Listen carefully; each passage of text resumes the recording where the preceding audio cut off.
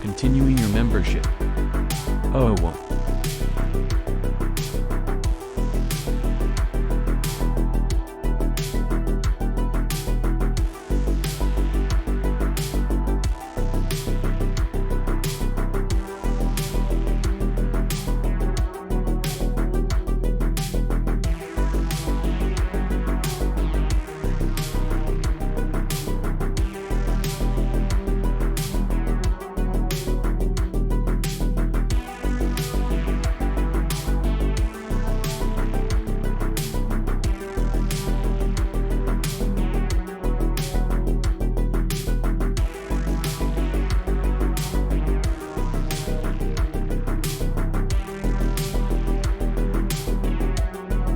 Another round, on you.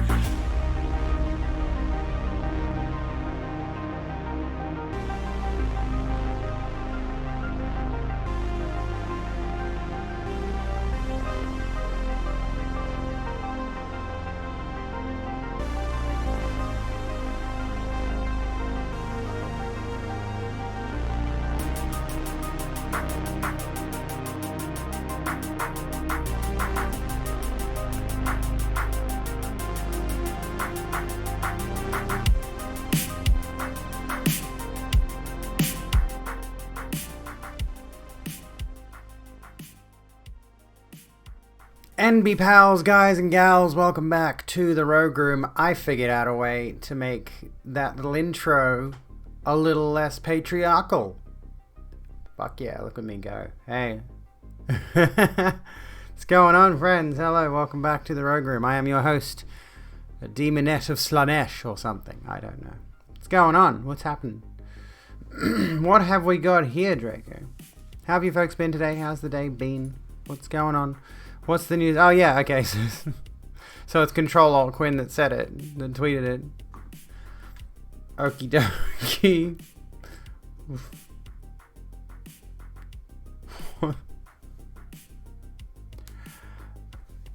I want to have an answer to that, but I don't. Also, I put this on way too tight, I think. Hang on a sec. Do you like my horns? They are very horny. Now we have a crush on Abigail. That's okay. You can crush on me if you want. I've got little roses. Look, I've got little roses that go with my horns. My hair looks amazing. Thank you. I'm rather fond of it. I actually gave it a bit of a rinse without washing it. I rinsed it, but I didn't wash it, which was interesting. I wanted to see what it would do. I wanted to see what my hair would do if I gave it a rinse without actually putting any products through it. So here's how we look at the moment. It looks pretty good. Looks pretty alright. Looks pretty good. Pretty pog. The password is Abigail. It's true. I organized the Abigail Crush Club because I'm a narcissist and I like that kind of thing. I like to have little fan clubs that gather together and talk about me a lot. It's cool. Anyway. We found that Cyclone Joker guy who split his body in half. I have no idea what you mean. How's it going, folks? I should, persist with that. How's it going, folks? Although, I do have a question. I do have a, I do have some umbrage with something that we're going to talk about tonight, which is Are You Okay Day. Apparently it's Are You Okay Day today. And it's, I don't like Are You Okay Day. I think it's trash. But we'll discuss that in a moment. We'll sort of like ease into the conversation. You know, ethical narcissism. Is it ethical? I don't know. Carmen Rider W. Still don't know. Still not sure. Green and black guy doesn't ring a bell. Are we under all-day curfew? Not technically. Let's go over the COVID restrictions. Hello, Kiara. How you going? This was...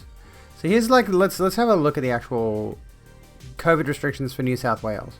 So lockdown lifted in parts of regional New South Wales. Parts of regional New South Wales currently deemed low risk, which have seen 0 COVID cases for at least 14 days, will emerge from lockdown 12 a.m. Saturday the 11th, but will continue to operate under restrictions to ensure the safety of regional communities. I'm getting my vaccination in 5 days, so we're clear, which is cool. A roadmap to freedom unveiled for the fully vaccinated. I'm getting my first shot, so I'm not going to be fully vaccinated for like at least a few more months. But like, where's the... Is it this one? We'll click on this one. So, like, it's a bit confusing because the entire state is under varying degrees of restrictions. So, summary of restrictions. Stay-at-home orders apply to Greater Sydney, including the Blue Mountains and Wollongong local government areas. The map of Greater Sydney, viewing the map, blah, blah, blah, go away. So, where are the actual... So, here's the stay-at-home rules, right? So, here's what's affecting most of the people in New South Wales, I think.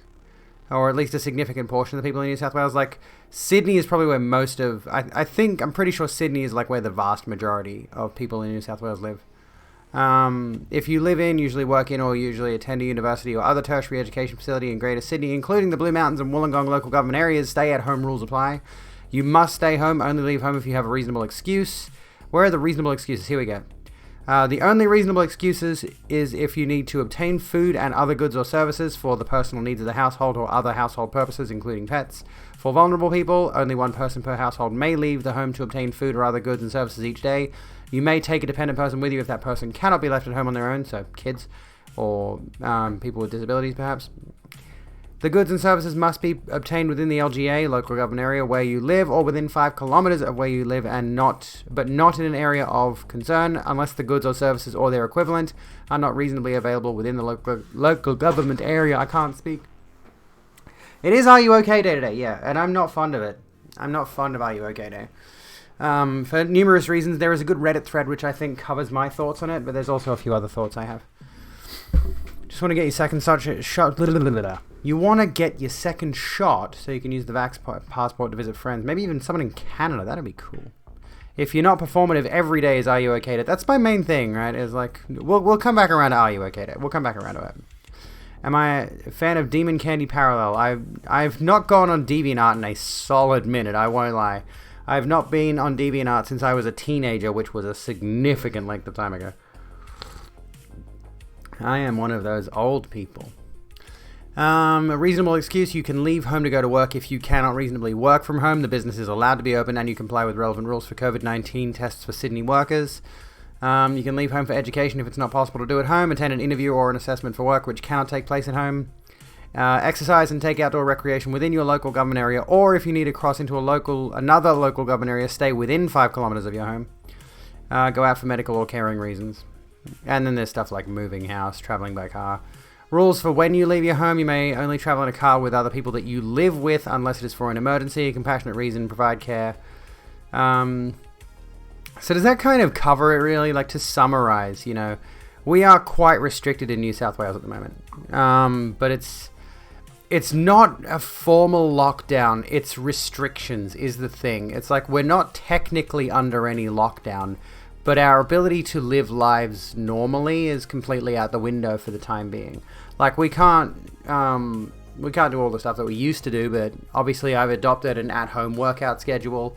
I can go to my local supermarket and get groceries if I need them, but I have been using the delivery function a lot more, which costs me more money, which is great. Shit. But yeah, I don't know. So it's been used loosely since March 2020. Yeah, like it's in kind of an informal term, and I think when people say like lockdown, what they're expecting is like a New Zealand level 4 lockdown. Like they're thinking Jacinda Ardern, please come and take over from Gladys Berejiklian. We need your help, Jacinda. Help us. Seriously though, like Gladys Berejiklian and Scott Morrison in general, the Prime Minister, and well, the Gladys Berejiklian is the New South Wales Premier, Scott Morrison, the Australian Prime Minister, have both massively, massively fucked this whole thing up. So, you know, where are we? So if it was just a curfew, you'd be fine. Go visit your ex-BF, cuddle his kittens, be back home by 6 p.m. I mean, yeah, I guarantee you a lot of people would have issue with the idea of a curfew as well. But, you know, that's still better than, I don't know. What we've got now is a mess. So what if it's gradually taking your freedoms away more and more until before you're too late, you're a slave? Well, we already are slaves under the capitalistic regime as it stands. Hey, Punky. Basic. Thank you for being such a basic bitch. That's so pog. Thank you so kindly for the 100 bits. Yeah, like we're already under. Yeah, that's just capitalism. Like Lupus said, that's just capitalism. The vast majority of employed people in society today are already wage slaves in some capacity. And if they're not, they are already slaves in another capacity. They serve the system by being, what's the phrase I'm looking for? Yeah, we are already slaves in capitalism. We're just under a different form of slavery. Fuck truck drivers. Okay. Okay. Yeah, so like, this is the main issue I have with that whole argument of like gradually taking your freedoms away more and more until you're a slave. Like, that's just not going to be how it is. Also, we got these fuckers again. Hang on a sec. Let me just find something really quick. Hello. Another round on you. Oh my goodness. 2077. Oh no, I yeah, can't resist thank you the so bit. kindly. Holy shit. I just have to deal with something really quickly. There we go. Okay, I think that worked. Let me come out. So, we're now close to a hype train if you want to throw more money at me or throw some of the money at Twitch, realistically. But, you know, hype train. Even though I got sub off Twitch down in the corner, but whatever, who cares? Abby horny? Never. About that. Anyway.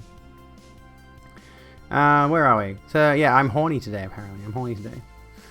Well, I mean, I'm Doom a succubus, GF. And I'm just hanging. We're just vibing.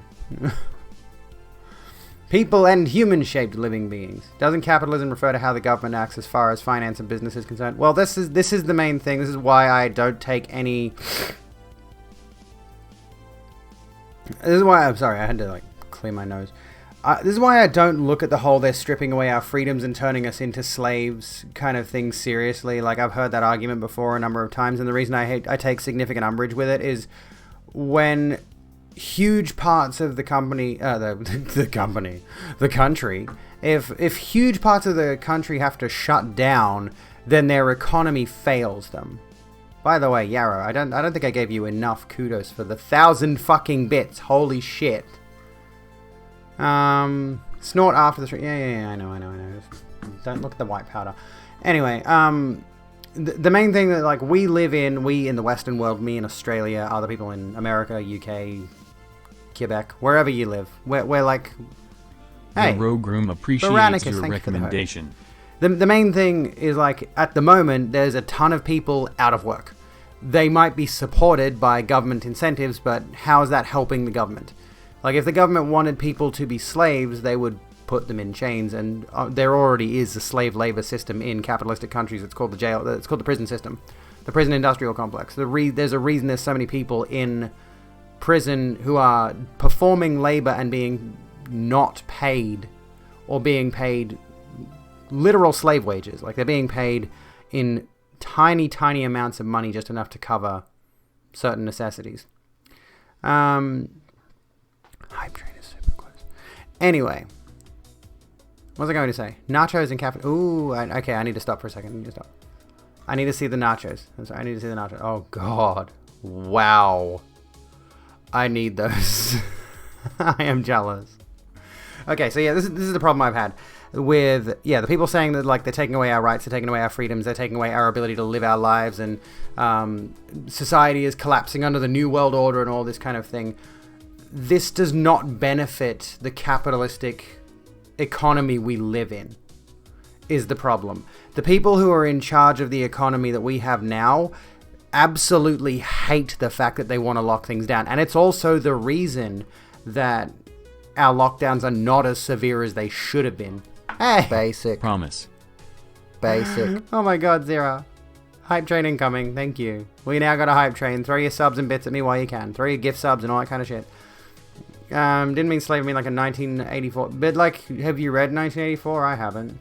A lot of people just say a 1984 Orwellian dystopia without ever having actually read the book. But that's beside the point, honestly. It's kind of irrelevant in the grand scheme of things. We already live in some kind of basic. Holy shit! Basic. I'm not going to get this thought out. Forlorn, thank you for the 100. And Sil, thank you so kindly for the gifted subs to Lurch, Robot Dragon, Muonafin, Weird Beards, and Nano IC, or Nanoic, I don't know. One of those. Thank you so kindly, folks. We just hit level 2. Level 2. Hey Reaper, how you going? Succubus. Rights and freedoms come into conflict with each other all the time. The right to life can override lesser rights in an infectious disease situation. Oh yeah. We're in a bit of a messy scenario right now, and my personal view on it that probably... Why is the hype banner playing again? What's it doing now? Level 3 complete. Oh, did we just shoot straight past level 2 and into level 3? What did we do? Okay, we're in level 3, I guess. There you go. Keep going. So yeah, I don't see it as like... I can't see a... Well, here's the thing.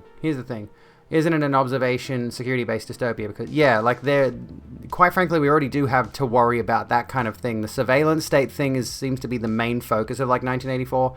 It's not specifically about taking away people's rights as a result of a pandemic, forcing people to wear masks and all that. That's not really the vibe that it's going for. Silver lining is that some countries have implemented, like, a temporary emergency UBI. I think in some ways... certain people in certain levels of employee in the country are getting something like that, but it's not enough here in Australia. Certain people who are working in pretty consistent jobs, like the companies they work for, have been given, as far as I know, I think, the companies have been given payouts. Is it the JobKeeper payout? To keep paying their workers while they can't be working. Probably less in V for Vendetta, more in World War Z. I've seen both of those. I'm not actually sure, like... Not actually sure. I mean, maybe. I don't know. Check my coffee. I will check my coffee. More like cancel culture reversed in 1984. More like a scam tree. Hashtag sub off Twitch. Hashtag Twitch do better. Hashtag eat my entire ass. Bezos, Draco, thank you for the $10. You legend, you. I should get something. I should get some kind of alert that allows it to trigger coffee somehow. I'm sure Streamlabs could link to coffee or something. I don't know. At any rate, my main takeaway is like a lot of people use the 1984 thing. This is Orwellian. We're living in a dystopia because we have lockdowns and mask mandates, and sooner or later we're going to have to be faced with the reality that certain places are not going to let you in if you don't have a vaccine passport that shows you've been fully vaccinated, because guess what? People don't want the pandemic that has killed millions of people across the world to keep spreading, so they want people vaccinated so they can go back to the way things used to be. They want to go back to business. I want to be able to go back and look at furniture shops that have loads and loads of really ornate and expensive shit in them that I could never in my life even consider affording. But I just like looking at furniture shops, okay? So sue me. I can't do that these days. And to that end, there are a lot of people, okay, this is Orwellian. This is literally 1984. Yarrow, thank you for the 1984. Goodness me. Hype. So we did level 4. We did level 4. I think we did level 4. And all those companies that said level 3 complete. Now we're in level 4. Okay. It did cut off. It's the alerts in Streamlabs don't work properly. I think I need to re-record the vast majority of them and then cut them specifically so they are a certain length, so you can only set the alerts in Streamlabs to be like 1 second or 2 seconds or 3 seconds or 4 seconds, whatever. You can only set it to an exact second. You can't set it to this many seconds or this many milliseconds and then have the clip play in its entirety. In my ideal world, you would just upload the clip and it would just play the clip till the clip's done and then the alert would turn off, but it doesn't do that. I don't know why. It doesn't make any sense to me, but this is why you see so many streamers who've got alerts that just loop. You know, they'll just have like a simple thing that just loops, and I want mine to be a little bit more inventive, a little bit more creative, but unfortunately some of them either cut off or they loop over again. But anyway. Clara, how you going? Dumb kids are dumb kids, I agree. Large parts of 1984 are already reality, but mostly in states like China. In the Western world, it's more like surveillance capitalism, where big companies take the place of the surveillance state. So yeah, like you can't really... I would not associate the pandemic and the restrictions associated with the pandemic with the 1984 state of things. We already do have a lot of that surveillance state stuff, largely in the form of social media and just companies data tracking every single thing we're doing, you know?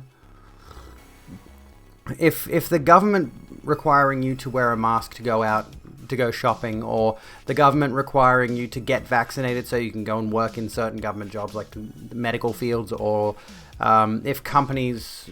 I'm going to read it. I'm going to read 1984. Yarrow, thank you for giving us up to Soul Reaper, you legend. If they say, you know, maintain social distancing, if they say you can only go out with a member of your household, and you can only one person from the household can go shopping in time. Like, that's not Orwellian, that's just safety measures. 1, 2, 3, 4, 5, 6, 7, 8, 9, 10, 11. I'm sorry. Fuck 12. Fuck 12. Anyway. Thank you, Luba. Is Kitty present? No, Kitty's off sleeping somewhere. I will give it a read. I'm pretty sure Jordan Raskopoulos told me that I can actually read it for free online. It's like public domain or something. You don't need to actually buy a copy. I'd like a copy, though. I'd like a copy of 1984. Reaper. There you go. I don't hate you, Heckling. Hello, how you doing? Hi. Hey, Heck. Redeem flip off.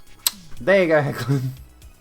I'm distracted by the topic. Public domain? Yeah, I think so. I think it is. So yeah. This is why I think all the people who are bucking against the restriction measures are being silly. And people who are like against vaccinations are being silly. Because they've got the wrong idea about things, quite frankly. Jam for Freedom, September 12th, Harper Park, Woodbridge, whatever. Another round on you.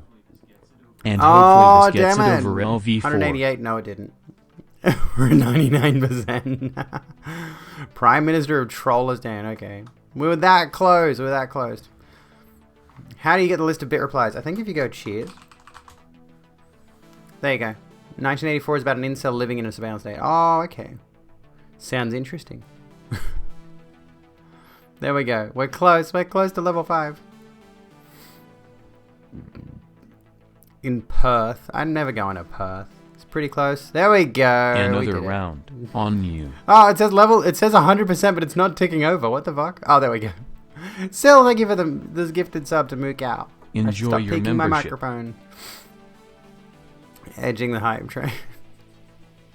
Why not? Why not? Enjoy Baroness your Merrill, membership. thank you so kindly for the tier 1 for 3 months in advance. Holy shit. Level 4 complete. Let's keep going until the clock runs out. Level 5. Can we get it past 100? Why not? Let's just go crazy. Let's just go ham with it. Throw money at Jeffrey Bezos. Seen level 4 get to 100%, then end the... Oh, fuck. I forgot about the spider emote. Oh, well, who cares? Looper, Basic. thanks for the basic. 100. Basic. What do you mean by 100%? No, I'm weak because I feel so bad for people being banned from basic things, even if it's necessary. I'll thank you for the head pats, by the way, which is a bit tricky with horns on. Well, I say horns on, but with my actual horns because I'm a succubus. I suck the soul out of your... I don't have my little sensor beep thing, so I can't make that joke, but it'd be funny to make like a... You know, I say a thing and then go beep, but it's trickier to set that up than you realize. So I'm not going to do it. Because I'm lazy.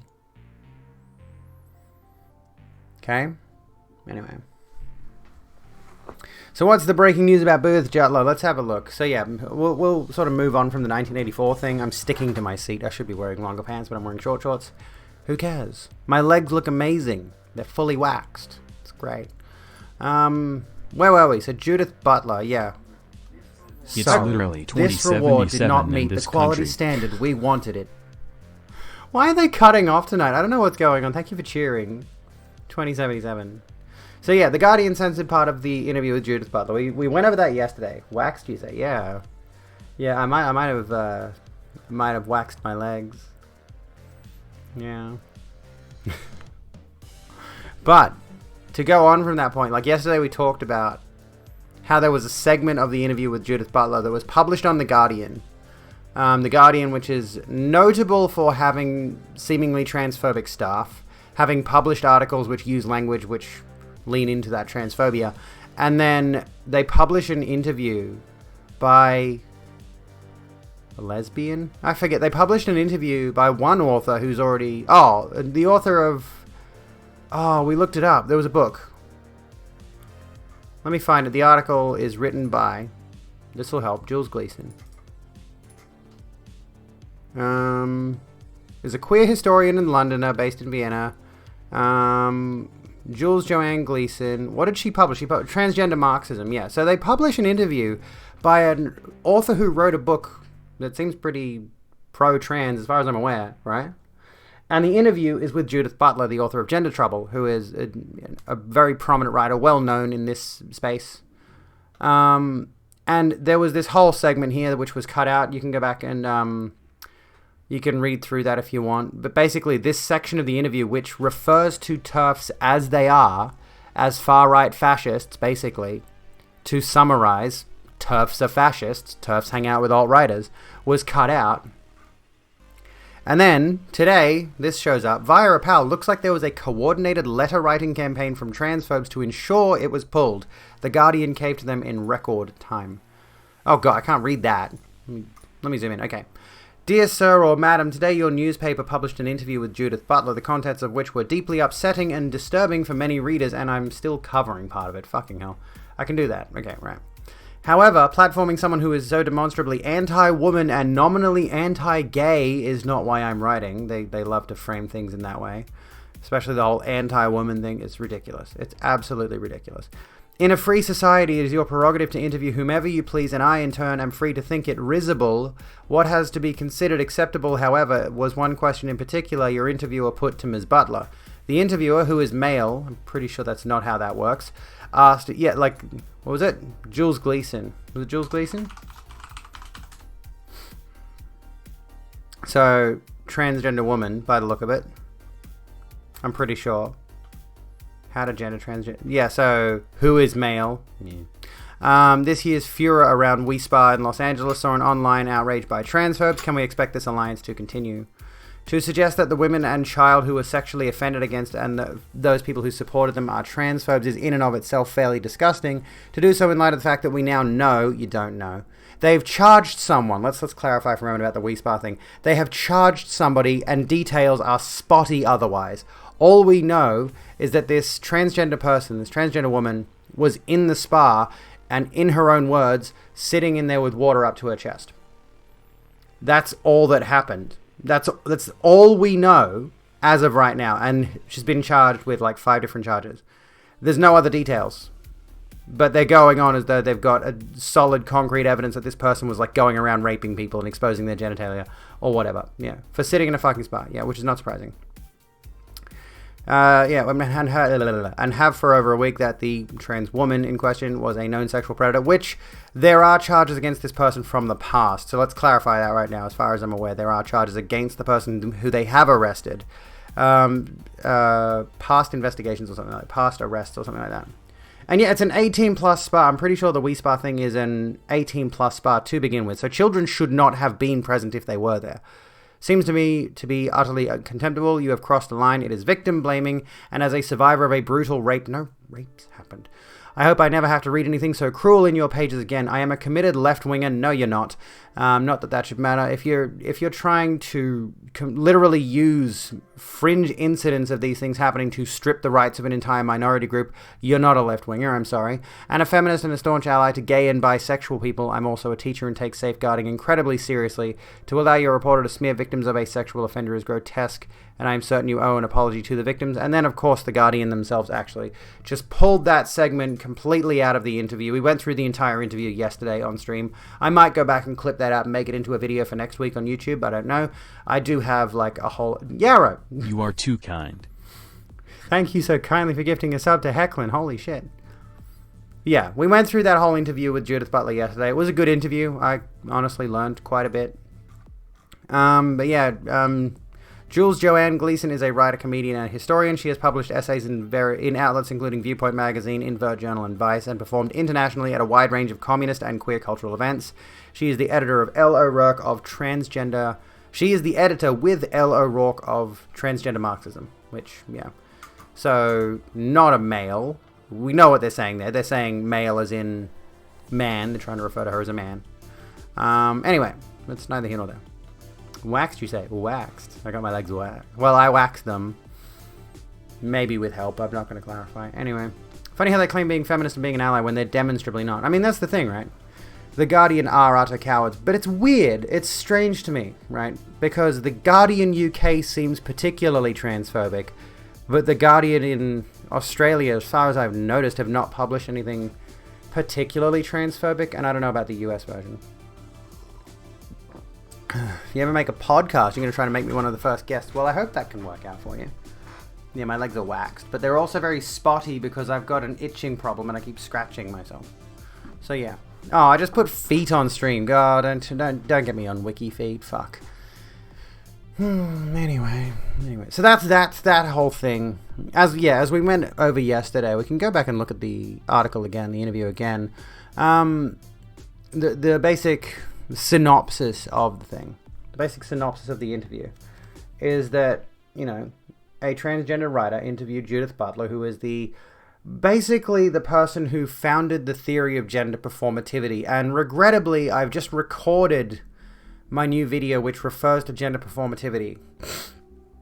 Performing gender as a performance, gender as an inheritance of ideas and behaviors and patterns and things like that is passed down or passed across from, like, you know, a man learns to be a man from his father or brothers or anything like that, other male figures in his life. Gender is performed in such a way.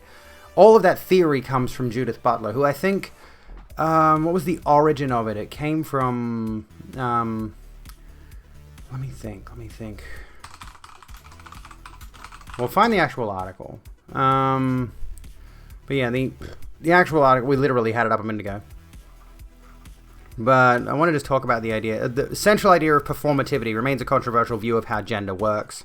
At the time, I was interested in a set of debates in the Academy about speech acts. Performative speech acts are the kind which make something happen or seek to create a new reality. When a judge declares a sentence, for instance, they produce a new reality, and they usually have the authority to make that happen. But do we say the judge is all-powerful, or is the judge citing a set of conventions following a set of procedures? If it is the latter, then the judge is invoking a power that does not belong to them as a person, but as a designated authority. Their act becomes a citation. They repeat an established protocol. So, in essence, you could argue that entire segment there is, this is how gender works. There is an established protocol with regards to primarily binary genders, which makes, things like being non-binary or being gender fluid or being agender or what have you sort of completely bucks that protocol, completely shatters that binary and says, I will not respect your binary, I will substitute your reality with my own kind of thing. And that's a controversial idea among gender criticals especially, and just generally people who have this idea that their gender is innate and immutable and unchanging and is determined by their biology, which makes not a single lick of fucking sense. Anyway, sometimes those kind of international groups get a bit politically disparate. I think the US Guardian had to condemn the UK one for transphobia once. Sorry, I'm moving my mic in a little bit. Well, there you go. The trans woman was a registered sex offender, but only for public indecency, which is the same crime she's being charged with now. Public indecency can include things as innocuous as public urination and does not automatically mean sexual harassment. Which, again, we barely know any details. I've looked through several news articles, and there's not a lot here yet. There's not a lot going on here yet. Okay, give me a second.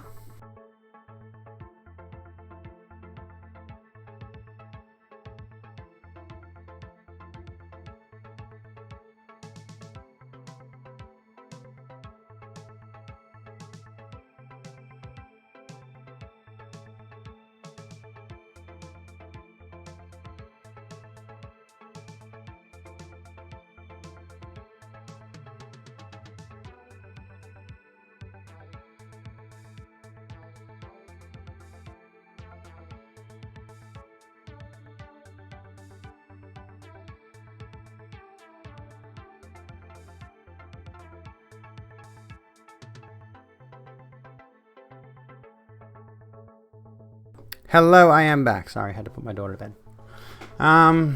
We have to stop all these activists from changing the immutable and innate characteristics of the genders as such bizarre thing. That's basically it.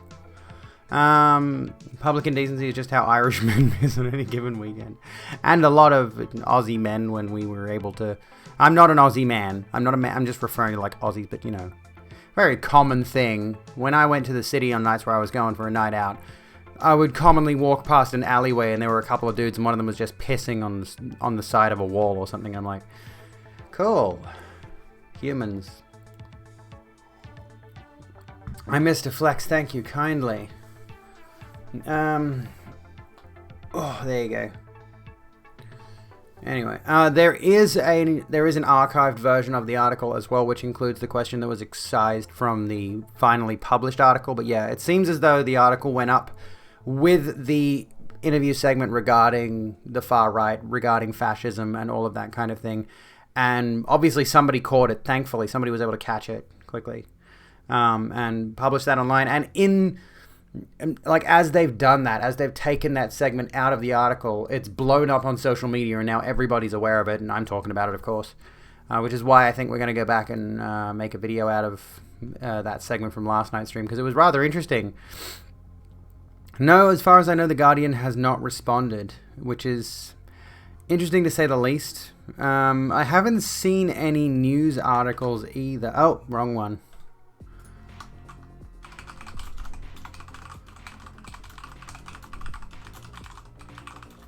Let's have a look here.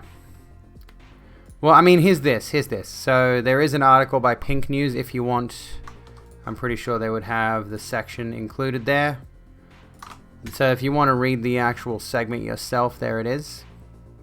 They deleted a paragraph criticizing gender-critical feminism. Yes, this is confusing and I'm told unprecedented. Yes, we asked for it reinstated as a last resort republished. I offered a rewrite to bring it up to date. And yes, I'm now going to bed. So that's Jules Gleason claimed that she had drafted a rewrite of the interview which had been submitted before the deletion but was not used. So yeah, there was commissioned for the interview by Guardian US. So it was the US one. At any rate, there's a whole thing there if you want to read that Pink News article. I mean, we can go through that if you want. Can't wait for the Guardian staff to just straight up go, yeah, we think T-slurs are gross. wouldn't shock me. Gender critical in their ideas are it should stay the way it's always been. Gender critical people, unironically, do not know what their own ideology is. It changes on any given day just so they can be argumentative. You know, I, as a binary trans woman, I mean, what was that tweet that ContraPoints made? It's like, hang on.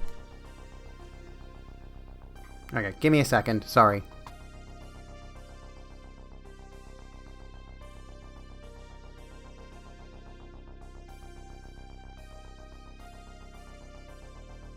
Sorry, I thought my daughter came back. There was that tweet that ContraPoints made where I was like, I'm not non-binary, but I'm not the most binary person who ever existed. And I kind of feel the same way. Like, I consider myself a binary trans woman, but when I look at a lot of the things I do with regards to my own gender performativity, I'm like, I'm not really all that strictly woman, but I'm a woman. But anyway, what was I going to say? They're contrarians.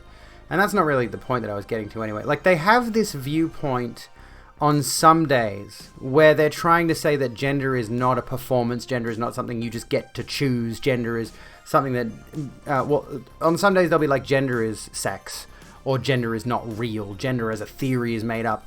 And then on other days, I'll see a tweet by them that's saying, oh, why can't we go back to this? And they'll post a photo of an old Lego commercial from the 80s.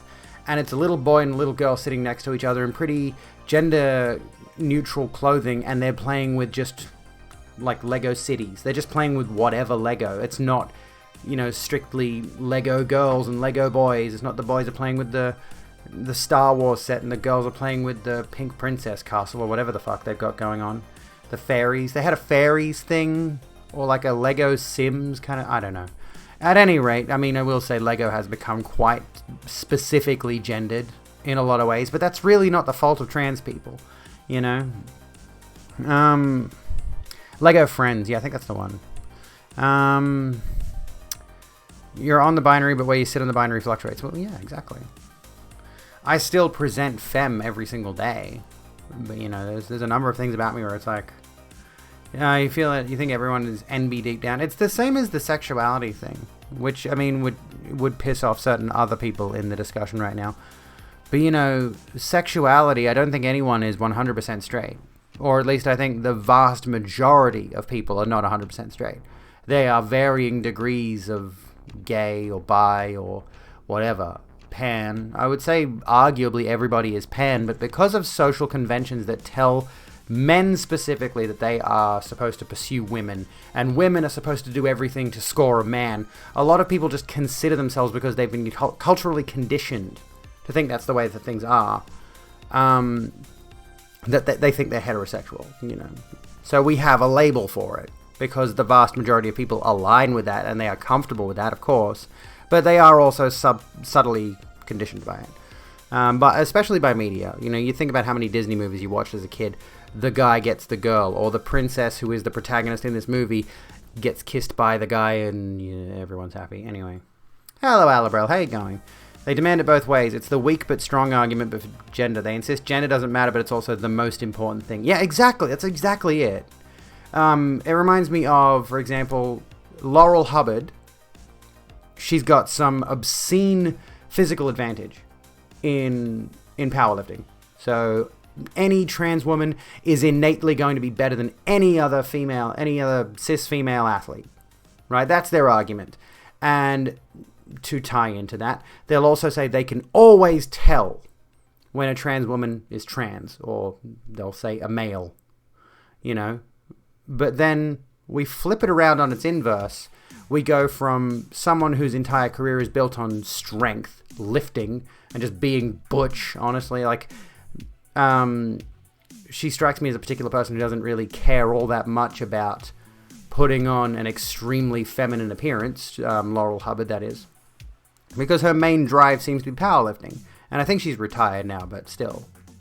Then we go and flip it on the inverse, and a trans woman wins a state beauty pageant or something like that. What did she win? She won some beauty pageant. Hang on. Trans woman beauty pageant. What was it? Miss International Queen? Was that it? No, that's not it. There was a Nevada pageant winner to become first transgender Miss USA.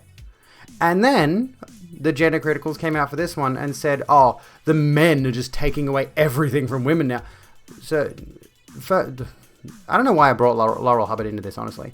The argument often from gender criticals is that we can always tell. We always know that you're a dirty man. But then the beauty pageant winner happens and all of a sudden men have got some kind of distinct advantage over women. It's all self-victimization.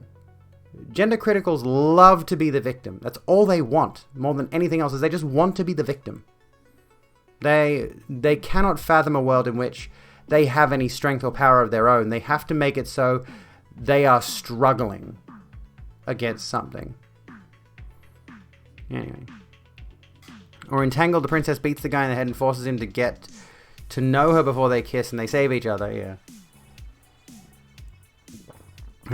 We can always tell, meanwhile, the TERF confronted you on the street about a month ago for being a visibly butch lesbian without ever realizing you're also trans.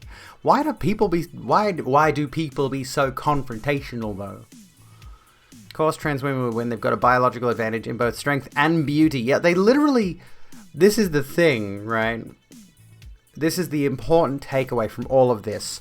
My keyboard is the trans pride flag at the moment. I figured out how to do it. That aside, that's not really a point at all. But gender critical people, gender critical reactionaries, trans exclusionary reactionary fascists literally look at cisgender women as inferior. They look at cis women as inferior and they try to make that a feminist movement, a feminist statement somehow. I think they've got it backwards. It's kind of, I don't know, it's kind of exhausting. Reactionaries always need to pretend to be on defense. It's how they give themselves permission to be horrible to others. Well, yeah. Quite literally. Yeah. I think I need to figure out some padding for this because it's hurting my head.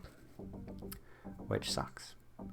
Well, they see them as property too. And honestly, I've had this speculation for the longest time. I've had this speculation, especially knowing that Graham Linehan is one of the more prominent voices in the gender critical space. And we shouldn't refer to them as gender criticals because that's the name they have adopted for themselves and they think it makes them look more viable in the same way that Scientology chose the name Scientology to make itself look more legitimate. And astrology does the same thing because ology is, as far as I know, isn't that a suffix that does refer to actual scientific... Yeah, like biology. It refers to actual scientific fields. But astrology is pseudo-scientific junk, okay? Like, it does have some spiritual meaning to people who are into it, but it's not a science. You can't say it's a science. But by calling it astrology, they give it... Is it astrology or astronomy? No, astronomy is actually the study of the stars. But astrology... Well, it might be the study of, yeah. So I suppose that works. Well, yeah, astronomy is the study of the stars. It is the study of science. Yeah, astrology is the one that's more of like a... I don't want to dismiss anybody who's into astrology. Yeah, astronomy is the actual... This is why it's so confusing. Onomy naming. Oh, well, there we go. But, astrology is the one where it's the tarot cards and star signs and all of that kind of thing. Which is, yeah, zodiac shit. Which is... fine if you're into it, if that's the kind of thing that you're a hobbyist or whatever, if it's your job. I don't know, I don't care. But the reality of it is they chose that name for that field because they wanted it to look more legitimate. And that's what the gender criticals have done, is they've taken the idea of being gender critical and it makes them look more legitimate. So when you use that name to refer to trans exclusionary reactionary fascists, TERFs, radical feminists, whatever, you're actually giving them more foundation for their viewpoints, which they do not deserve. Astronomy is pretty much everything not of Earth. Astrology, zodiac shit like Ted Cruz. Bouncing on my boy's dick. Astrology is basically trying to chart your personality by your planet chart. I'm a skeptic, would have been shown the meaning of my chart and fit it too much. This is the thing, though. I'm still very skeptical of the whole idea, because go read just like any random what are they called? Random horoscope. Just go read through the horoscopes.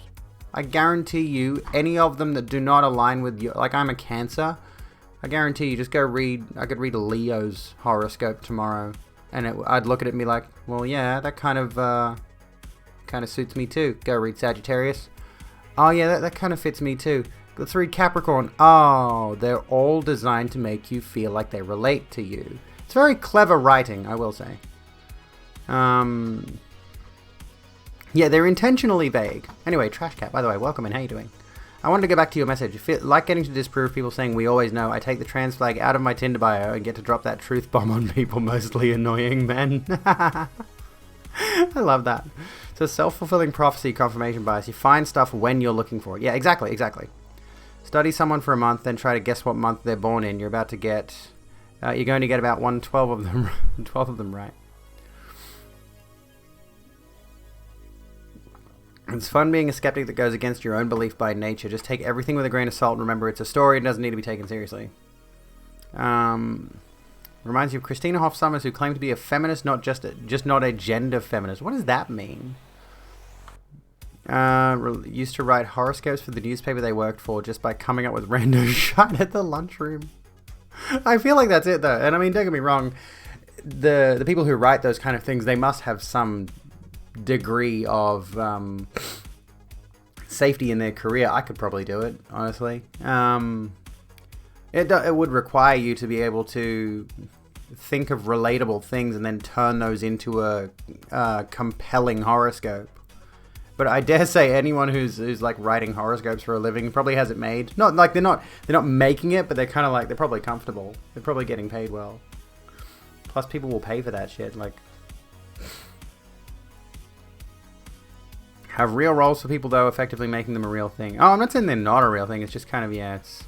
I think it's a harmless hobby till you start actively disliking people for their sign. Yeah, exactly. I think one of my favorite memes about the star signs thing is like, I forget what it was. I forget what exactly it was, but someone's like assuming, you seem like such a Sagittarius. And then what did they say? Oh yeah, it's like, oh, by the way, I'm a Sagittarius. Notice like, oh, I know, it's so obvious with all these different character traits you have. And then they turn around and go, oh, well, no, I'm actually a Leo. So it's like it's all, it just comes back around to stereotyping, just comes around to putting people in little convenient boxes. Don't reduce us to our reproductive organs and only women can give birth in the same argument. Yeah, exactly. Barnum statements are statements that are designed to feel very personal and specific, while in actuality being applicable to quite a lot of people. Yeah, they've been recycling the same ones for 70 years. Well, I mean, yeah, that would make sense. Tarot cards are what you're fascinated by. I don't know if it's the universe, a deity, or some psychological / subconscious thing, but it always brings some kind of insight to the forefront of your mind. Well, that's good. I mean, I don't think there's anything bad in finding comfort in those kind of things, for the record. It's just when you start to manifest toxic elements of your personality around the fact that you've got a certain star sign, certain moon, certain rising setting. I don't know what they are. Imagine labeling. Am I okay? No, never. It's just tricking someone and then believing it, pretty much. There was a guy at the LARP you attend who does a newspaper at the games, and he makes it really over the top, like mine was, don't touch light switches or your home will be swarmed with undead. Oh, goodness. Hello, Empress. Really nice tools to use for reflection. I mean, that's a thing too. It's like, it could be used as a method to introspect a little bit. But don't take it overly seriously. Like, there are some people who legitimately make it such a huge part of their lives that it overwrites other elements of their life, if that makes sense. Like, they will reject the reality of certain things and say it's just purely the stars or whatever. What was that? What a noise. I don't know. Anyway. Friend's dad once asked me about my zodiac sign, but it's not my thing, and he got mad and was like, "Oh, I guess someone doesn't believe in destiny." Oh goodness. Am I okay? Just laughs nihilistically. We are gonna look at. By the way, I'm glad you like my horns. I'm glad you like the horns. They are gonna stick around, but I think I need to figure out some way to pad them or something because they are a bit rough on the head. Don't believe in him either. He's kind of a hack at this point. Oh yeah, I forgot that Steven exists. Is it Steven? I forget. Anyway. He? They? I don't remember. I don't recall. Believe in destiny. You have over 2,000 hours on Steam. Astrology is basically a way of ancient civilizations trying to rationalize why kids were born in winter were different from summer because they didn't understand how food and development really worked, among other things. Well, yeah. When did my horns? They came in, yeah, I'd say about 5-6 months, actually, yeah. Transitioning into a succubus was not something I intended on originally, but I'm liking it. It's a vibe. Have I heard of the comic Saga? I look like the people from the Moonwreath. There's also a character that's trans. Well, somebody, Zaxton earlier mentioned Saga, I'm pretty sure. I'm like, I haven't been on DeviantArt. They mentioned it was on DeviantArt, and I'm like, I haven't been on there in years and years. Laughs like the crestfallen knight from Dark Souls 1. Oh, goodness. I'm being a sex entity, yes. Oh my goodness, the link went wanky. Can you copy the image, Clara, and just post it in my Discord? You're in my Discord, aren't you? Petrichor is a trans icon. I like Petrichor as the scent of morning dew on the... No, not morning dew on the grass. The scent just before the rain. Is that the same kind of thing you're thinking of, or is there a character called Petrichor? I'm assuming you mean that. The reason some people resist outside the binary is because society in general wants simplicity and tries to fit everything into simple categories, which is why we have so many arguments from people like Ben Shapiro, Isaac Butterfield, and so on and so forth. Where it's like, it's just logical, it's just rational, being non-binary and trans and coloring your hair wanky fucking colors doesn't make any sense. It makes them uncomfortable. It's not the reality, it's not logic and reason and facts. It makes them uncomfortable, and it makes the people that watch them uncomfortable. That's what the issue is. Petrichor, aka the trans character from Saga. Okay, give me a second. Petrichor.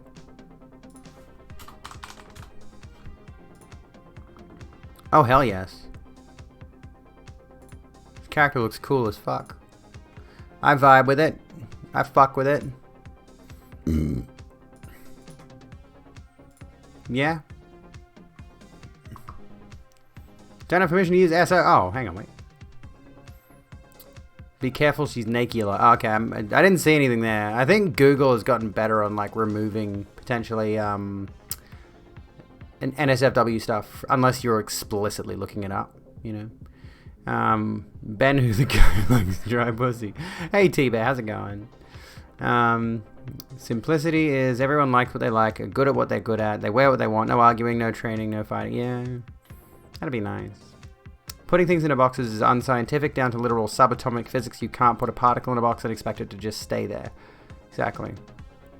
The Bible doesn't speak a word about transgenderism. Fun fact, the Bible actually, you know, disagrees with conservatives about abortion too. The Bible says that Jesus... Was it Jesus or Adam? That life didn't begin until one of them took their first breath. Was it Jesus? Yeah, I can't remember. But whoever it was.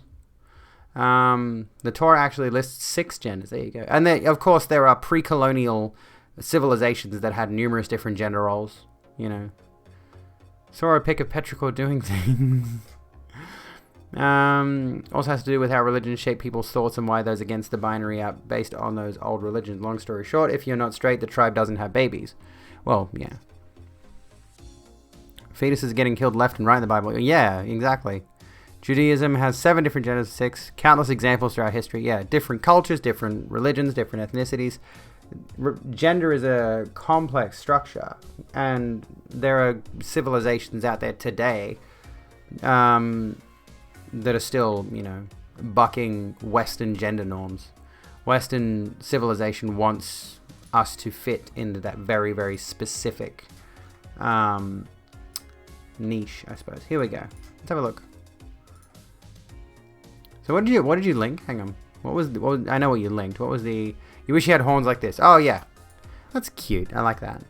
They're cute. You could probably get a headband that has horns like that. Not mine, though. Mine are real. These are real horns.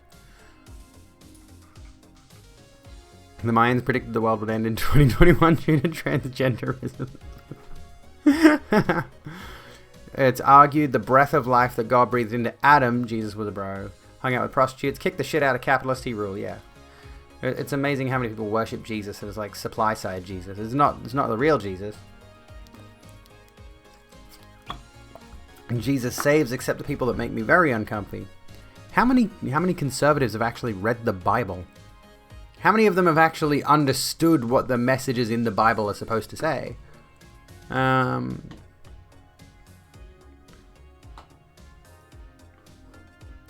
translating these things wrong as Resident actually read the Bible guy. If you study the original Abrahamic Hebrew and Kabbalah mythology of the time, God's breath has more to do with speaking things into existence, which I suppose makes sense. But the thing is, I'm going to point this out right now. We don't need the Judas Butler stuff anymore.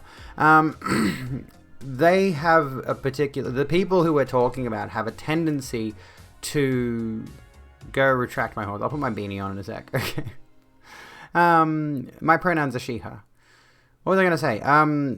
Given that those same people, the conservatives who love to go on about the abortion thing, which we're back on abortion again, sorry. Given they love to sort of twist words and say, oh, you said this, and I interpret the thing you said as meaning this and that and the other.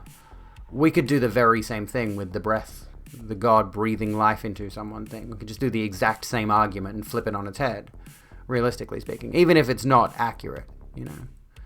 Anyway, give me a sec.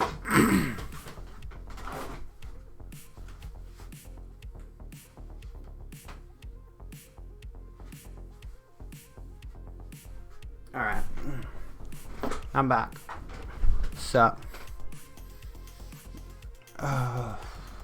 Yeah, those hurt my head after a bit.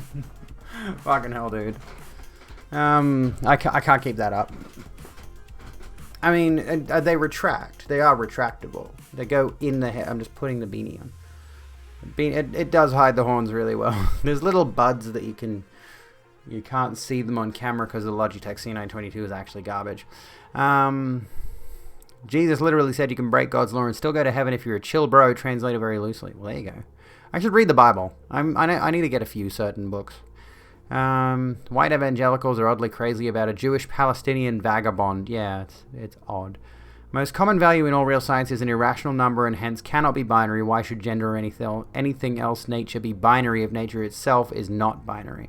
Try telling that to them, though. And I mean, I've tried in the past. I don't know why I argue with people on Twitter about this kind of stuff. That's why you never made it by before. Your time zone is dumb. Gonna go sleep now. Radio Alabra, thank you so kind of for swinging by tonight.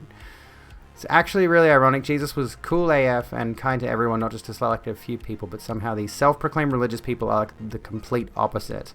Yeah, it's I don't know. I don't get it. I want to get it. I think I want to get it. I want to understand it. Because it's like the teachings of their very book are antithetical to everything they preach. It's remarkably baffling. And like they'll say things like... Let me think for a second. Like, well, you know, the whole every sperm is sacred kind of thing. Every life is a life. Every child that is conceived is, you know, something that should be protected. And like those same people will go on about how the world is doomed and there's so much evil in the world. Wouldn't you, if you believed that, wouldn't you? And you believe in a paradise heaven, right? A utopic heaven. If you believe there's so much evil and sin and darkness in this world that could potentially negatively affect that fetus, wouldn't you be pro-abortion? Just get the soul to skip the whole process of going through this awful life we're living in now, in this sinful nightmare, and send them straight on to heaven. Isn't that how that works? I don't know. Is that how that... What's the dealio? Anyway. Never read the Bible, just watched Neon Genesis Evangelion. Don't remember Shinji ever discussing abortion. Yeah, Monty Python, yeah. Let me look at this. Calvinism. I want to see what this... no, I don't want to respond to anything. I want to read this thread. Okay, so... Favorite response to most religious arguments is just, we were given the gift of free will for a reason. Why disrespect him by letting it go to waste? Well, yeah. Did Jesus not say the Samaritan helped the man because the Samaritan loved him and the Samaritan loved everybody in the city? Did Jesus not say that you should all be like Samaritans? So regardless of whether or not you think trans people are valid, shouldn't you love them? You would think so, but here's the issue with that particular thing of, like, love thy neighbor and so forth. Treat each other like you want to be treated or what have you.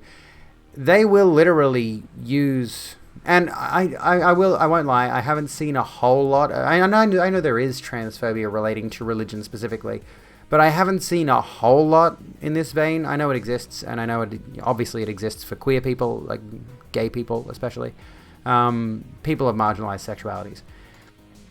They see trying to coax us away from being trans or away from being gay. They see that as trying to save our souls. And in that sense, they look at it as though they are doing a loving thing when they send a trans 13-year-old child to a conversion camp to go through physical and psychological torture that they hope will just beat the queer out of them.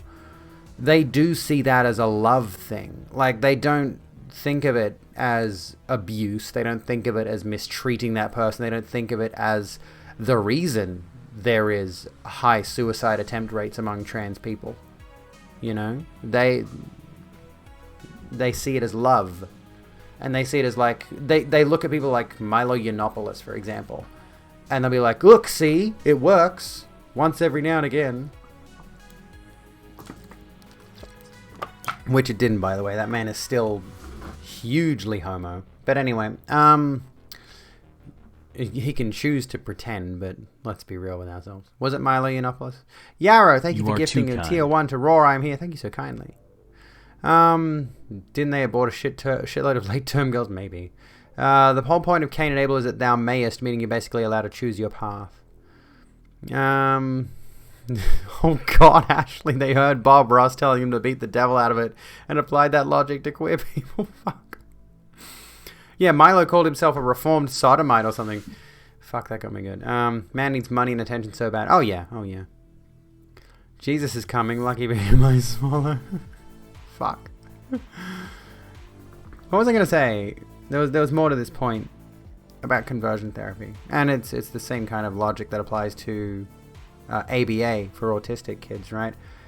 You know, people who put their children through ABA think autism can be cured. And so as a result, they will put their child through a grueling and torturous method of trying to change that child's behaviors because they think it's loving. They think our child is going to grow up normal if we just make them sit with this therapist for 40 hours a week and grind down everything that is a part of who they are, part of their identity. And they'll be normal, and they'll be happy, and they'll be productive, and they'll live a good life. That's not how it works. Milo bullied himself into having sex with cis women so he could be friends with fascists. Yeah, I mean, I wouldn't feel bad for me, though. You were raised Catholic and taking the core messages of love and care for all people to heart is why you are no longer religious. I mean, that's the thing, right? It's like if I genuinely believed... I mean, here's the thing. I know there are good religious people. Of course I know there are good religious people out there. I've met them. Lupa is one of them. Lupa's a good friend. And, you know, I look at... And again, I've met other people in my life who are staunchly devoted to their religion. But they're still good people. They're still loving people. They're still caring people. They're not bigots. They're not hateful. They just happen to share a belief system that I don't. And... yeah, there are other people who take it, and this is why I'm so, I guess, perplexed by a lot of the ideas espoused by some of these people, because if they all have these notions about how the word of their holy text is, again, comes back around to that immutable thing, like what their holy text says is the law of their deity, and yet the law of their deity is so interpretive. You go to any number of different sects any number of different religious institutions, Catholic institutions or Presbyterian or whatever. And they've all got different belief systems. They've all got different ideas about how that text should be read and interpreted. So to that end, the religious text itself cannot be infallible by very definition. If there are so many people here on the earth who are, by definition, flawed, then how can we take their interpretation seriously? But of course, that comes around. Yeah, different sects. I can never think of the right word in that circumstance. There is another word I'm looking for. Denominations. Different little cults of the same religions. You know, if you look at one interpretation of the holy text of whatever religion it is, and then you look at another one and they have a different way of doing things, then how can you say that the holy text is infallible? You know, yeah, sects. I just mean like this church, that church, that church, that church, whatever. They've all got different ideas. They've all got different concepts. They all generally worship the same God. They all generally have the same concepts, but they perform those concepts in completely distinct ways. Historically, they hate and kill each other. Exactly. Trans life in a religious setting is weird. Everyone's like, pray for the things you want, and I literally prayed to wake up a woman. That shit's fucked. I mean, yeah. The only box I will gladly fit into is involuntarily horny jail. Be gone, capitalism. The idea of free will, Skylar, is to allow people to choose whether or not to love, because technically God doesn't have to love people. He could just say they're too fucked up. It's not good for the rest of creation. Let's kill them. Without hate, just logic. But he uses love and hope more, and gives us all chances to make something of ourselves. It's not fair in their mind that he gets to be free, but we can't be. And yeah, T-Bear, don't poke to bear. It's like, yeah, the whole thing is not love, technically. If someone is trying to convert their queer child to being straight or being cis or anything like that, it's not love, but it's their warped perception of what love is. In their mind, if my child is not like me, then I have failed as a parent, and therefore I mustn't love them enough, so I have to do everything in my power to mold them and change them. Like, they kind of literally see it as God shaping Adam out of the clay or the mud or whatever it was. Like, they see it as though they need to shape this child to fit exactly the same mold that they fit into. They want their kid to grow up to be exactly like them, and if they can't have their kid grow up to be exactly like them, then they see it as that they've failed as a parent and failed as a devout servant of their God or what have you. And that's where the more abusive tactics come in. Like, they what's that meme from The Simpsons? We've tried nothing and we're all out of ideas. So they go to the harshest thing they can possibly think of. You know, only serious, severe measures will fix this child. It's like when there's a kid who's like maybe got ADHD or ODD or whatever it is. And some parents just literally don't even know these are diagnoses, and they just beat their kid because the kid's behaving in a way that doesn't align with how they think the kid should be behaving. And they think in their mind, if I put the fear of God in the child, or in this case the fear of me, the parent, by using violence, then that parent believes that's what's going to fix the kid. Like, if there are legitimately parents out there still today, like if I slap my child on the back of the hand with a Switch, not a Nintendo Switch, they'll think of that pain anytime they're misbehaving and they won't do it. And they think that's an element of love. They think that that punishment is a way to just teach the child, don't do the bad thing or you will suffer for it. And then you'll adopt that, and in some cases, unfortunately, it does work. But what happens is, of course, the child internalizes that trauma and it sticks with them for the rest of their life. So they'll have a sort of flinching response. And they'll have PTSD issues. Saw a thread on ODD today. I think I glanced at it too. They want to hurt the child so they know what pain feels like.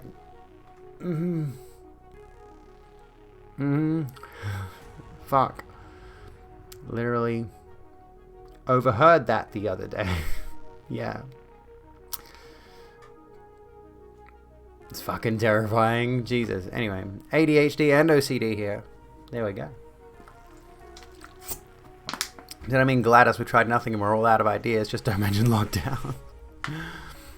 The problem with hurting kids is it doesn't teach them empathy. Their brains haven't really developed that part yet. And that's kind of the point, though, at the same time, is that those parents who are abusing their kids, who are beating their kids, and those parents who are sending their kids off to conversion therapy camps, and those parents who are, teaching their children that being gay is sinful and you'll go to hell and all these other different things. They were raised in that environment themselves, those parents. So it gets passed down from generation to generation. And oftentimes, socially speaking, you grow up and you meet different people, right? You'll grow up and you'll interact with different people, and those different people's experiences might shape your experiences.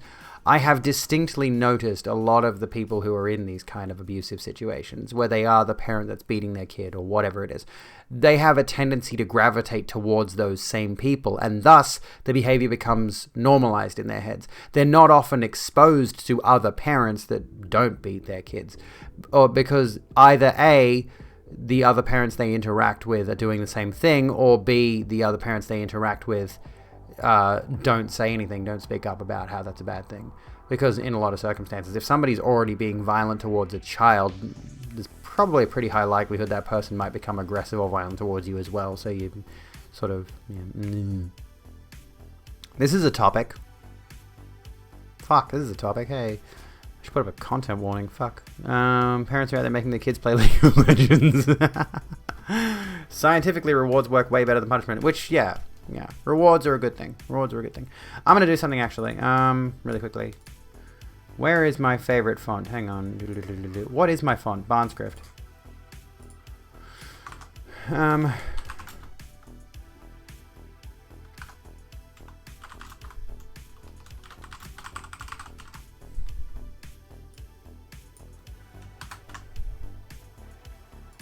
Barnscript light, Barnscript condensed. Which one is it? I can't use this font. Fucking hell, dude. Why is Barnscript, whatever it is, why is it so shit with borders?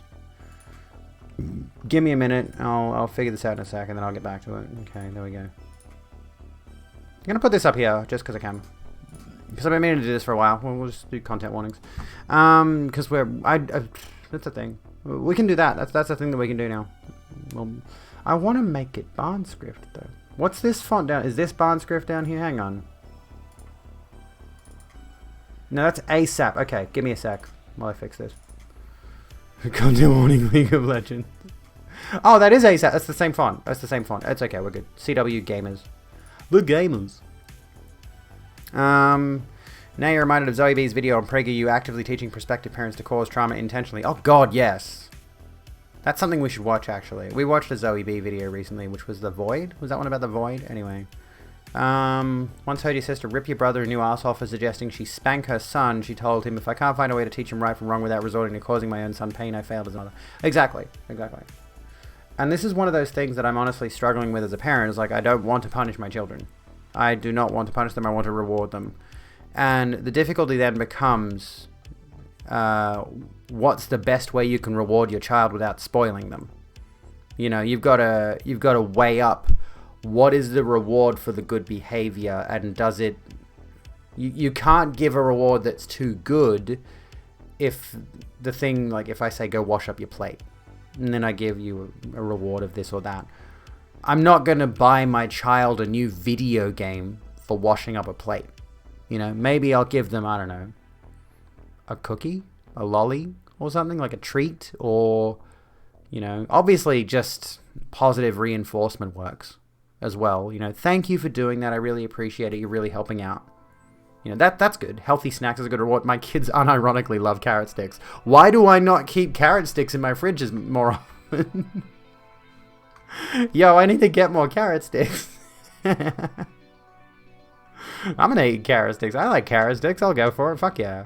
Why do I not have carrot sticks in my house more often? My kids love them. Hey dog, how you going? I'm gonna have carrot sticks for next time. I'm going to have carrot sticks for you, Zara. Okay. Personally, for me, when I have kids, I will have a tier system, try to assign disciplines and punishments to the level of the offense and why they do it. Spanking shouldn't be for everything, but when the offense is big enough and on purpose, like if they hit their sibling for a ridiculous reason, I'm spanking them. I mean, I don't know. I try to avoid any of that kind of thing as much as humanly possible. I don't believe in physical capital punishment for kids. I suppose that would be the thing. talk it out and a million other things. Being a parent is freaky. It is freaky, especially as a single parent, you know. It's corporal punishment. Violence. We don't want to do the violence. An EXP system. Unironically, Yarrow, that sounds like a badass idea. I might do that. I might spend some time tomorrow, like, theory crafting this idea. And, like, putting it all into, like, a LibreOffice document. That's my word processor. I don't use Word. I might open my word processor and I might write down a whole reward system. And then I will get, like, some... I'm pretty sure I've got some, like, markers and whatever. I'll go get some pieces of A4 paper and some tape. And I'll do up a whole chart. You know what I'll show you is if I manage to do this tomorrow when I want to, yeah, I will draw up some kind of a tiered reward system. Hell, we might do like an EXP system, level up classes. Fuck yeah, why not? Eh? But I mean, that's an idea, you know. That's a thing. There are a number of things I can think of that could go into a reward system that my kids could abide by and then gain things from it, you know. Floss. Who's flossing? Not flossing. I'd talk to them, take a toy away, have groundings, or make them clean something that they help dirty up, or whatever non-violent things you can figure out. Yeah. Grow up with spankings and only have a severe trauma and personality split to show for it. Exactly. It doesn't work. I mean, I, as an adult, experienced physical and verbal abuse that sticks with me and has given me a lot of trauma to work through. You know, I'm still dealing with that as an adult, that all that happened to me as an adult. But I'm going to say something that might be a bit controversial to some of you. I don't know if this is controversial or not. Oh, free Libre open. So yeah, floss. Floss is good. Yes. Libre is good. Anyway, I'm going to say something that some of you fellow NDs might not like. I don't know. I feel as though my childhood, teenage years, and adulthood have been incredibly stunted as a result of being autistic. As in the same way that, like, smoking stunts your growth, I guess. I don't hate the fact that I'm autistic. I quite love it, honestly. But I'm not saying I love it, but in a lot of ways I do. In a lot of ways I'm very appreciative of the fact that I'm autistic. It gives me something about myself that I do genuinely find a lot of value in for my identity. There's a lot of autistic traits that I'm like, I really actually quite like this. But when I going through my 20s, especially being in a significant relationship for a long portion of that, it really honestly felt like I was still going through my teens. Like, my teenage years were just not finished yet. I wasn't done growing up. And, I mean, that's probably par for the course for most people. Like, we say once you're 18, you're an adult, and you're grown up, and you can go and move on with your life, whatever. We'll turn this off now. I think we're done with the bad parenting thing. But yeah, I feel like a lot of my adulthood up to, like, now that I'm 30, or 32, I find, like, once I was 30, I was like, I finally feel like I've grown up. I finally feel like I'm actually an adult now. Or probably more around the age of, like, 27 to 32. Like, around the past 5 or so years, I felt like I finally grew up. And all of the vast majority of my 20s was just an extended teenage years. And now I'm on HRT, and I'm going through a second puberty, which is great. Second adolescence. Fuck yeah, let's go. Let's get it. Okay, so mentally some people haven't passed being a teenager when it comes to interacting with people. Well, yeah. Don't disagree, you're not autistic, but definitely ND. Well, there you go. Let me have a look. Baroness Merrill. My eldest sibling is 15 years younger than me, so it was kind of eye-opening to see how my mother parents. Not particularly well, to say the least, and it gave you a lot of insight in how to help your siblings grow. Also, Necro, I have no idea when my kids will get their first PC, because I cannot afford it. I'm going to be real with you. This is the savings I've got. I'm not buying a PC with it. That's it. I'm broke. There are children in this world who are naturally are aggressive. Even if you're the sweetest parent in the world, they're aggressive and intelligent. If they're intentionally causing havoc, spanking them isn't about being immature. We'll bring this back up. It's about them not listening to the other disciplines or incentives I've used. Used to use red and blue marbles. If you take the red pill. If you take the blue marble, you wake up in your bed and believe whatever you want to believe. They were naughty, they got a red marble. If they're good, they got a blue one at the end of the week. That's a good idea. I might steal that, actually. That's a good idea. I'm pretty sure I can get something similar to that. That's a good idea. That's a good idea. We will talk about Are You OK Day soon, I promise. Because I have umbrage with that. But anyway. 21 and feel like you're catching up for being a teenager. Yeah. And this is the thing.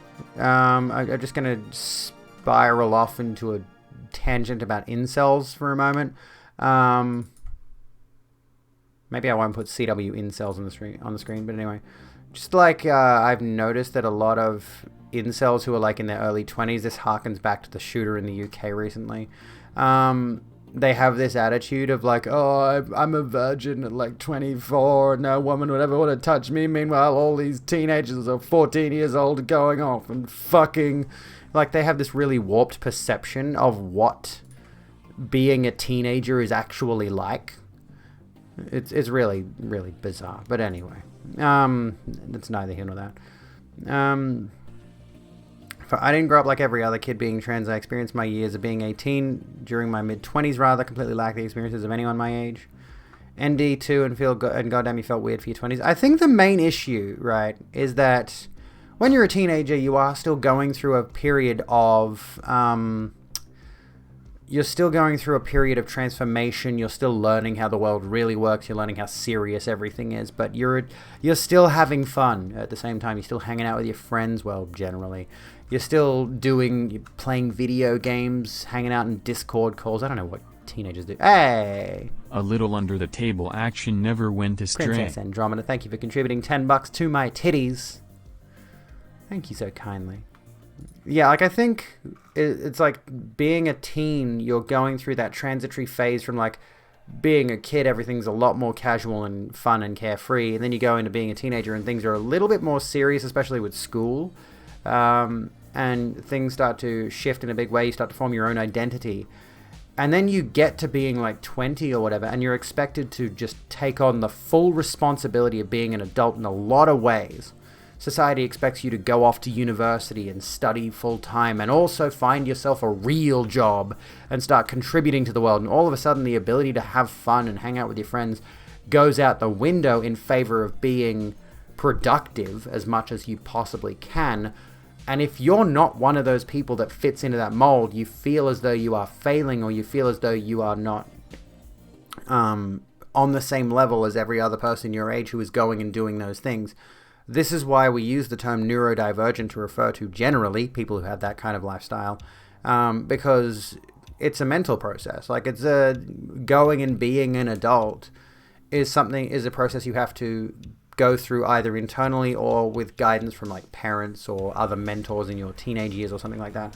So to that end, there's a lot of us who look at the successes other people are having in their 20s or what have you. I'll come back to what chat's going on about in a minute. I'm curious. And what's going on? Didn't go. Okay. I see now. I guess my point is moot. I'm just talking about it. Being a teen is like the last part of your life before your body starts to slow decay. Well, yeah. This is great talk, isn't it? Good talk. Thank you, folks. At any rate, you know, if you're like 18, 19, maybe you have a gap year before you go to uni or whatever, I don't know. If you're not doing all the things that make you feel successful, while you see other people going off and being successful, getting a full-time job, doing full-time study, etc., etc., you will look at it and think to yourself, what's wrong with me?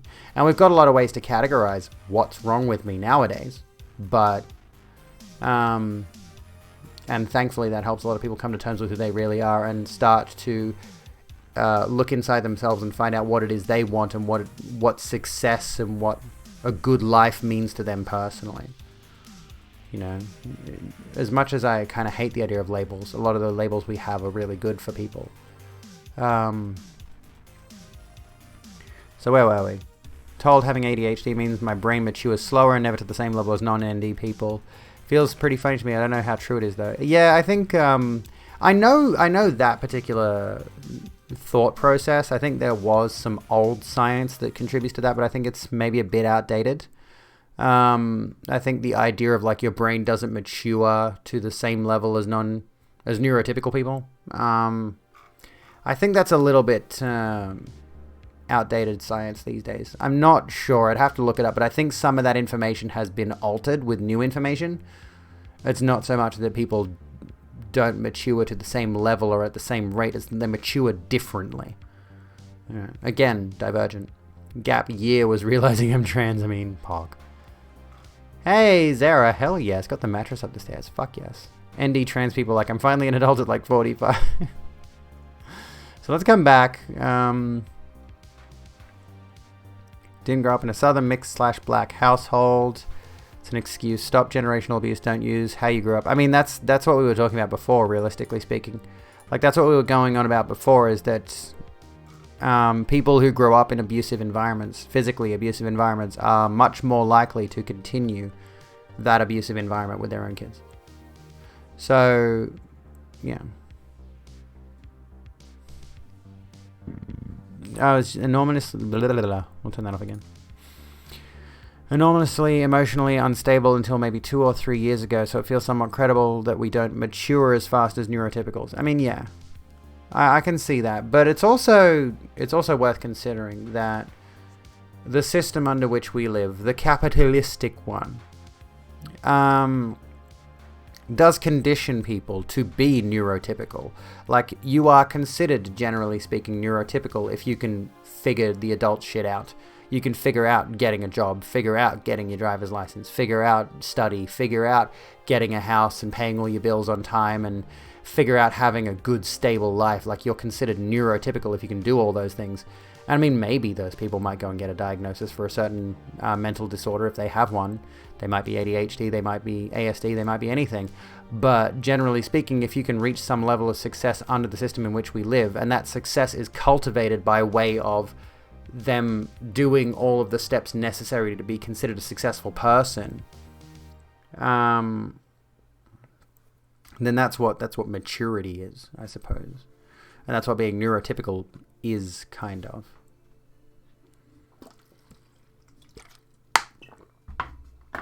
Slightly comfier, but not great. Oh, that's no good. Can you get like a mattress topper, maybe?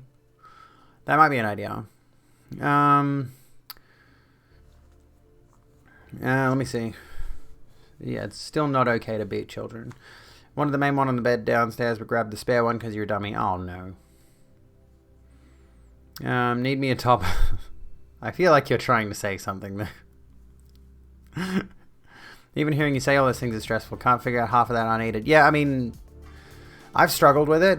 A lot of the time I stress out over bills and all that, and I'm still technically independent, but there are a lot of days, a lot of weeks, a lot of time where I am effectively unable to deal with myself.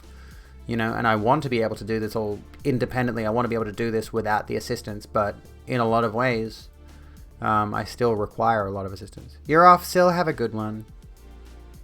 Mattress toppers hit me, hover.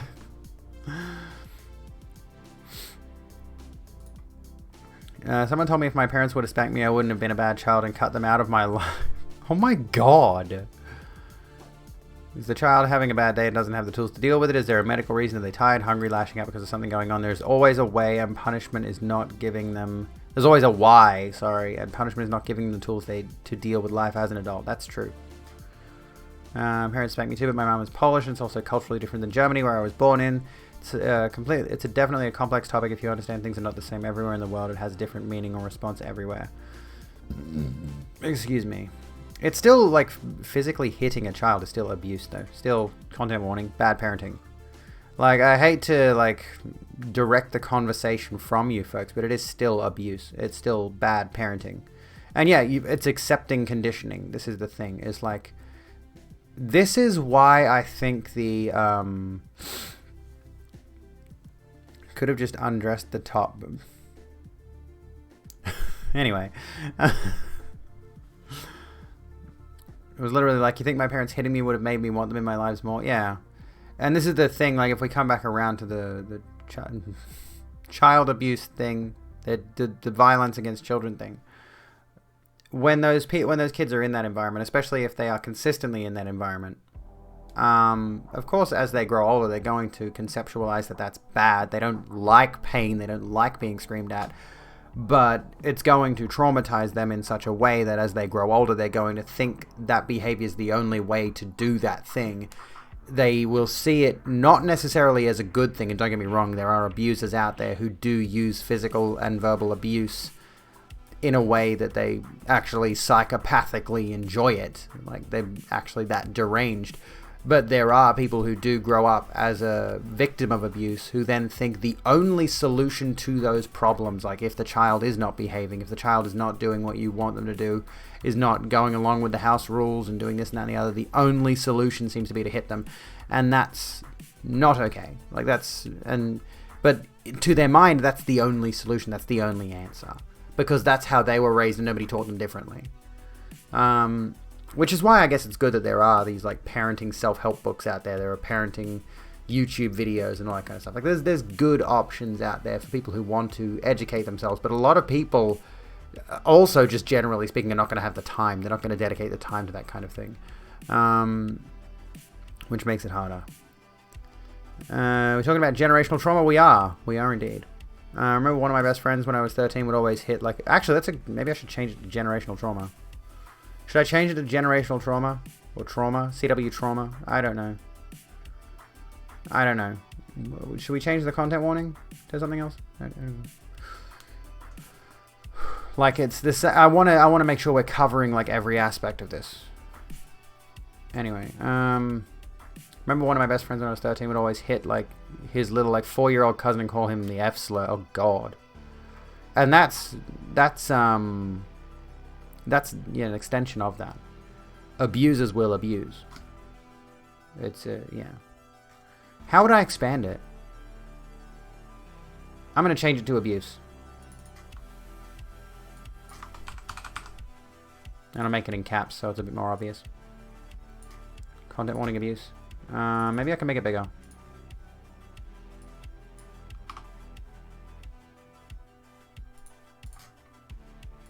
There we go. That works. That's I've been ruminating on this thing for a bit. Please do not paste the same message more than once. I'll get to it when I get to it.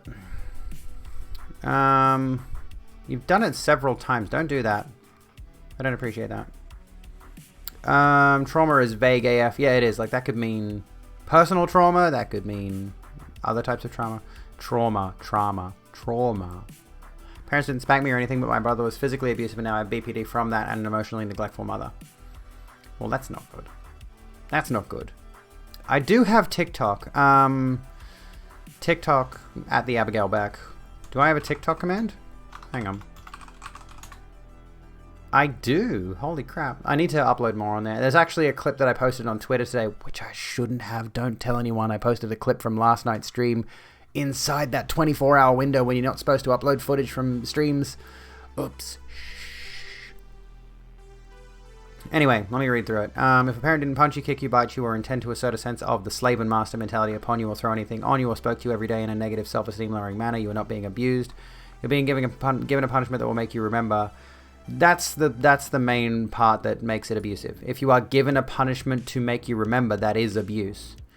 Personally, nor my family are people who think spanking is the only way. They used other methods, and so will I, but jumping on me for being pro-occasional spanking.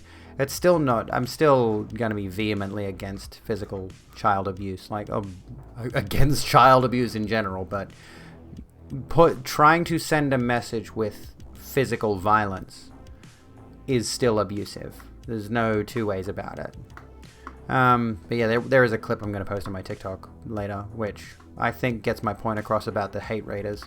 Or the hate raid denialists. That's what it was. Don't tell anyone I posted it. Shh, it's just a secret between us. Anyway, this is a good topic, actually. This is good to discuss. We've already done this thing. I don't actually have many topics for tonight, so I'm glad we can sort of fill the air with other things. We will get to Are You OK Day soon, but I think we can stick on this topic for a bit. Trying to send a message in a way that makes you remember is literally... I mean, yeah, that is literally what trauma is. Trauma is remembering in a way that sends a negative signal to your brain. Like, I had a trauma response recently, a really severe one, as a result of having been abused.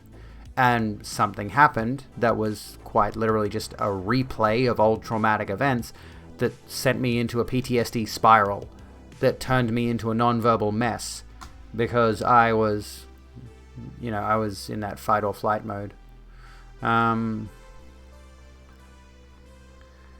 of the problem being hit or abused for something you do as a child that I remember the punishment. My mother was an alcoholic and she beat me so bad one time that my nose was bleeding all over the floor, and I remember the bloody nose, but I don't remember what I did to deserve it. That's the key takeaway. Okay? I've seen this time and again when my mother has gone over this with me on numerous occasions. She knows all about this stuff, so we've talked about it a heap. About the fact that a child who is punished physically for something, or even just screamed at, yelled at, they're going to remember the screaming and the yelling. They're going to remember the hitting. They're going to remember all of that. They're not going to remember what they did, though. They're not going to distinctly remember, or they might develop an unhealthy attachment to whatever that thing is, even if it's not at all severe. Let's just say they took a snack from the cabinet and they get beaten by their dad for it or something. They're going to associate taking a snack with being physically beaten, which might down the road turn into an eating disorder, or something along those lines, because they'll develop that habit in their heads of, I did the bad thing, I don't want to suffer the bad thing.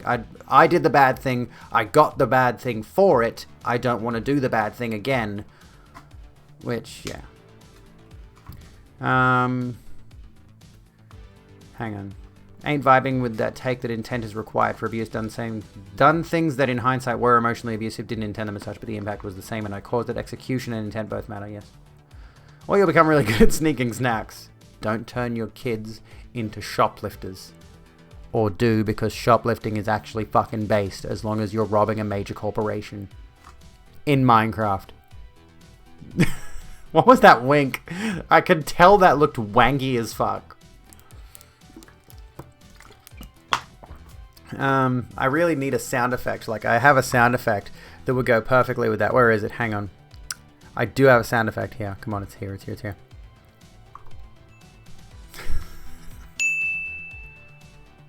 Let's do it again. Hang on.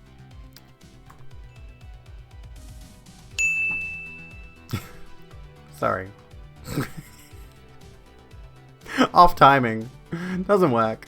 Because the ding has got like a very slight little silent build up in the sound file. I can edit it out. But I'm lazy, so I'm not gonna. I'll figure that out later on. I'll do some like production value shit later on off stream. Look at Ms. Wright's Way on TikTok. She's black. There's a video where she is on a blue couch. 2.4 million views. CC. Adults be like, I got hit as a child. I turned out fine. Hands down the best video ever. I will look that. I'm gonna copy this. Okay. I'm gonna write this down. And I'll look it up.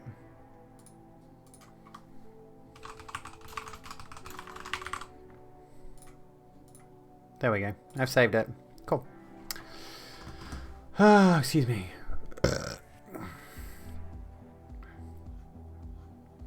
Sneaky snack geek. Shoplifting is reclamation. Need kitty nips. Stealing is right when it's a corporation in Minecraft. That's it. We're gonna build corporations in Minecraft, and then we're gonna like, we're gonna do the most capitalistic thing we can in Minecraft, and then we're gonna manifest a culture among new Minecrafters on the server where they have to steal and thieve and try to like break into our stores and all of that. Like, let's create a nightmare society. Anyway, which is the society in which we live today, but we want to recreate the society in which we live in Minecraft, so you can shoplift in Minecraft from a major supermarket chain or whatever. Scanning in a PS5 and Walmart self-scanners, bulk flour is praxis. Oh, goodness. Spawn a bunch of villagers, minimum wage workers, and give them 1 emerald only. Oh, there's other ways to do wage slavery with villagers, trust me. All that, and at 3 AM. Stealing from people is wrong no matter how you like the business wasn't doing to hurt business. Did it because I thought I should get it because I wanted it. It's still abuse even if generalized. I mean, yeah. A big part of why my dad's struggle with alcohol hasn't become my struggle is because one time I brought a cruiser home from a party at 16. He gave me a full bottle of vodka, said drink it all, go for your life, and the resulting hangover made me not want to drink again until I was 21. Is that... He supervised you the entire time till I finished the vodka and went to bed, checked on me throughout the night. I mean, it sounds like that's... I honestly feel like that's a tiny bit different. It does still strike me as particularly kind of an abuse tactic, but also I feel like that one might actually be a valuable lesson to teach. I don't know. I'm not really on board with giving alcohol to teenagers, but that one's interesting. That's an interesting anecdote, which I've heard before, and it's had the same result, where it could invoke a trauma response, I suppose. But I think it's a tad different. Just a tad different. Same logic for stealing can be applied to someone committing rape. No, it can't.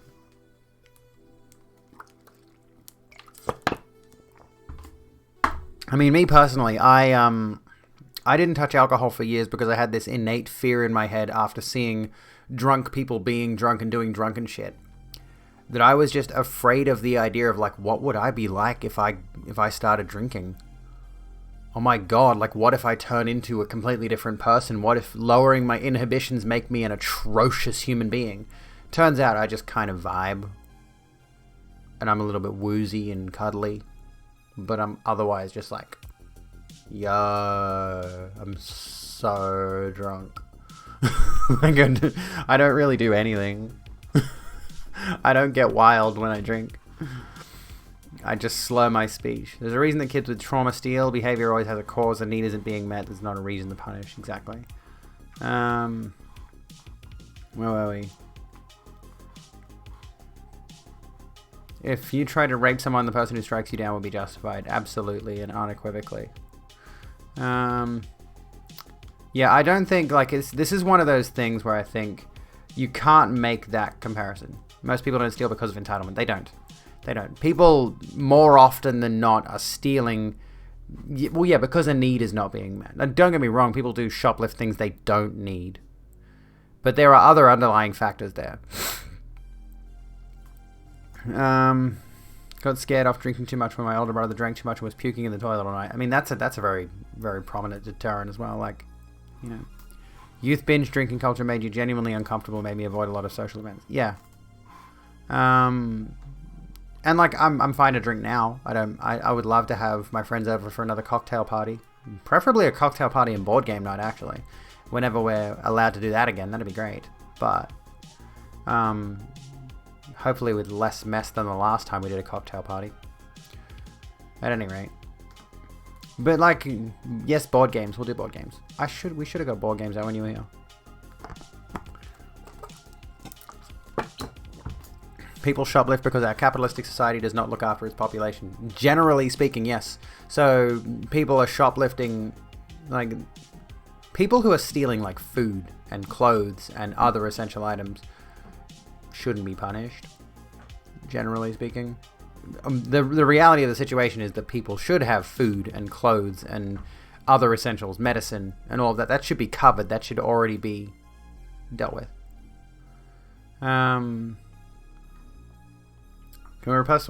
Yeah, I'm gonna agree with Lupa. Like, we don't need to compare shoplifting to rape. I'd rather not have that. I'm gonna turn this text off. Oh, we could probably leave that up for a bit longer. I don't know. Once took everything from the self-checkout at Walmart without paying because they made me do it like 3 times. I only had cash, and apparently the machines kept sending me to didn't allow it, so I was angry as hell and was like, I tried giving you money and just took everything already back. Yeah. I had an incident once where I didn't actually pay for my groceries. I scanned everything and then I just walked out. And because of the guilt foisted upon me by the capitalistic nightmare in which we live got into my head, I went back and I paid for it.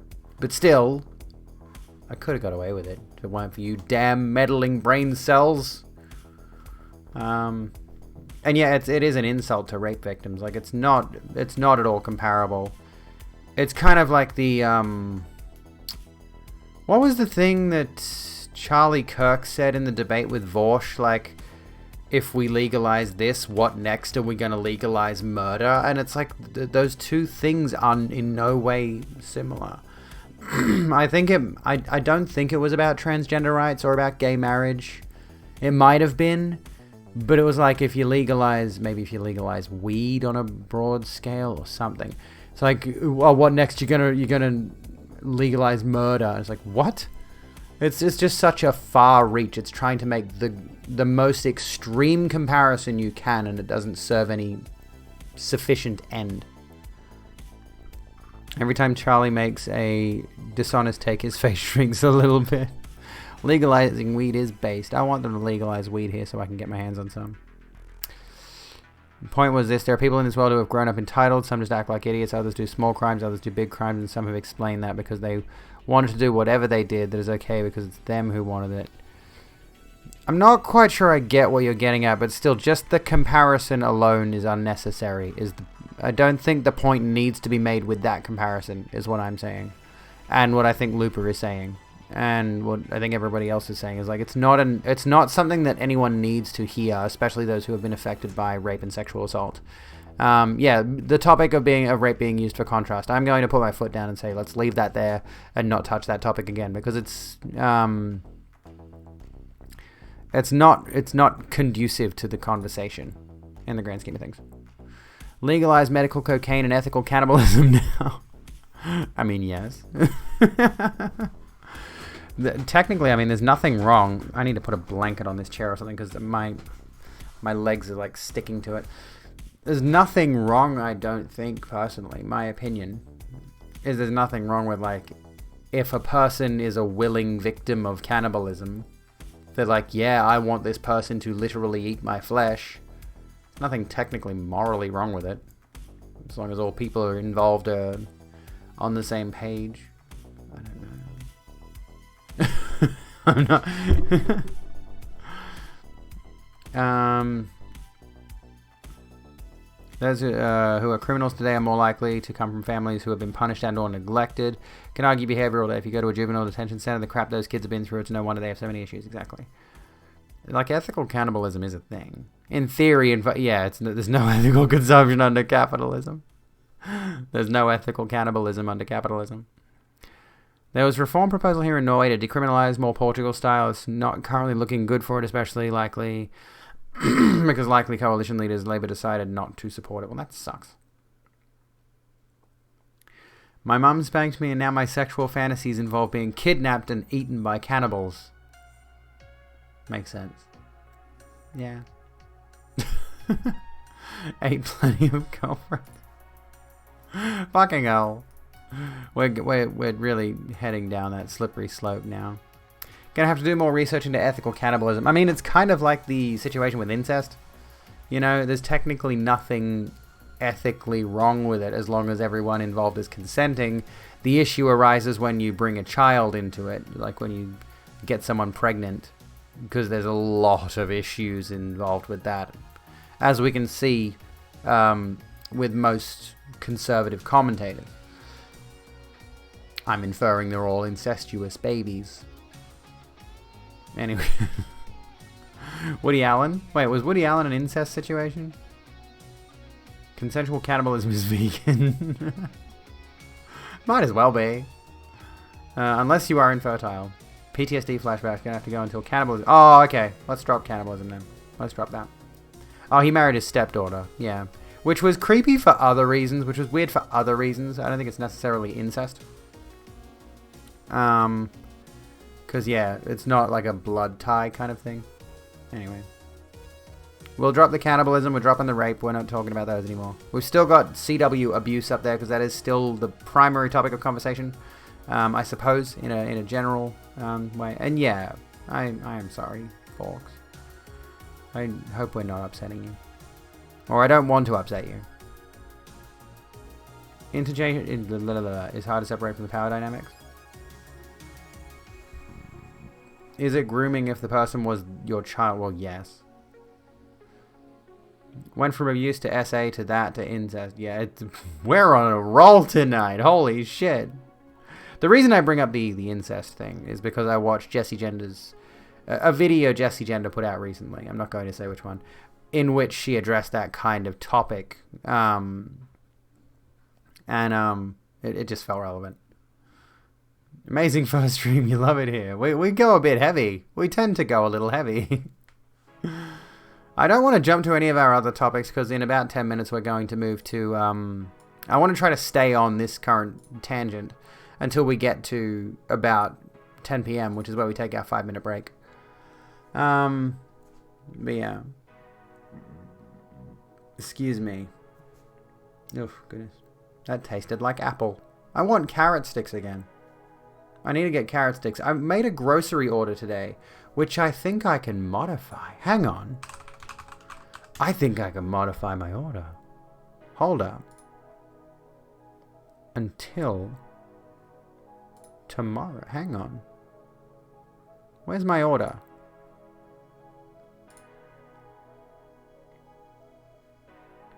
View order details. I can change my order up until 3:44 p.m. tomorrow. I'm adding carrot sticks. If you change your mind, confirm changes. I'm just gonna add carrot sticks to my order here. Just hold on a moment. Currently changing your order. Okay, fruit and veg. And just hold on a second while I just urgently need... Oh, you cunt. No, I'm not. Never mind. Can I just get carrots? I'll chop them. I'll chop the carrots. Fuck it. There we go. I'll do it. There we go. There we go. I'm just adding an extra $2 to my order that I'm buying carrots while I'm streaming. We're gonna carrot sticks on Saturday, motherfuckers. Let's go. Oh, there we go. This is fine. Thinking about Woolworths. How likely are you to recommend Woolworths online to your relatives, friends, and colleagues? Is this a common topic of conversation? No, I'm not doing this survey shit. Fuck off. There was a meme recently. It was like, how likely are you to recommend Windows 10 to your friends? And somebody said it as like 0. And they put in the response like, I don't know how often you think people have casual conversations about recommending operating systems. Yeah, Woolworths is one of the... Oh, we don't need the CW abuse thing anymore. Let's get rid of that for now. Woolworths is one of the major store chains here in Australia. We got Woolworths, we got Coles, we got Aldi as our 3 biggest grocery store chains. Well, Woolworths and Coles. And then Aldi is pretty big. And then you've got IGA as another alternative shopping grocery store kind of thing, kind of supermarket kind of deal. They're a lot smaller. And they're often very sparse, and their product lines are generally a lot more expensive. It's all the same stuff you would find elsewhere, but IGA is really fucking expensive.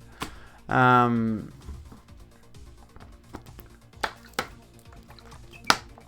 I think Woolworths is the best performing, most popular one of the lot. But Aldi's climbing up there because Aldi is probably the cheapest grocery store chain in the country.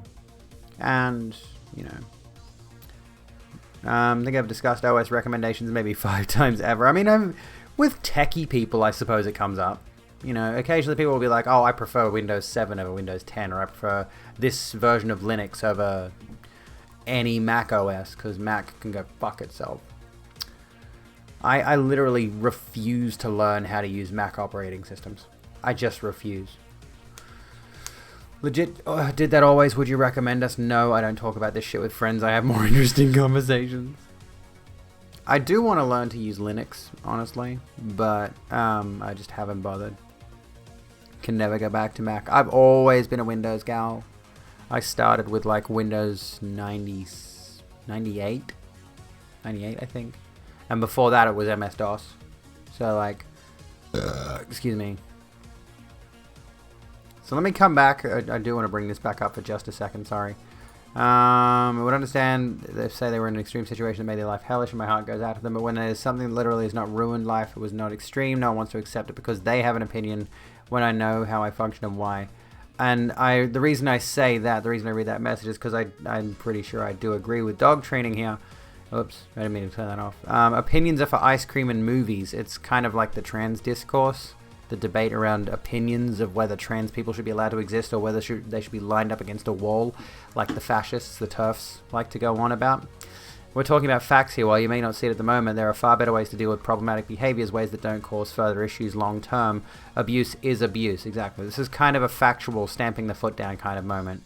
Take this time to learn and grow as a person. Yeah, it's not something you can have an opinion on. Beating a child for any reason, hitting a child for any reason is abusive. And for that reason, we should do everything in our power to cease that behavior in parents, because that behavior manifests into the children and then it creates more abusers and the cycle continues. It really can't be an opinion thing. And my opinion on ice cream is, why is there not a common, easily accessible black licorice ice cream out there? What the fuck, ice cream companies? I want my black licorice ice cream. Thank you kindly.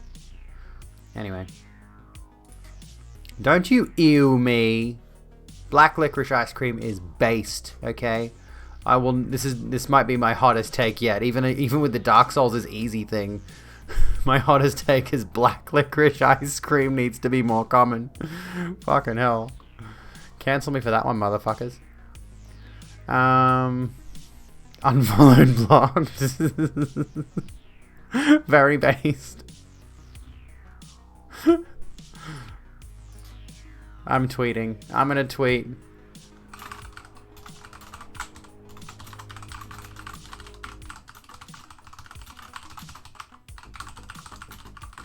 Okay, here's a tweet. You can go like it if you want. Oh. I've had it before. I've had black licorice ice cream once before. There was an ice cream store that I went to when I was on holiday somewhere, and they actually just had a tub of it. And it looks really cool. Like, it's like an almost charcoal color. And I might actually... How hard would it be to learn to make ice cream, sorry. Because I'd like to learn how to make black licorice ice cream so I can just make my own. I don't know what kind of special things you need to make ice cream. Hang on. Tastes like medicine. Yeah, I'll have the codeine swell. Fuck yeah. Hell yeah. Licorice ice cream, a recipe by Orgasmic Chef. Black licorice ice cream. How to make black licorice ice cream. Let's have a look here. Saucepan. Okay, I'm looking at this. Ingredients. I'm going to look at this now, because I'm going to punish you all now. Yeah, it looks like that. It's fucking awesome. Anyway, I'm going to look at this. Stop playing your music. 2.5 ounces of black licorice sticks, gently crushed. I'm assuming those are like the kind of gelatinous one. Hey, Lictar. Hello, by the way. Thank you for continuing your membership. Boop, boop. Boop, boop. Thank you so kindly for the prime, you legend. 1 cup of whole milk, half a cup of heavy cream, 2 egg yolks. I hate doing the separating the egg yolks thing. I know it can be done. It's just a fucking pain. 1/3 of a cup plus 1 tablespoon of superfine or granulated sugar, half a teaspoon of vanilla extract, a few drops of natural black food coloring. I'm going to save this recipe and come back to it.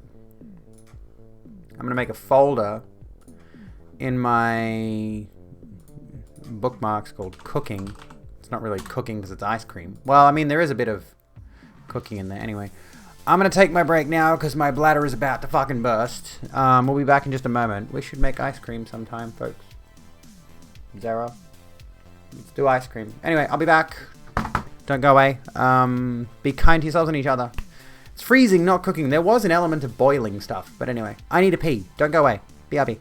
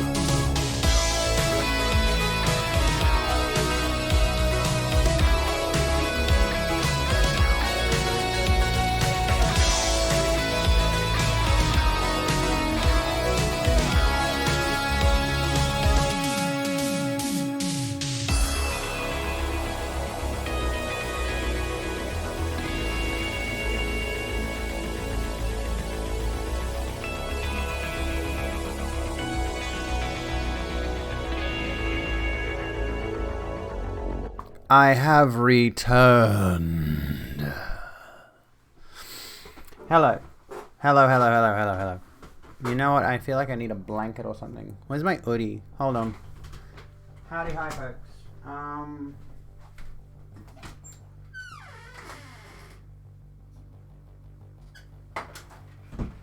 not gonna wear it. I'm gonna put it like on me, like this, because it's more that my legs are cold than anything else. I know you can get like hoodie track pants, but then I don't think they're the same as this kind of thing. They're just like regular track pants. Anyway, this is what I get. This is my blanket. I could probably get a proper blanket from somewhere. I do have one. But anyway, covering up. Wait. Okay, so it was a short break. My bladder was about to burst. Shall we move on to the next part of the stream, which that's fucking huge, Jesus Christ. But here we go. CW mental illness. Let's talk about Are You Okay Day. Let me shrink that a bit. We'll try to keep it as light as we can. We've already discussed some mental health stuff, but you know, we'll talk about this. Hello, Echo. How you doing? This is this is water. Totally. It's Moscato. It's Moscato. Let's talk about Are You Okay Day, because I have issue with it. I take issue with it. Maybe I'll put the hoodie on properly a bit later on. Mine's just pink. I don't have like one of the fancy patterned ones or whatever, because honestly they look like crap. I don't like the patterned ones because they look like crap. I will not apologize for this statement. They're trash. Anyway, let's have a look at this thread that I found, because it's Are You Okay Day, at least here in Australia. I don't know, is Are You Okay Day a thing elsewhere in the world? I keep thinking like it's a worldwide thing, but it seems like maybe it's an Australian only thing. I don't know what the situation is with it. But at any rate, this is kind of, I haven't really read through this thread, but I want to use this as a launching pad for this discussion. Yeah, apparently it's Are You Okay Day today, and this thread came up on the Australia subreddit, which is why, again, it gives me that idea that maybe it's an Australian thing specifically. I don't know. But this person says, unpopular opinion, Are You Okay Day is kind of BS. And just that on its own, I already agree with that. Out of the gate. I have a lot of issues with this particular holiday or special occasion, whatever you want to call it. I don't know. It's an excuse for people to pretend they care by posting on social media about how much they care and feel good about themselves, but that's about it. I'm chronically depressed. I haven't been okay in a good long while. My experience of Are You Okay Day is this. Everyone posts on social media, but if you DM acquaintances, they don't actually know what to say or do. You might have a 10-minute convo and then not hear from them again until next year.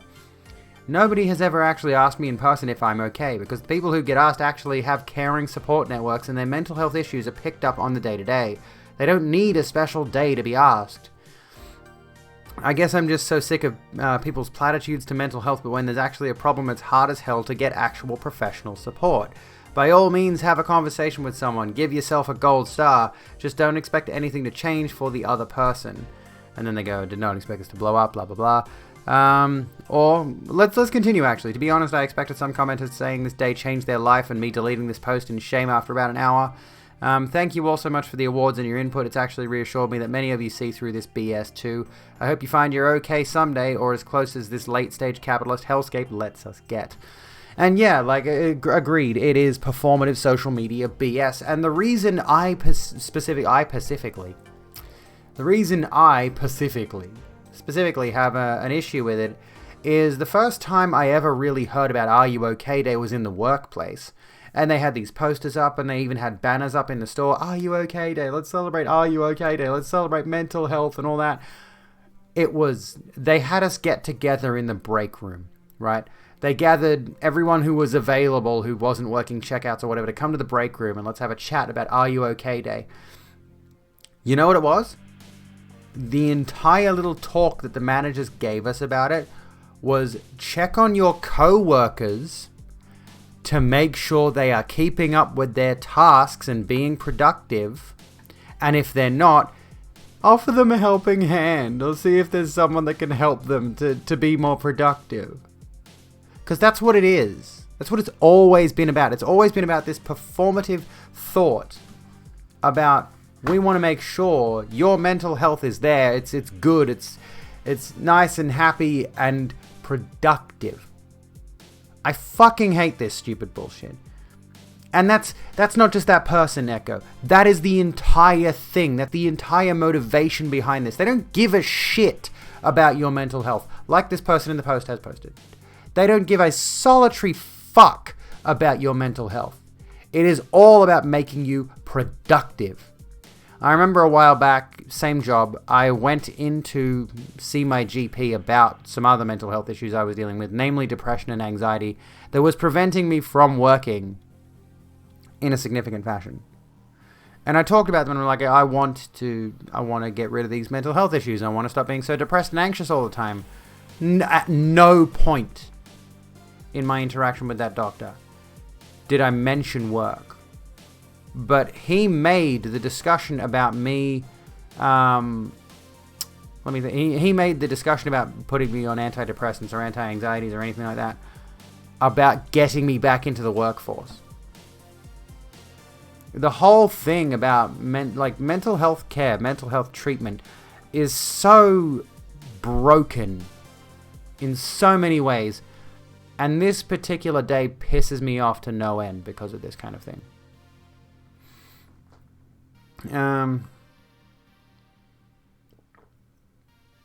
Yeah, we want you to be healthy because we don't get your labor if you're not. I'm the counselor type in my friend circle, have been for a while, and I don't get why more people don't make a bigger effort to be there for their friends or relatives. I understand not everyone has advice or feels like they're qualified to be of true help, but some people just aren't considerate at all about anything. A lot of those people, in my view, tend to be struggling with their own issues that they've got to deal with, and thus as a result, they find it hard to be that compassionate or to be that considerate, to be the person that's like the shoulder to cry on. You know, I like being that person to the best of my ability, but I also have a lot of other things going on in my mind sometimes. To some extent, you know, if I let you in such a way that I am the one who's like, I'm offering a shoulder to cry on, I'm offering an ear to listen, you know, if you need it. If I am that kind of person with you, that means I genuinely value you in my social circle. Am I okay? Never, Raw. I am not ever. But yeah, the kind of thing that makes you scared to discuss things at all. It really is. It really is. Yeah. You are more than the sum of what you create. Exactly. We are not treated as individuals. We are treated as, you know, things. We are treated as cogs. We are treated as something to be used up and spat out. And in a lot of circumstances, in a lot of jobs, especially, a lot of just dog shit jobs, they wear down on your mental health, namely because, in my experience and the experience of many others, you know, a lot of these entry-level jobs grind you down to dust and then pay you a pittance. What's that doing for your mental health?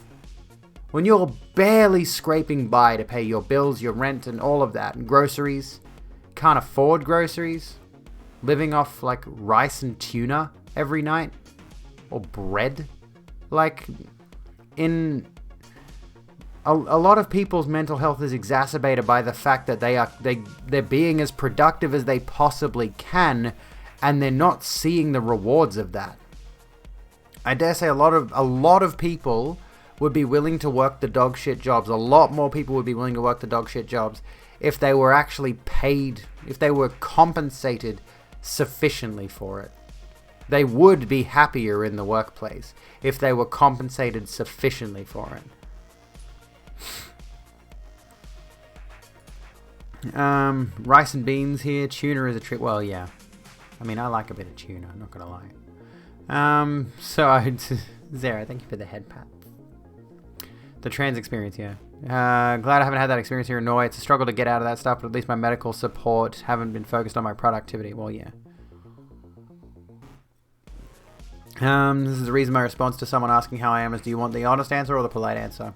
I went up to one of my co-workers one time when I was working that job.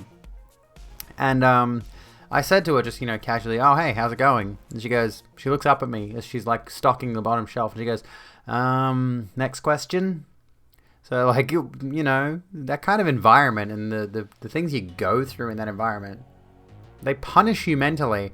And to have these corporations primarily spin this "Are you okay day" thing as some kind of compassionate effort, when the reality of the situation is that a lot of mental health care is simply infeasible for most people for numerous reasons.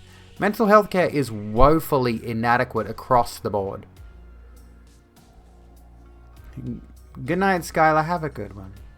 Having cleaned toilets in a job before, the reason you quit was absolutely because I got paid fuck all for dealing with such a horrible task. The work has made so much worse. Oh yeah, that was my gig. I used to do that, and I'm like, I'm done with this. I don't get paid enough to justify this shit. Not okay, but you got a really great friend who you get to cuddle with and watch Netflix and anime with, and she's the most supportive person on the planet, so you're not too bad. I mean, yeah, exactly. Exactly. And as it stands right now, I'm kind of in the same boat. I'm not, a lot of the time I'm not doing okay. But knowing that person's there and knowing certain other people are there as well, just in general, like, this is what this thread's talking about, actually. Is that, there are a lot of people who've got support networks, including partners and close friends and family and all that care about them. And there are a lot of other people, and this kind of harkens back to what we were talking about before in a way, that there are a lot of people who are just unfortunately in a situation where those around them, their family, their friends, if they have friends, their co-workers, etc., do not care, and they demonstrably do not care. You can tell by their attitudes towards you. They're just people that exist in your life, and they're kind of indifferent to your existence. They know you're there, but they don't care about you. Hey, Amelia, how's it going? Yes, I got a cuddle, buddy. Cuddles and Netflix, buddy. I go to Netflix and chill, buddy. The amount of work that actually needs doing to keep people healthy and happy is so much less than society demands. If we only did what was necessary, we could all work a little and enjoy life more. Yes, exactly. There are a lot of solutions to this problem, but they're not pursuing them because it's not profitable, is the main thing.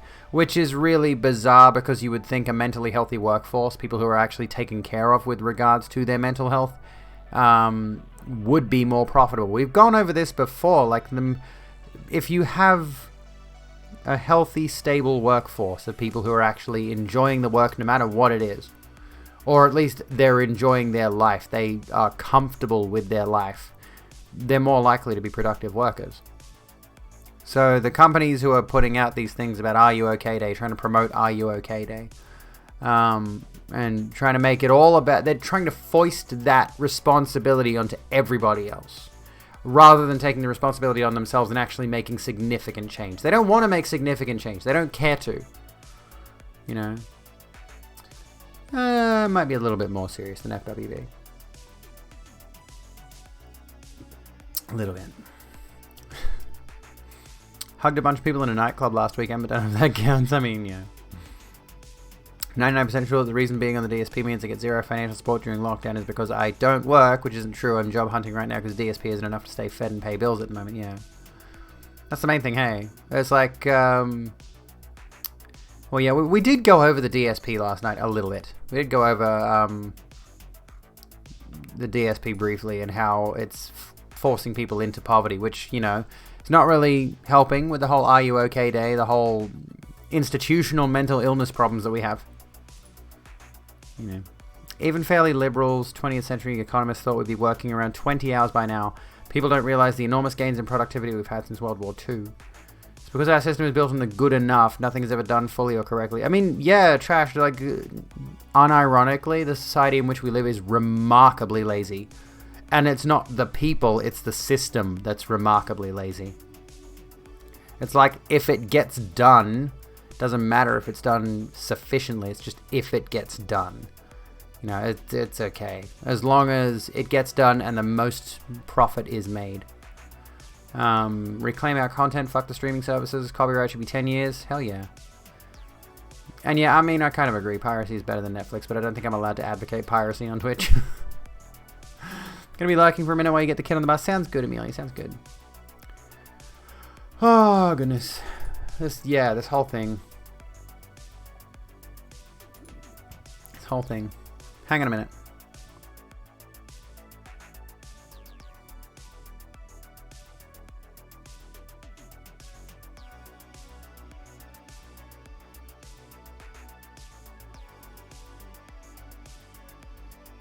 Sorry, thought I heard a knock again at the door. Thought it might be one of the kids, but I think they're both asleep by now. IP laws are frankly ridiculous. Fuck Disney. Indeed, fuck Disney. Corners will be cut whenever. Who cares if it's done well or efficiently? It's all about the money. It always is. Speaking of mind, no, I agree. Smudjo's laying in the couch just out there. He's alright. He's asleep. Not lazy idle. Lazy is good. A lazy worker will find the most efficient way of doing a thing to achieve the best results. An idle worker will do the least possible work and not care about the quality. I mean, I suppose you're right there. I'm not condoning piracy. Stares into the camera, starts playing You Are a Pirate. There's an idea. There's an idea for a thing. If that became a common enough discussion point, we could turn that into a meme. This is why YouTube is great. You know, I could do that kind of thing. You know, I'm not condoning piracy. And then have it slowly fade in. Yeah, lazy worker is the keyword. That's kind of true too. It's like, it's not so much about the worker as it is about the actual economic structure under which they live that's lazy. Or, I suppose idle still applies to the institution. You know, it's still applicable to the institution when we're talking about this kind of thing. But I suppose, yeah, you know, we want to make sure that we're doing the best we possibly can, right? As a society, we want to be making sure we're doing the best possible work, we're producing the best possible results, and all of this kind of stuff. And how are we supposed to produce those results if we get these, like this person has said, empty platitudes about mental health one day a year? And the only reason that one day a year exists is to try to create some... What am I thinking? I've got a thought in my head now. To try, like we mentioned before, to try to manifest the mental health support from other people. From everyday laymen. Hello, Alan. How you doing? I forgot to post my live status on Instagram. I'm going to do that now. We're not live for much longer, but, we might as well do it. And I look cute as fuck, so, might as well post my selfie. Intellectual property rights, like all property rights, are bullshit landlordism. All belongs to all. I mean, I agree. Where's my story thing? I want to post on my story. God, I look hot in that photo. Fuck. My abs look fucking amazing. Hell yeah, dude. Just gonna put that out there. I look fucking awesome. I'm hot as fuck. I'm just gloating. Hey, Diz, how's it going? Piracy depends. There are things that are not ethical to pirate, such as a game from an indie dev versus a game from EA.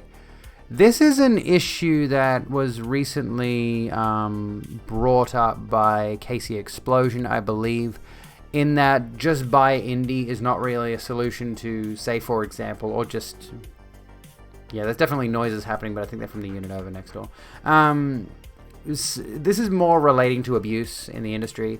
It's like people have had this response with regards to like content creators like Jim Sterling exposing, Ubisoft and EA and all Activision Blizzard for all these abusive practices and all of that kind of thing, and journalists across the gaming industry exposing these things. And Casey Explosion made a very pertinent point today of like, just buy indies is not a solution to that problem, because even indie companies are going to have toxic work environments that are rife with abuse as well. And there's going to be crunch culture, and there's going to be mental health issues in that environment as well that affect productivity. There's going to be problems in the indie space. So then it becomes this particular issue of researching the companies that you're buying from. What are their stances? What are their particular workplace mission statements, I suppose? Are they someone who is actively trying to encourage a positive and dynamic and diverse and healthy workplace? It's a bit different. Cannot get over Mildred's expose on Garfield Eats whenever that topic comes up. I'll have to look that one up. I'm assuming you mean Thought Slam. Don't feel happy about pirating Boards of Canada. I feel I should be buying their albums in hard copy and a download from their website. Listen to them so much over the past 20 years. This is the thing, though, is like certain people demonize piracy by virtue of, you're stealing from the artist if you pirate, right? But when I was younger, significantly younger, I pirated quite a few games. And the reason I did that was because I couldn't afford them. Are we then to say that people who cannot afford to play video games or listen to music or watch movies or watch TV shows, like they can't afford Netflix or Spotify or games on Steam, Epic Game Store, Xbox, whatever, can't afford a console, but they've got a PC that can run a few things? Are we supposed to begrudge those people who are poorer for just wanting to have entertainment? This is one of the things that comes up quite a bit, I've noticed, in discussions around poverty, is like piracy comes into the discussion and people demonize pirates by virtue of the fact that, pirates are not financially supporting the artists. It's like, okay, fair point, but they also can't afford to. Does that mean they're not allowed to engage in that entertainment? It's out there, it's available. Are they not allowed to be a part of that? Should that just be, like, if there is an avenue for them to access it, is there a reason they shouldn't be allowed to? Who are they really harming if a certain developer is making millions of dollars? Who are a few pirates really hurting in that circumstance? Trust me, the bills are paid. The lights are going to stay on. A lot of people act as though pirates are the vast, overwhelming majority and it's going to destroy the industry.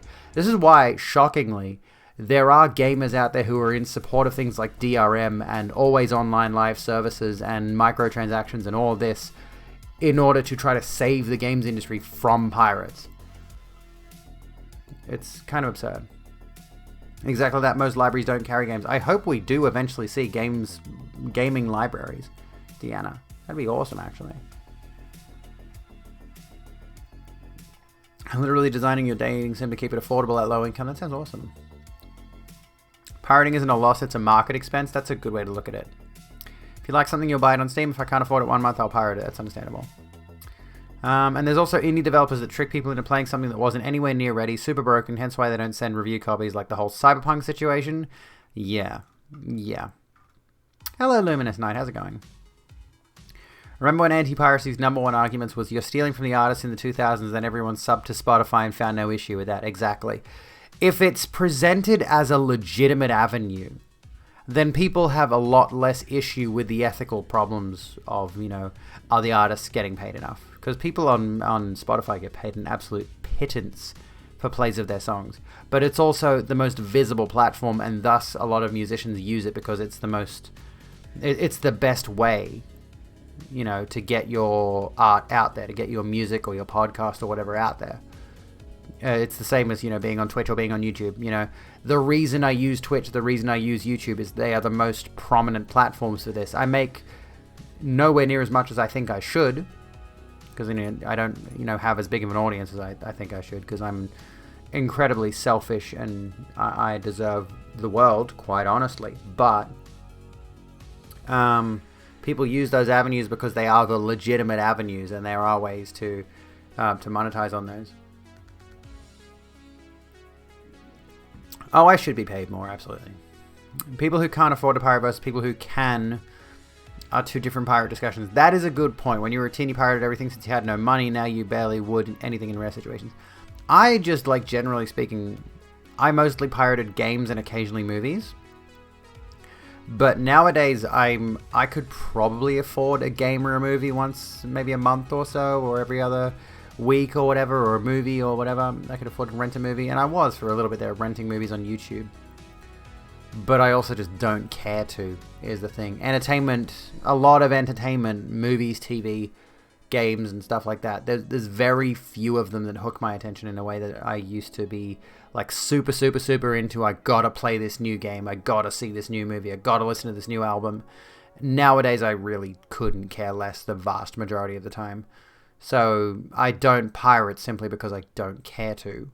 If I was still in an avenue where I'm like, I really want to see the new, I don't know, Shang-Chi, I just don't care to. Doing okay, super free today, so just trying to... Oh, let's get rid of this. We don't need this anymore. Mental illness thing. Cracked copy of Windows Office with a command prompt command from a random Indian man on YouTube. Hell yeah. You wouldn't download a money. Yes, I would. Look at Activision firing most of their devs after making a massive profit. Exactly. The attitude is if they want to be a part of it, they should get off their ass and get a job, regardless of if they actually have 2 jobs. Yeah. What is the story of FIFA 2015, Dis? I'm curious. I do recall something, but I don't know what. Can you refresh my memory? Yeah, I do deserve to be paid more. Jeff Bezos owes me literal millions. Trying to decide what you do with your day currently. Talk about piracy with us. We started off talking about Are You OK Day, and now we've moved on to piracy. Could listen on Spotify, then tip the artist by buying their album. You could do that. I mean, that is a thing you could do. Oh, hang on. Back in 2015, the FIFA game took like 6 to 8 months to finally crack, but didn't affect game sales at all. It shows the people who were going to pirate weren't going to buy it in the first place. Precisely. People who are going to pirate games are not going to buy the games. And putting DRM in your games is not going to stop pirates from trying. Give trans people everything, agreed. Just followed on YouTube, thought I followed, but apparently you didn't. Well, there you go. I'm nearly at 1,500 YouTube subscribers. That's pretty pog. That's pretty poggers, not gonna lie. 1,463 channel subscribers at the moment. We're gonna be getting there. We're gonna get to 1,500 eventually. I wonder if I'll get to 2,000 followers, subscribers on YouTube before I get to 2,000 followers on Twitter. My Twitter followers have sort of dwindled suddenly, and I don't know why. It's like, hey, stop unfollowing me. I'm cute and funny, you know.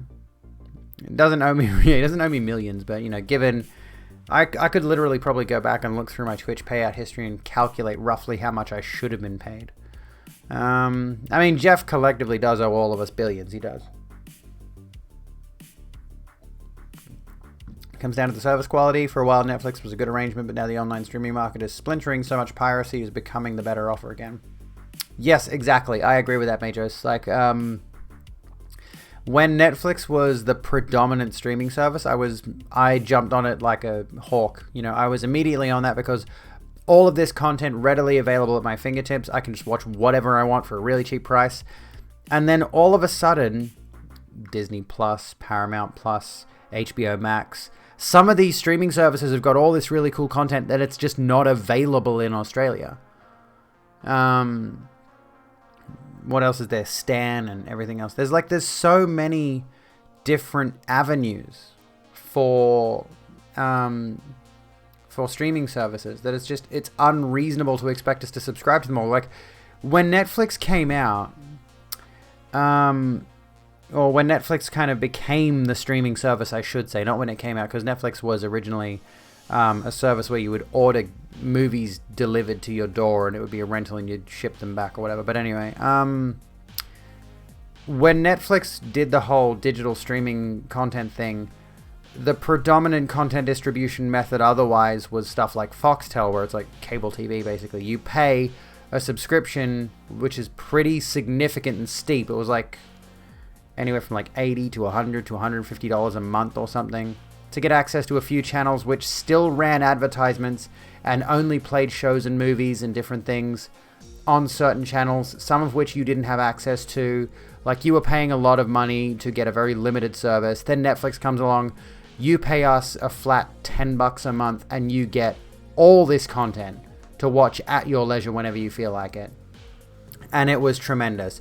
And then all these other services, again, Disney Plus and so on, started cropping up. And we're back to the same situation where now if we want to get access to all of that content to watch this show or that show or that show or that show or that show whenever we want, we have to subscribe to all these different streaming services and just fucking no.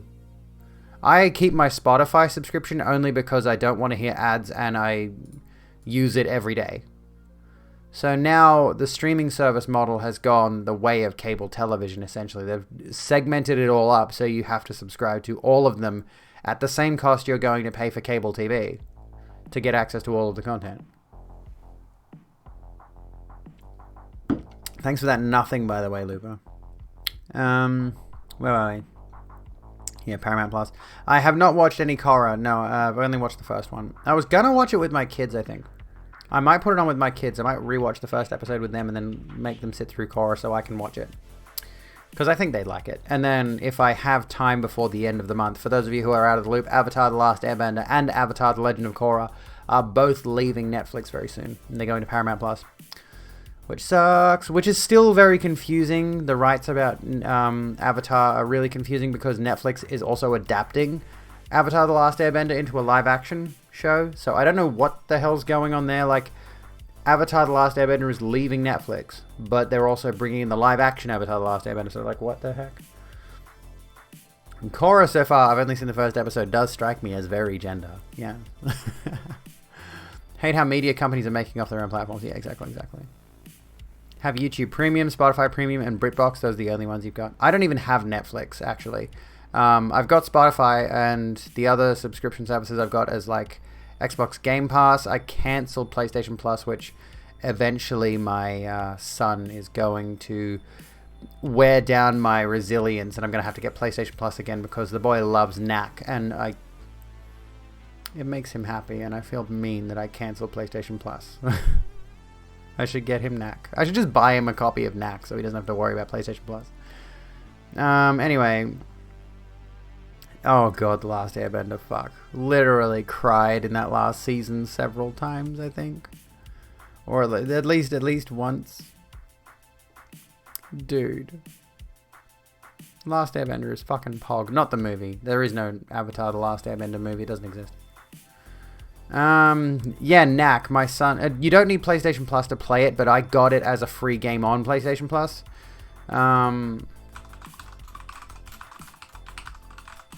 Let me see something really quickly. Knack is $30 fucking dollars. Oh my god. Fuck off.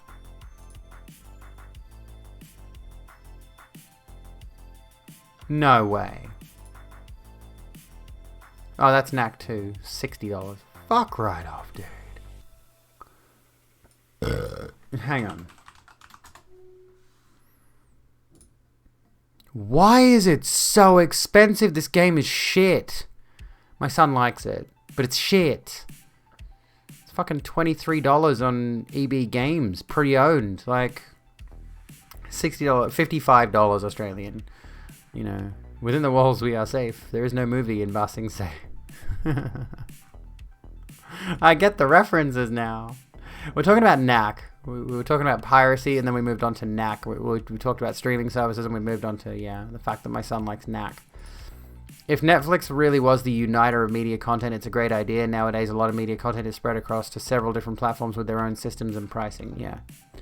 And, I mean, just fuck, dude. I don't want to... Knack. God, even buying a pre-owned copy off eBay is fucking expensive. Like, what the shit, dude? Why? Knack should be like $5. Why are people charging $30 for it? Fuck no. Get out of here. Do I try getting my kid involved in emulation for PlayStation 4 exclusives? Is that possible? It's literally spelled like this, guys. eBay often has the worst prices. Oh, there we go. There's some guns for you. Holy crap, I'm wide. Jesus.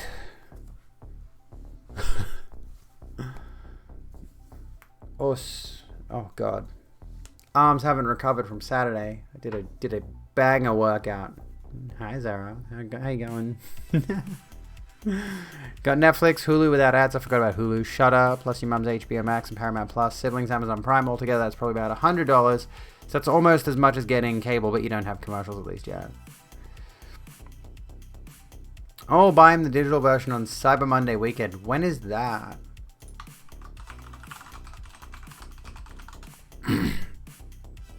29th of November. I'll try to keep that in mind. Does that apply to, like, PlayStation Store? I mean, I could just buy PlayStation Plus again. Just found Knack. Fucking. They might really love Sly Cooper or Ratchet and Clank. They're doing another Sly Cooper, aren't they? They're rebooting. Not rebooting. Aren't they doing another? Oh no, I'm thinking of Psychonauts. Sorry, they didn't. They did a sequel to Psychonauts recently. First episodes you watched the other day: Tales of Ba Sing Se and Appa's Lost Days. Yeah, those were good ones. Fuck my emotions. I don't want these emotions. Take them back. Why the fuck does Knack exist? Honestly, it's a tech demo of the hardware for back in the day when PS4 was new. Knack was a tech demo for the platform, essentially. Like it was oh, Looper. Should check my coffee for no particular reason. Yeah, like I mean, Knack for all of its problems. Hang on, I should check my coffee. Let me see. Did something happen? Something might not have come through recently. Yeah, I don't think it's come through yet.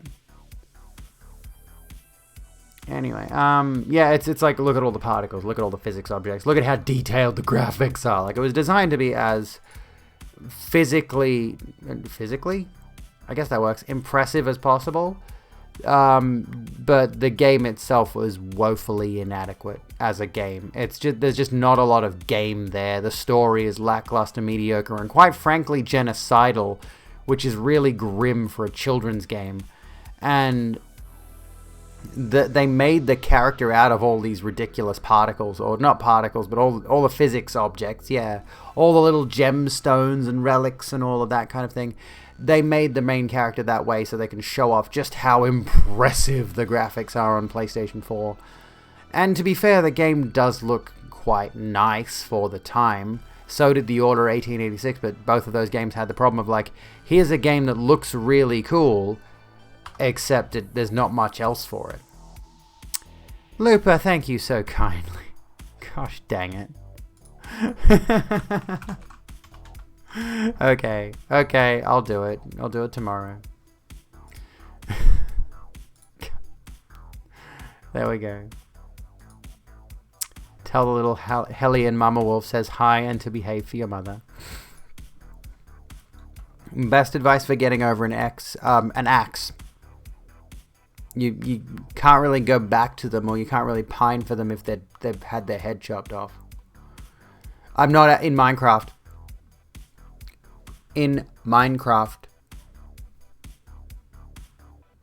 I'm not advocating for violence on this channel.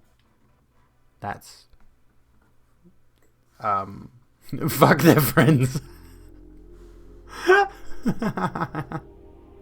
You could do that.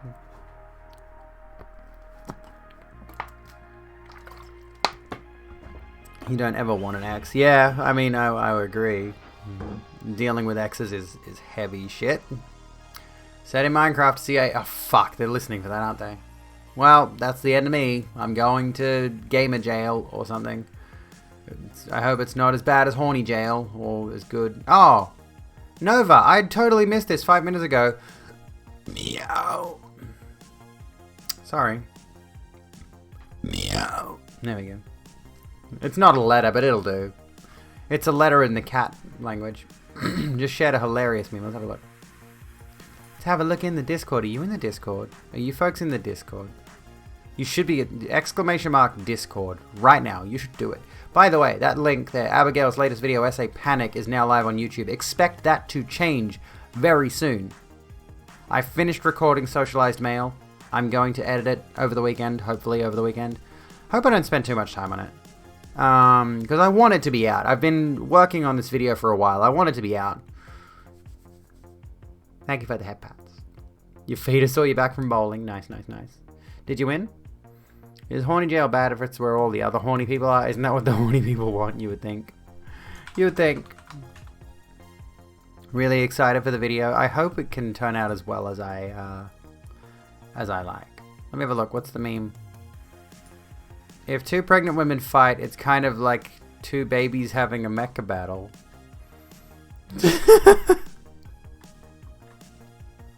Fuck. Also this one. Fucking hell. What to cut with these knives? Ham, bread, fillet, cheese, steaks, cake, cartilage, pizza, vegetables, pies, fish, motherfuckers. Part of the problem is you don't want to get over her, and I understand that. Like, I totally get where you're coming from. It can be hard to get over someone who meant a lot to you, you know. Mace Windu can slice me then. Fuck. Fucking hell. Did 7 games. Holy crap. Nice. Nice. Cool thing about Horny Jail is that it's co-ed and all the people there are horny. Yes, mommy milkers. We're trying to make the mommy milkers happen. We're gonna make the mommy milkers happen. Friendos. We're gonna make them. Look at this. We passed $2,000. Fucking Christ. When did I put up the goal? When did I start doing the titty fund? It was only a couple of months ago. And like in that first week we made like $700. Literally, Bad Bunny stopped by the stream and gave me $700. He gave me $100. That still blows my mind. Bad Bunny knows who I am. Holy shit. There's a number of Twitch partners who know who I am, and I'm really intimidated by this fact. Horny Jail sounds great, but you're stuck in a horny solitary confinement. I'd probably have purple as well, honestly. HRT has you at B cups and you're at like 8 months HRT. I haven't actually measured mine. Mine actually aren't terrible. There's titty there. There is titty there. I don't know how big it is, but there is titty. And I've seen what HRT can do even to trans women who've been on it from adulthood, from like physical maturity on for a few years. I know it can give you, you know, bigger booba. And I've been recommended by my my endocrinologist to wait till I've been on HRT for at least 2 years, and I think that includes progesterone. So I haven't even started prog yet, but I want to. You know, they have said, you know, wait until that and then. And I mean, I don't think I'm going to reach the goal until after that point anyway, honestly. I look at it and I'm like, well, there's a lot of support here, but I'm also like kind of thinking, if I keep saving for this, it's going to be great. Yeah, it's going to be awesome. But we'll get there eventually. I just don't think it'll be there before I get to that point. Anyway. You're at 4 years, and with progesterone, you've made it to C cups, but they don't look like C cups because of your rib cage. Well, yeah, I'm pretty broad rib caged as well. Like, I think, yeah, it's one of the issues. Feel like you've made good progress in the 4.5 months you've been on HRT. Gonna push prog back for a little though. That sounds like an idea, yeah. In the titty department. Peace is a lie, there is only passion. Agreed. Agreed. I'll agree with that. Well, we did our little Are You OK Day sort of discussion thing. Anyone got any other particular topics they're interested in? Well, I mean, we're on HRT now. We could continue on the thought process of HRT. And what HRT can do. Write that HBO crime thriller idea we had on Twitter and make some cash. That's an idea. Wait, what was the idea? I forget what the idea was. What was the HBO crime thriller? I think I vaguely recall. It was in response to me posting that selfie with the jacket.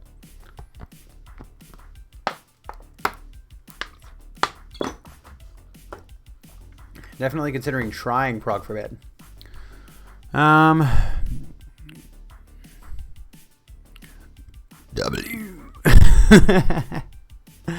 Like with wider chest, the boob tissue covers more area, so if you have a normal amount of boobage, it looks smaller. Well, yeah. HRT happy round titties. I probably didn't watch the thing in my whispers, no. Sorry.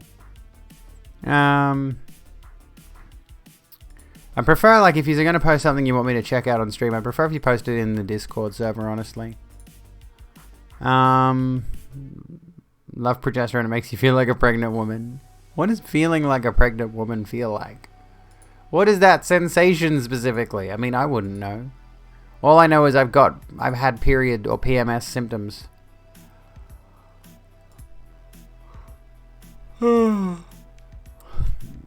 strength I gain power. Are we turning into a Sith stream now? God, I was watching Slaven Calavera, I think, playing the Old Republic on his stream. And he was playing a Sith character, and it's just like, they're so edgy. It's hilarious how edgy they're written.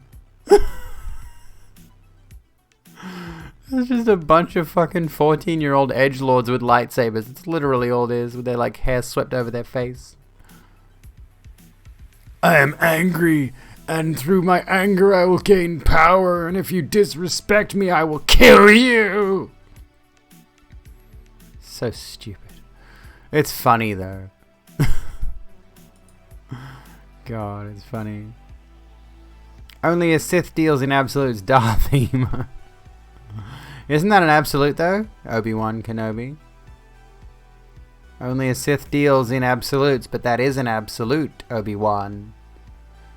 What are you saying there? Obi-Wan was the mastermind behind the Sith all along. I'm saying it now. So, suburban mystery with a very Abby-like heroine solving the crime. Yeah, I think that might have been it, yeah. You're a Bendu? Wasn't that the original name for the Jedi?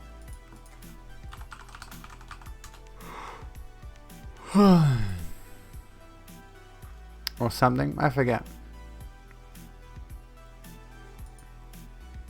The Bendu? The last known... Was this it? No, that's not it. There was... Like, if you go back and you look through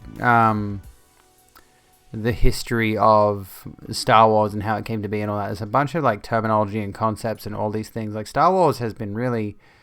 it's got a lot of interesting history behind it. Jedi are hypocrites? I mean, yeah, duh. they really are. What's a Jedi's favorite brand of vodka? Smirnoff. Only a Sith deals in absolute. Have an absolute brand of water bottle. Pog. I like your water bottle. I like your water bottle. Sword samurais, but in space. I mean, yeah, pretty much. I mean, it's a cool concept. It's a shame that the actual franchise has gone so significantly downhill, though.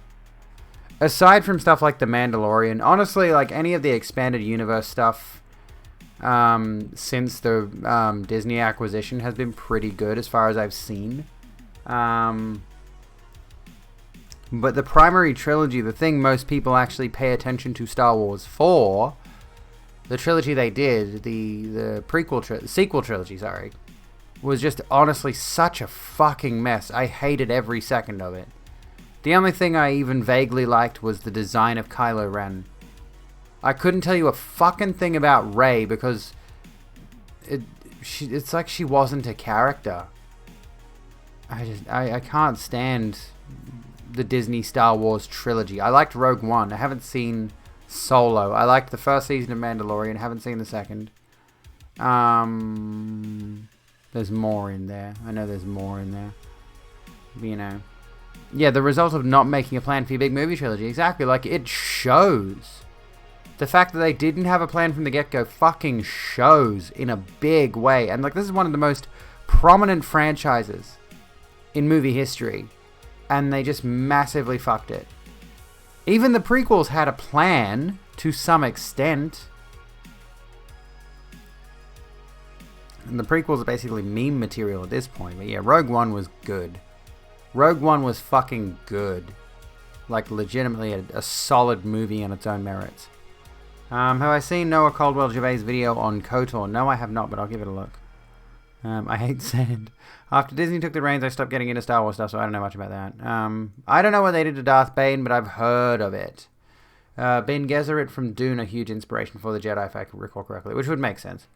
True, Mads Mikkelsen. We had Mads Mikkelsen. That's correct. Mads Mikkelsen. To quote the Jedi and the Sith, wield the Ashla and the Bogan. Light in the dark, I'm the one in the middle, the Bendu. Oh, okay, that makes sense. Have I seen the Hannibal TV series? No, I have not. I have heard it's good. I would like to see it. Don't think you've really liked any of the movies except for the originals. The prequels were pretty bad. This new one was better, but not that great either. Of the new movies, yeah, Rogue One good. Haven't seen Solo, but the new trilogy they did was just awful. Like, they didn't they had the trilogy of characters. They had these three main protagonists, and they really seemed like they were going to lean into the idea of Finn being the lightsaber-wielding hero, which a stormtrooper becoming a Jedi is an awesome concept. But with the actual trilogy, what they did is they just turned Rey, this nobody from nowhere, from just a random sand planet, because they had to do that callback. The whole trilogy was a massive series of callbacks. Thank you for the head pats, by the way. Yeah. It was unoriginal, uninspired, and unplanned, and it shows. As a whole, it's overrated. You think the world movies in general would be better off if there was never another one? Probably would be. You know, leave the good stuff to leave a good memory on people, and then just leave it alone. But we know Hollywood doesn't do this. Hollywood loves to remake and remaster and reinterpret things. I get so tired when I see yet another fucking remake of something. It's like, please just create an original concept. Don't remake something. They're doing a remake of this movie. I don't fucking care. Stop doing remakes. Let me see. So the knowledge will be somewhat limited. Who mostly watched the movies, read the novel adaptations. One of my favorite expanded universe things was Jedi Outcast, Jedi Academy. I liked those. The Kyle Katarn games and stuff. The whole familial destiny shit seems so poorly planned and clearly not what the other movies were building to. Yeah, exactly. I love when some people say there needs to be a Vader series, and I'm like, dude, the first 6 movies were the Vader series. I did see Doctor Who in there somewhere. The Bendu was in Star Wars Rebels, voiced by the most popular Doctor Who, Tom Baker. Oh, I see. Stop reboots, let them rest. Didn't have an issue with Rey being a nobody from nowhere. You'd have preferred that her being... I prefer the idea of her being a nobody from nowhere if she's not one of the great families, exactly. But also, it's just like... Well, they couldn't resist the tie-in. They just couldn't resist. I didn't see CM Punk on All Out, but I don't pay much attention to wrestling, but I did see him trending on Twitter for obvious reasons. I'd like to catch up on What If. I haven't watched What If, but I'm down. I'm down. Team 4 Star is probably the first time I saw anyone making something who went, okay, this is a good point to leave it, and it was an abridged series. The whole, oh yeah, Star Wars as a whole is overrated. Yes, it is. Yeah. Mecha Salesman on Twitch is great if you like Star Wars. I mean, the thing is, I like the aesthetic of Star Wars, but I'm not huge on the actual universe that has been so far. I think the main issue is there is so much Star Wars out there. There's been stuff from the expanded universe before the Disney acquisition, and then the new expanded universe after the acquisition, and a lot of it already just conflicts and works over and under each other to the point where it was canonically inconsistent. But, you know, the whole space samurais with lightsabers thing is the cool concept in my head. You know, magical space sorcerer samurais is an awesome concept. But they keep trying to add numerous different layers of complexity to it, and obviously they don't plan it out, and then as a result you get lackluster content. Which sucks, because we have been shown that you can create a deep, thoughtful, expansive universe to set things in which doesn't have all those conflicts. But they just didn't do it with Star Wars. It had a ton of potential that has been squandered.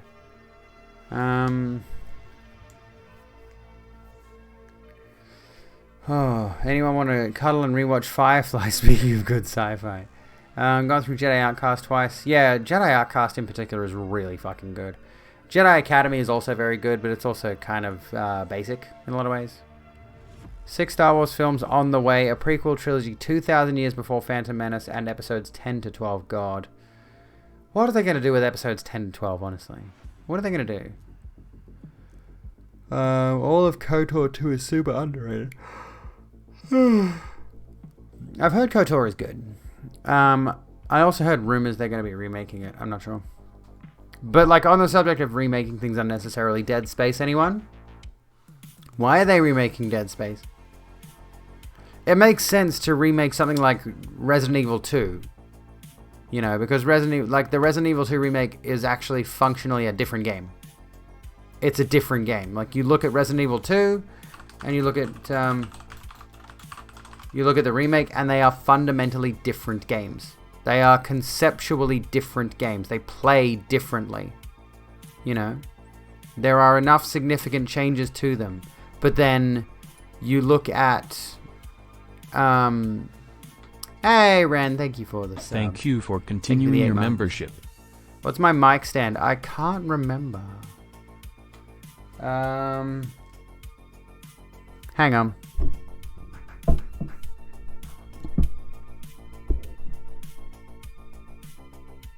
I can't read it.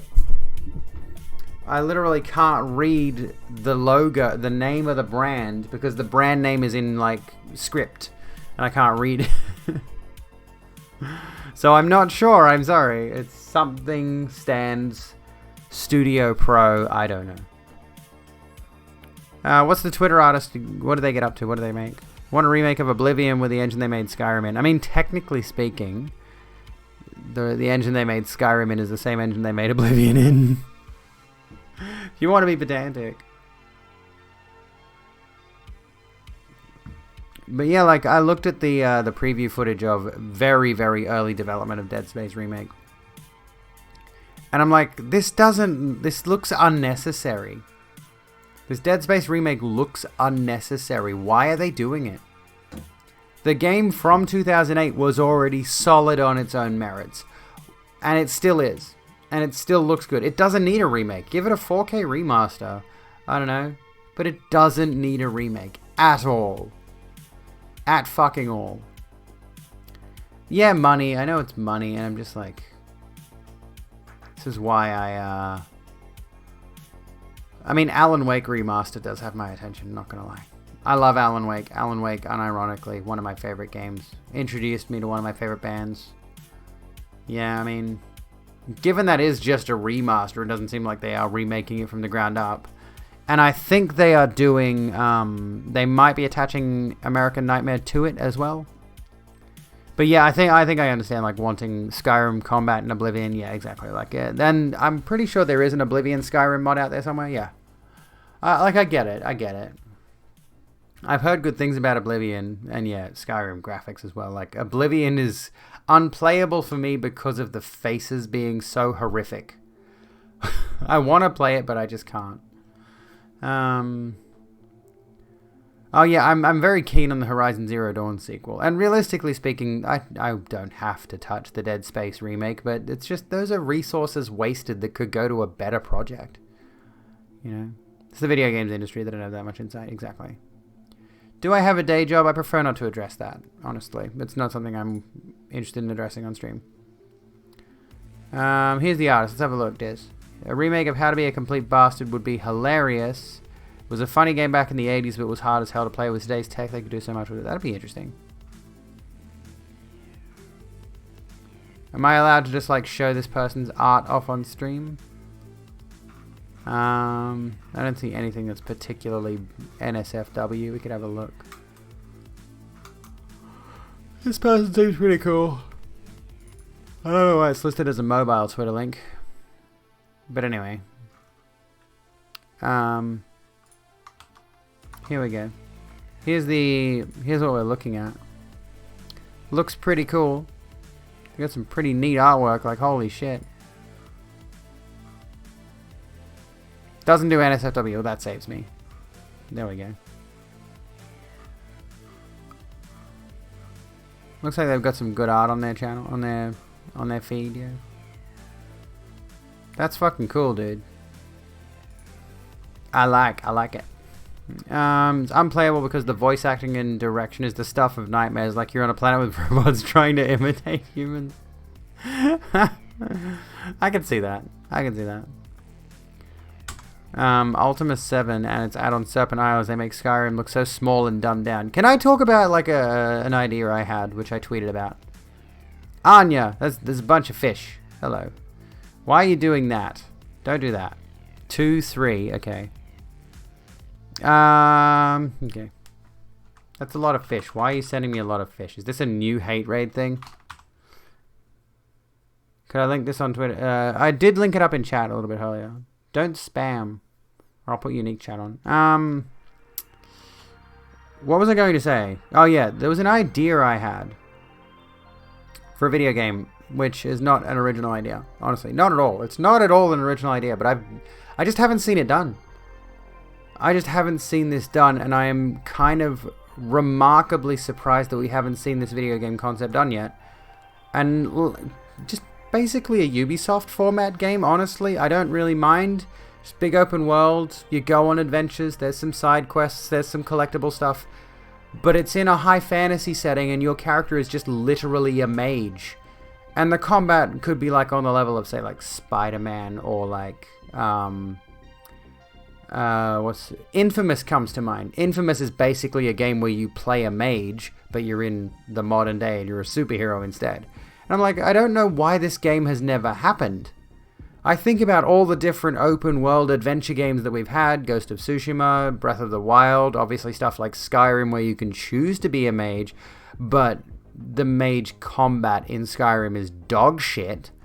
Then you got stuff like Assassin's Creed, and there's so many of these games out there. And yet, for some reason, no one's done the mage game yet. Why has no one done the mage game? Don't say Hogwarts Legacy, I will punch you in the face.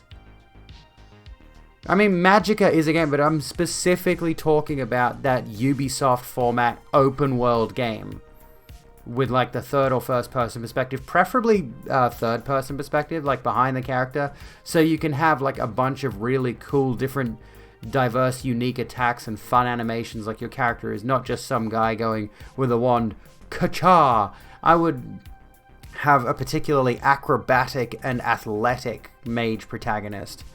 You know, I just don't get why it hasn't been done yet. We see this format with swords, bows, crossbows, guns, so many fucking guns. No one's done the mage game. And I guarantee you a ton of people would fucking play it. No weapons. No weapons at all, just magic. You know, your character is going out on adventures and is a sorcerer, and you can choose what kind of sorcerer you're going to be. You know, what kind of... I mean, obviously, it's a combat mage. Your character is particularly powerful in this instance. Going out and kicking serious ass. You know? And I'm like, it's so logical. The format already exists, and yet no one's made a game of it. Why? And every time there is a mage format in a video game, it's an option. You get to be a mage, but you can also be a sorcerer. You can also be like a warrior or a thief or whatever. World of Warcraft did have pretty good mages, not gonna lie. Yeah. But I want something that's like active combat, not like turn-based or... World of Warcraft's combat system is a specific type that I can't think of the name of it. Like hotbar-based combat. I don't want that. You know. I don't know. I just don't get it. And it's like, it's such a cool idea. It's like, come on. Come on, game devs. Give us our mage game. You know? Almost none of it is, whoa, he used some awesome spells there. Some Assassin's Creed type climbing mechanics, but on high fantasy buildings. Hell yeah. Hell yeah. I don't even like Assassin's Creed anymore. I hate the series, but at the same time, you know. And you know what would be even better? You know what would be even better? Is just the option to choose your spellcasting catalyst is crucial. Choosing between like a staff or a wand or hand-to-hand combat, like hand-to-hand spellcasting. Be like, maybe you can have a sword, but the sword is the spellcasting catalyst, and it's virtually just an aesthetic choice. You just get to choose, I'm going to have a staff or a wand or a sword or a dagger or whatever, or just use my hands. And that should just be like a visual stylistic choice, and it doesn't actually matter in the grand scheme of things. Your stats don't get affected by it. You know, I'm theory crafting a video game here, and I can see it in my head, and I just can't have it, and it sucks. Orb, yeah, hell yes. May actually make something like that as a solo project to test your knowledge with Unity. Less sword, shield, spear, spell, and more fire, water, air, earth, air, dark, light as choices. Yeah, exactly. Like, give the player the option to choose their gameplay style. You could be a bit of a stealthy mage, you could be a bit of an AoE mage, a bit of a direct damage mage, or anything. You could summon minions if you want. But just, like, make it... I don't know, yeah. If I had a sword, I'd want to hack people with it. Magic sword! It's a magic sword. You need to use magic with it to make it work properly. Staff and fire magic would be like fire twirling and Kapira and shit. Yeah, exactly. Exactly. Why do we not have this game yet? Dude, hell. Do you ever run out of mana? I mean, you could.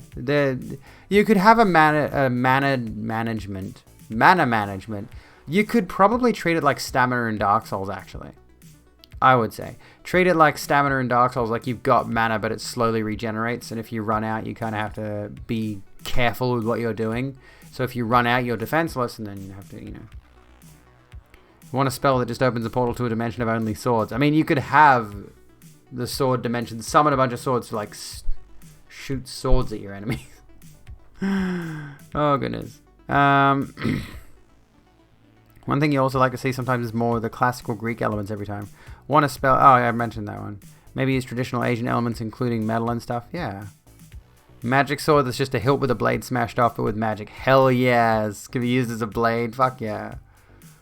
Oh, I'm honest. I have no interest in wrestling games. Honestly. I gave up on the whole wrestling game genre a long time ago. I'm not going back to it. I barely go back to games as it is anymore. I'm dreading tomorrow's stream because I'm like, what the hell do I play, and am I going to enjoy playing it? You know, I have this problem with video games at the moment where I'm like, I want to play games, but do I want to play games? Not really. I gave myself Fridays as my gaming nights, and I'm kind of like, what do I fucking play? I don't care for anything. Don't play Hades, I won't enjoy that. I can't tell if you're being sarcastic or not. I enjoy it to a point. It's okay. But I don't know if I'm that interested in it. Got a sword that can shoot life juice, but it's got a weak charge up time. Thinking more along the lines of the magic being defined by the character's behavior. Yeah, like Paragon Renegade. I mean, that's a good idea. Certain things could be, certain choices you make in dialogue, perhaps, might influence what your character does, or like, I don't know. You're heading off, Trash Cat. Have a good one. Good night.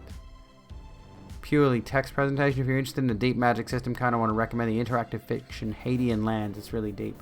Purely text presentation, though. Here's a fun fact. I've never played a text-based game. At all. I don't think. I think I tried to play Dwarf Fortress, though, at some stage.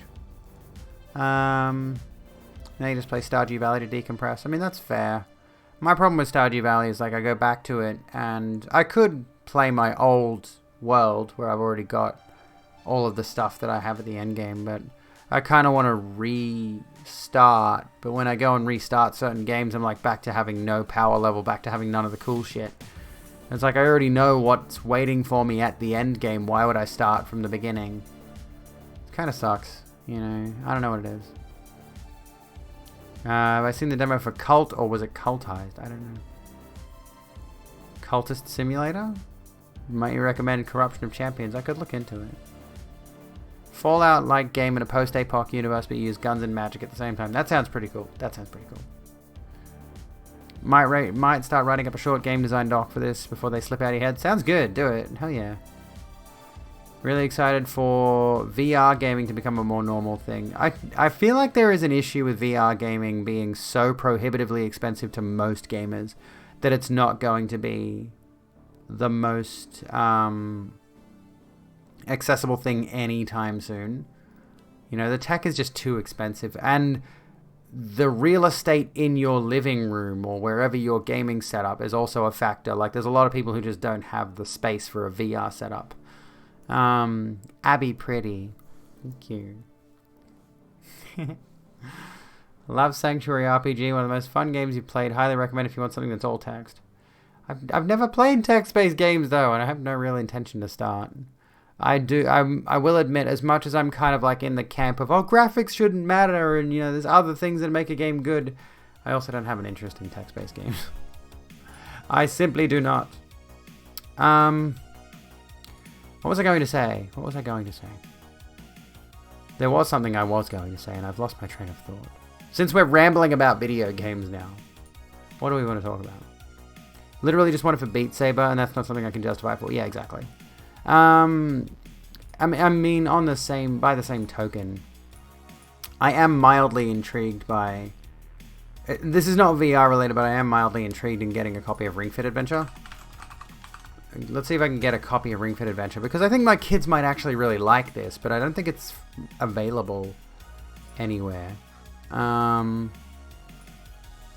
it's $119. It is available, but it's $119 fucking dollars. Fuck. Because I'd like to play it myself as someone who's really into fitness. I love the description. Explore a fantasy adventure world to defeat a bodybuilding dragon and his minions using real life exercises. That's fucking great.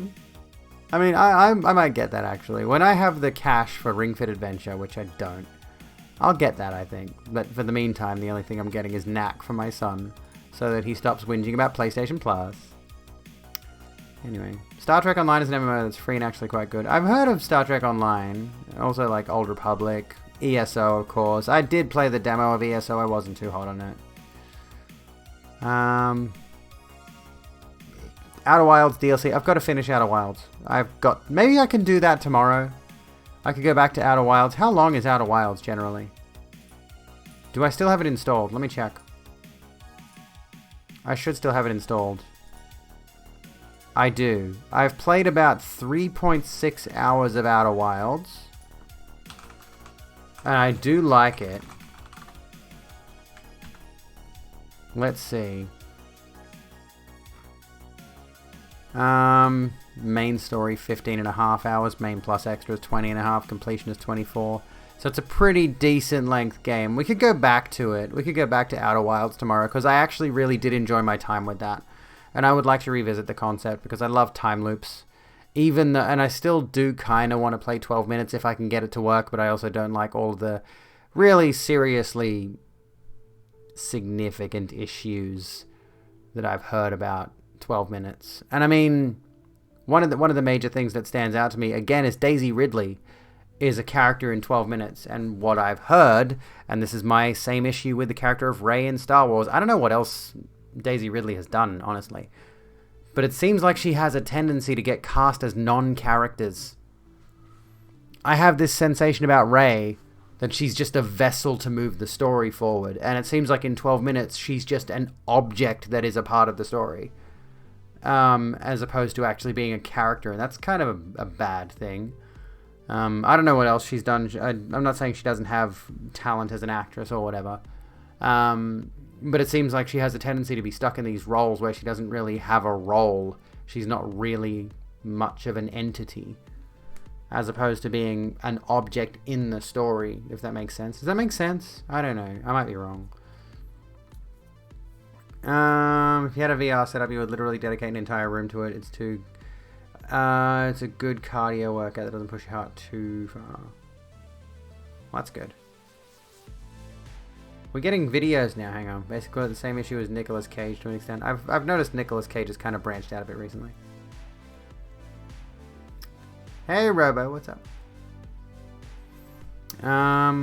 Best visual novels are the adult ones, really love Rebirth. What's this? What are we getting videos for? Hang on. I'll take a gander at this.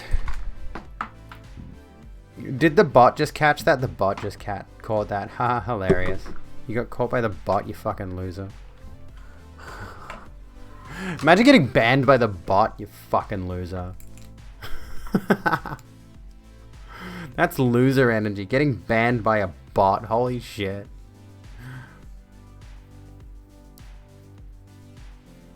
Fucking wanker. I have heard Color Out of Space is quite good. I don't know much about it, but yeah. Alright, let's have a look at this and then we'll have a look at your video. Now, more than ever, it's important for Americans to take care of their health. When it comes to protecting yourself against the COVID-19 virus, the FDA-approved vaccine might not be the right choice for patients who are allergic to reality. That's why there's ivermectin, the COVID-19 treatment option. Get bullied. For real patriots. With ivermectin, you can say nay to the FDA and take matters into your own hooves. Don't take ivermectin if you plan on driving, operating heavy machinery, or if you're wearing your good pants. Sound is out of sync again? Side effects of Well, I mean, ivermectin can it be out of sync? uncontrollable vomiting and diarrhea, the inability to pronounce Kamala Harris's name, or a sudden urge to speak to the manager. Some patients taking ivermectin have reported hallucinations of lizard people in the halls of Congress, and in rare cases, finding Joe Rogan's podcast helpful and/or informative. Call your doctor if you begin to experience delusions of grandeur about the supremacy Why of your is that race. doing that? If that's going to do that, I'm not going to watch any more Actions videos. toward your elected representatives can occur without warning. Join the herd.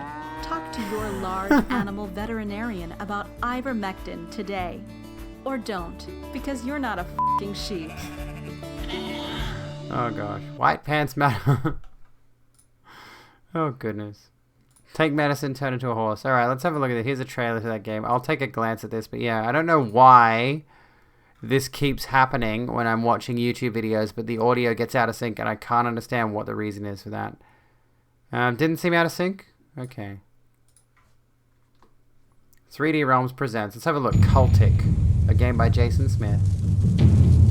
Where the first thing you'll do is die. Well, I mean, that's it now.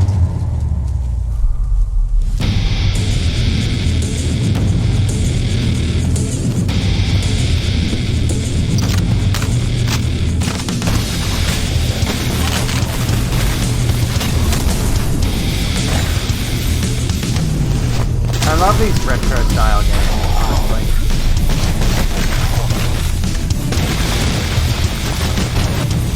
They generally seem to take the retro aesthetic and add new and interesting mechanics from modern games into them, which is really cool.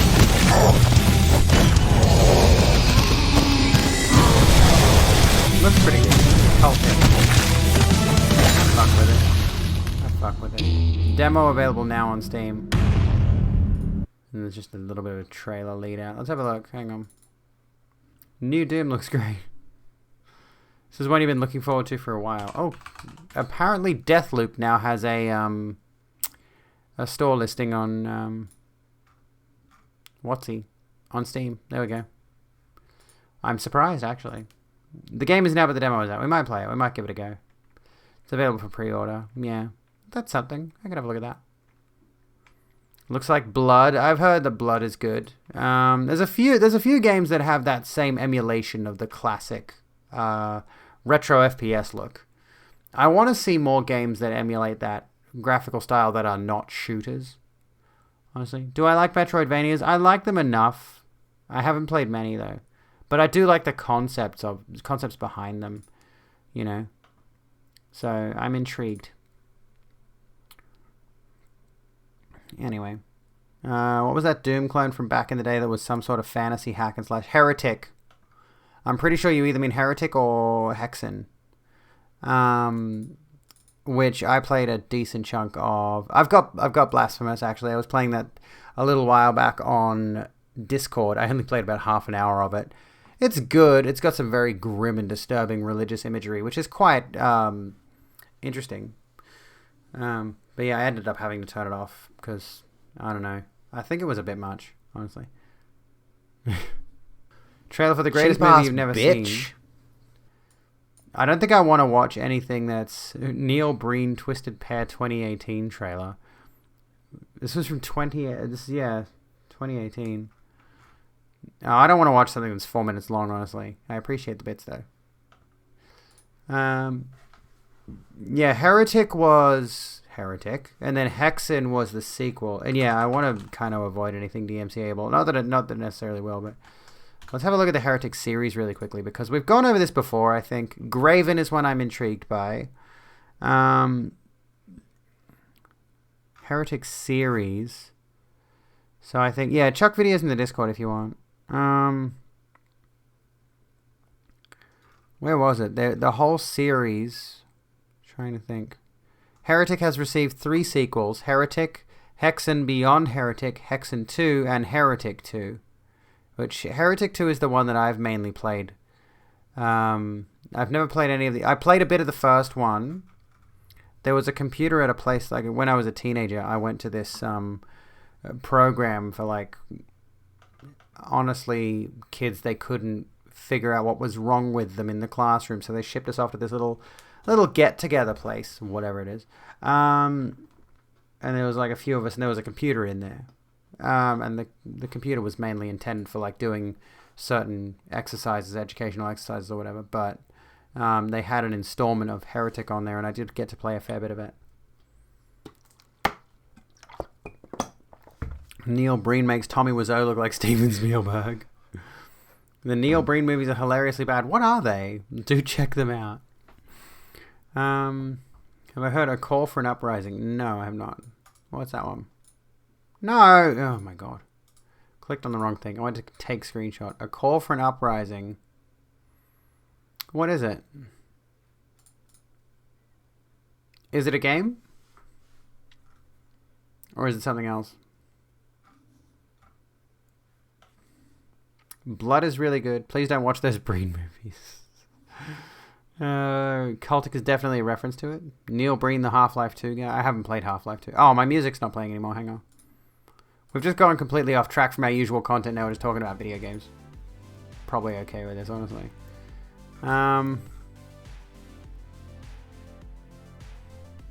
It's a YouTuber. Oh, okay. I see. Oh, we should probably get back to our usual content because, you know, I've drifted off what I was talking about and we're losing viewers. I'm honestly, like, concerned with that at the moment. We're not really talking about anything related to what we usually talk about and we're losing viewers. So, you know, should probably find something relevant other than video games. A chud on YouTube. Okay. What are they... When you say chud, what do you mean by chud? Because I've seen this word thrown around and I'm curious. What is a chud? Definition. I mean, chud or chud is a term historically applied to the early East Slavic annals to several Baltic Finns in the area of what is now Estonia, Karelia, and northwestern Russia. I don't think that's it.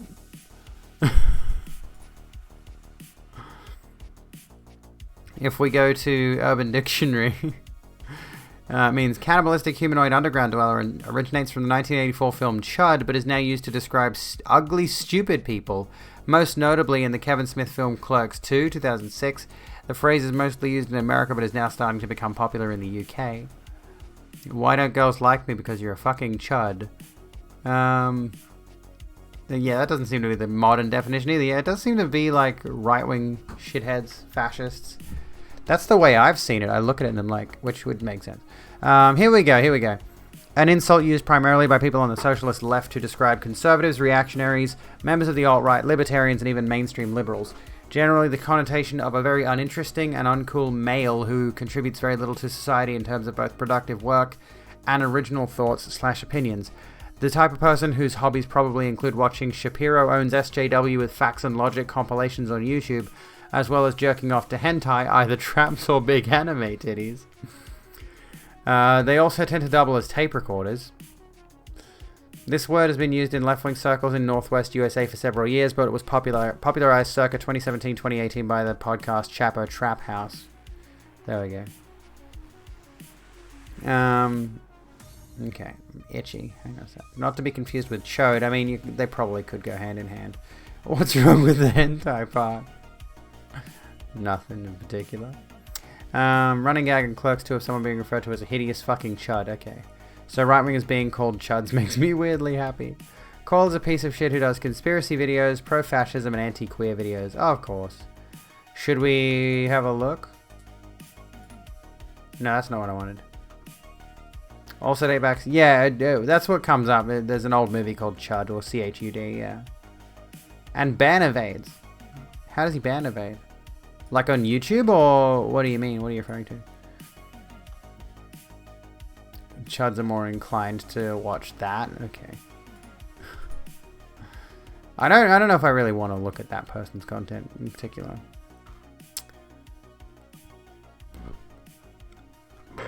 Excuse me. Okay. I am intrigued by this. Hang on. Oh, excuse me. Goodness. Here's a bit of an article. I don't know if this particular site is in any way reliable, but at least it's something. This happened today, and this has been trending on Twitter today. We will be looking at what contact tracing looks like in the New World Order, Dr. Kerry Chant. Conspiracy theorists are beside themselves with joy. Oh, that's a Tucker Carlson clip, okay. After finding evidence about the New World Order theory, after an Australian government official seemingly unwittingly used the phrase. In a press conference about Sydney's plan, not the Sydney, to ease lockdown restrictions that have been in place since July to deal with the Delta variant, New South Wales, this is awful journalism, but it's the only article I could find. Chief Health Officer Dr. Kerry Chant said measures such as contact tracing may have to be retained in a New World Order. We'll be looking at what contact tracing looks like in the New World Order.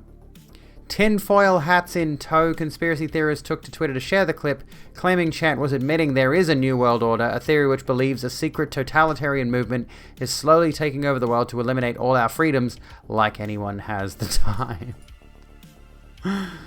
Always funny when they are forced into these desperate denials. Oh, it's PJW. Why is he verified? Let us explain why what she said isn't actually what she said. She misspoke, by the way. New World Order, listen, we've been told. Wait, this is an accidental mention. Nothing to see here, just another conspiracy theory becoming reality. Move along. There's a bunch of tweets like this kind of shit. And Gillian McKeith, a controversial TV nutritionist. Never trust anyone who calls themselves a nutritionist. Hello, Tabby Rose, how you going? Yeah, you did find an Aussie. I'm one of those Australians. Others did, however, point out that it wasn't necessarily very helpful of her to use the name of a widely shared conspiracy theory while giving out public health information. I feel like she misspoke. Maybe she meant to say, like, in the new world, as in, like, in the new post-COVID world. Like, I don't think she meant to say New World Order. It seems pretty likely it was a misspeak. If you're a public health official discussing COVID containment measures in a televised briefing, do not use the phrase New World Order, a well-known conspiracy theory about an authoritarian world government, in any context ever. New World Order is trending. What could possibly go wrong? Government officials could be well advised to avoid phrases like the New World Order when they're talking at press conferences about massive limitations on people's freedoms. New South Wales CHO Kerry Chant said New World Order in today's press, a phrase commonly used by conspiracy theorists. Innocent turn of phrase, but it's blowing up conspiracy channels on social media. Lots of comments about it on Scott Morrison's Facebook Live just now.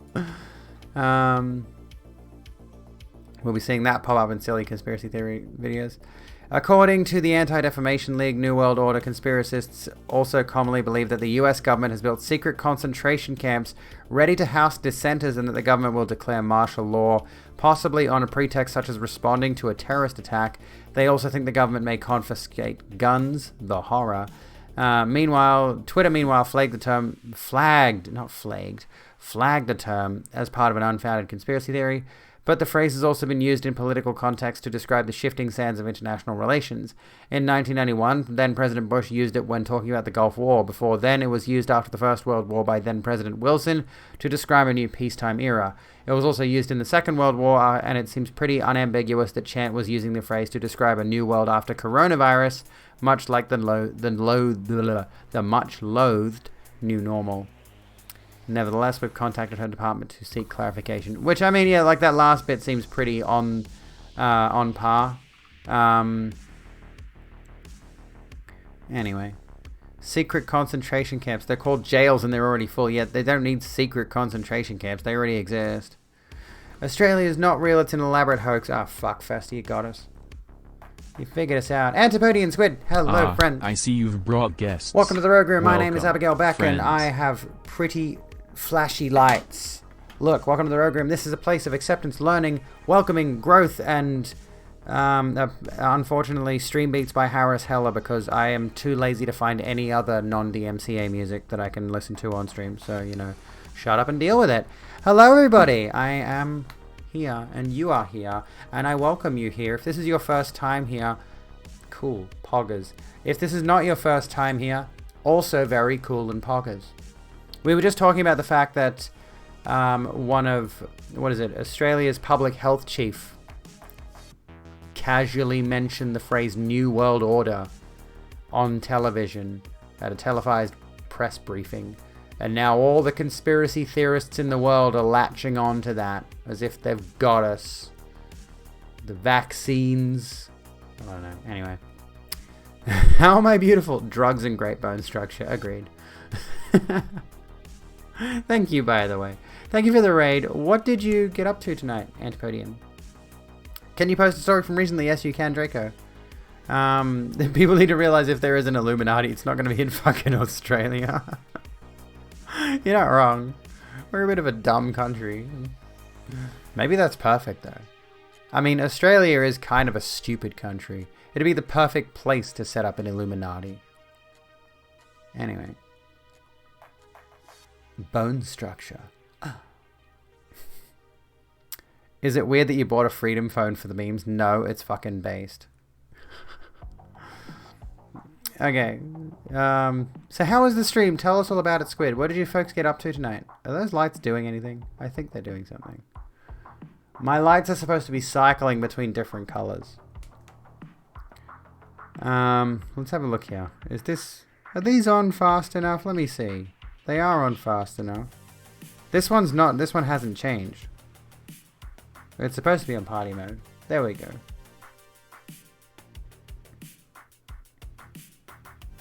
There, I'm trying to make my colors all dancy and pretty and stuff, and it's like, bro.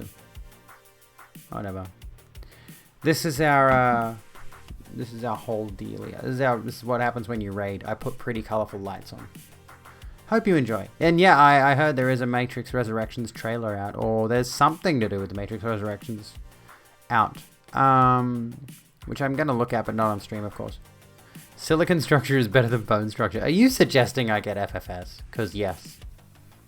Although, if I got... Oh, 32 minutes ago, official trailer, Pog. I'll look that up, yeah. Hell yes.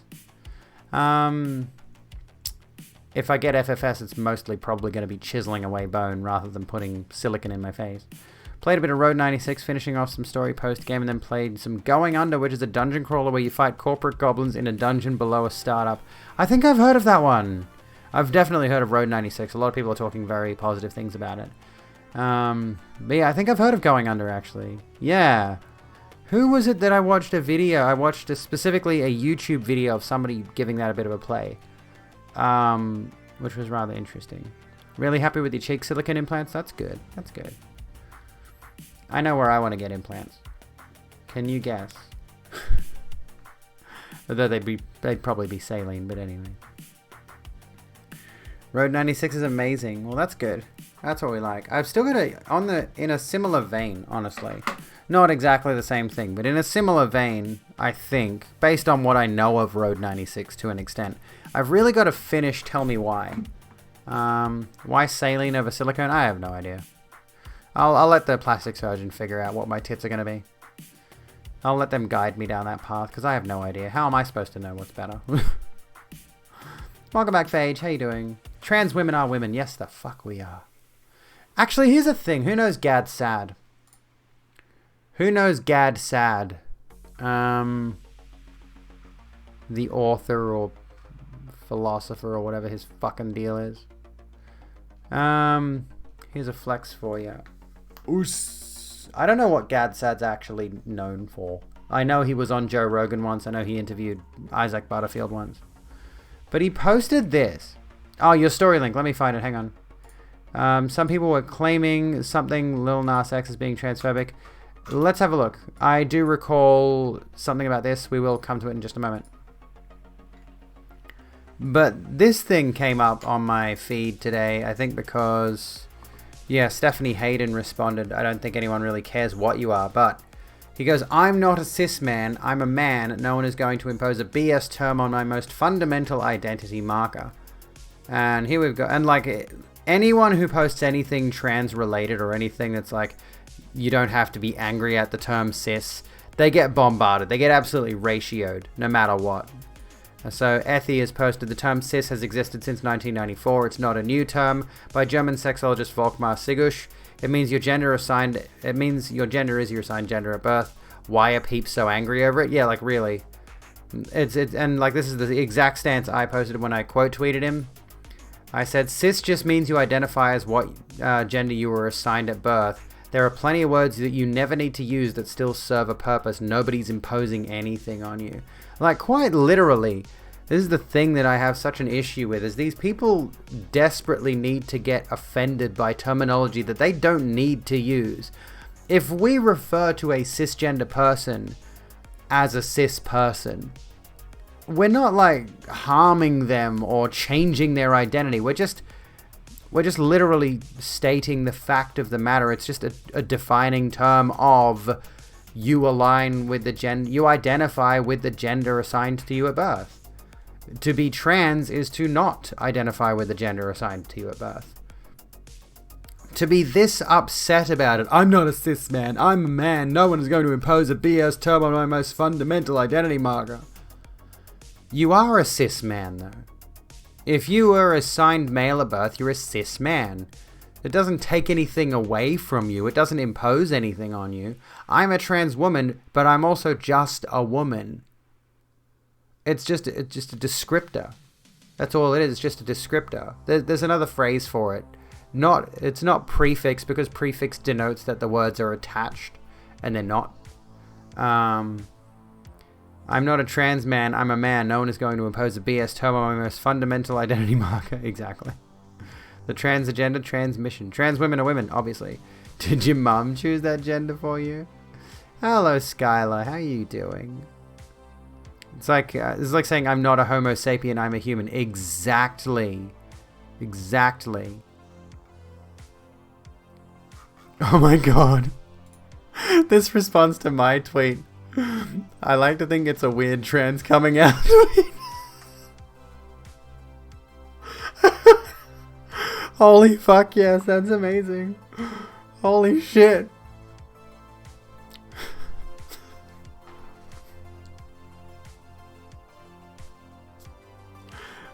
Gadsat is trans. Gadsat says trans rights. Trans flag keyboard. Why did I switch to that camera specifically? I don't know. Sup. I look like such a not woman right now. The hell is my deal, dude? I can't figure out what I am.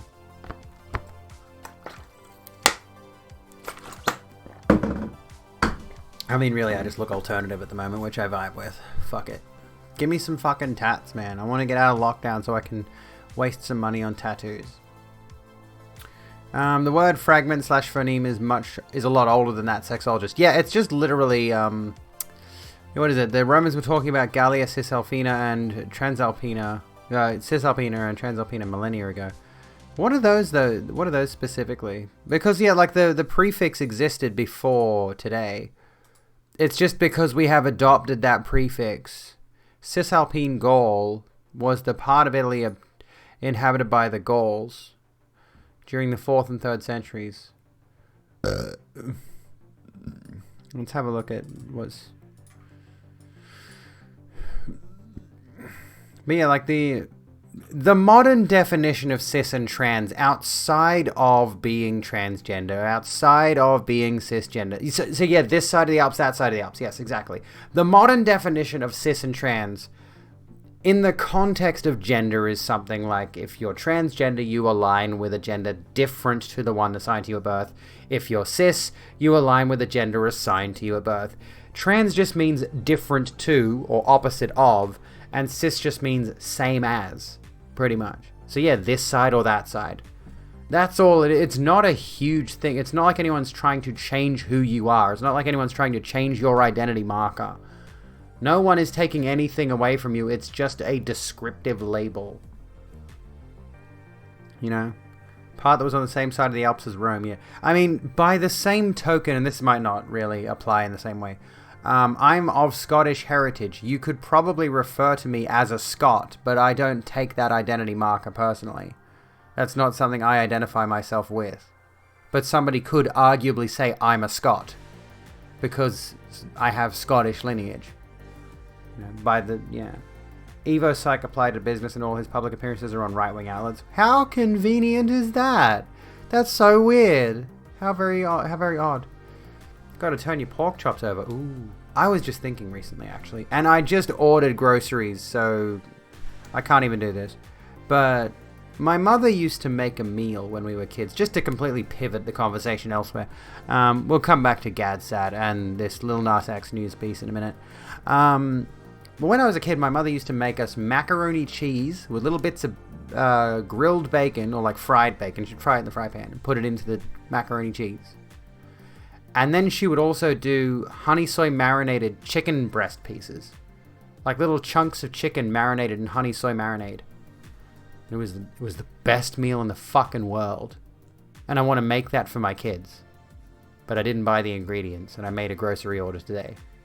And I probably can't afford to get the ingredients now because I think I just spent the rest of my money on that grocery order. But still, I want to make my kids that meal because it was just the best shit. It's like, that's my childhood meal. And I want to make it for my kids. I don't know if they'll like it. Disregarding what you read before, parents said it's just a phase, and I'm your comfort streamer. Aww. Let me come back, Sky. Let me come back. Finally changed your legal name from Redacted to Skylar. It's not very classy, but it's. I like it. I like Skylar. I like it. I'm sorry to hear that your parents are being cunts about it, though. But I hope that the Rogue Room can remain a place where you can come and feel comfortable and happy. Okay. You're a German with some Dutch and Austrian heritage. You could call yourself Dutch, but you just don't. Exactly. I'm an Australian. I'm not a tall man. I'm a man. I hate that people have to add tall on to describing me just because I'm tall, pretty much. Childhood meal. Yeah, like, I mean, we just sort of pivoted to that briefly. It's just a fond memory from my childhood is that specific meal. They, them pronouns. There you go. You've chosen a good name, actually. Didn't even think about that. I had a gender, what was I going to say? I had a gender neutral name before I came out, technically speaking. Gender neutral, whatever that means. So I could have kept it, but I didn't. Anyway. It's getting to the tail end of the night, and I need to wrap up on something soon. Anyway. Lil Nas X just set up a Montero baby registry, and guess what? This is a whole thing. So Lil Nas X is a bit of a strange person, honestly. I don't know. He's a weird dude. He does some weird shit, but it's always pretty cool, honestly. Welcome to another day in Lil Nas X's world where we are all lucky to live by the good grace and graciousness of his royal Montero-ness.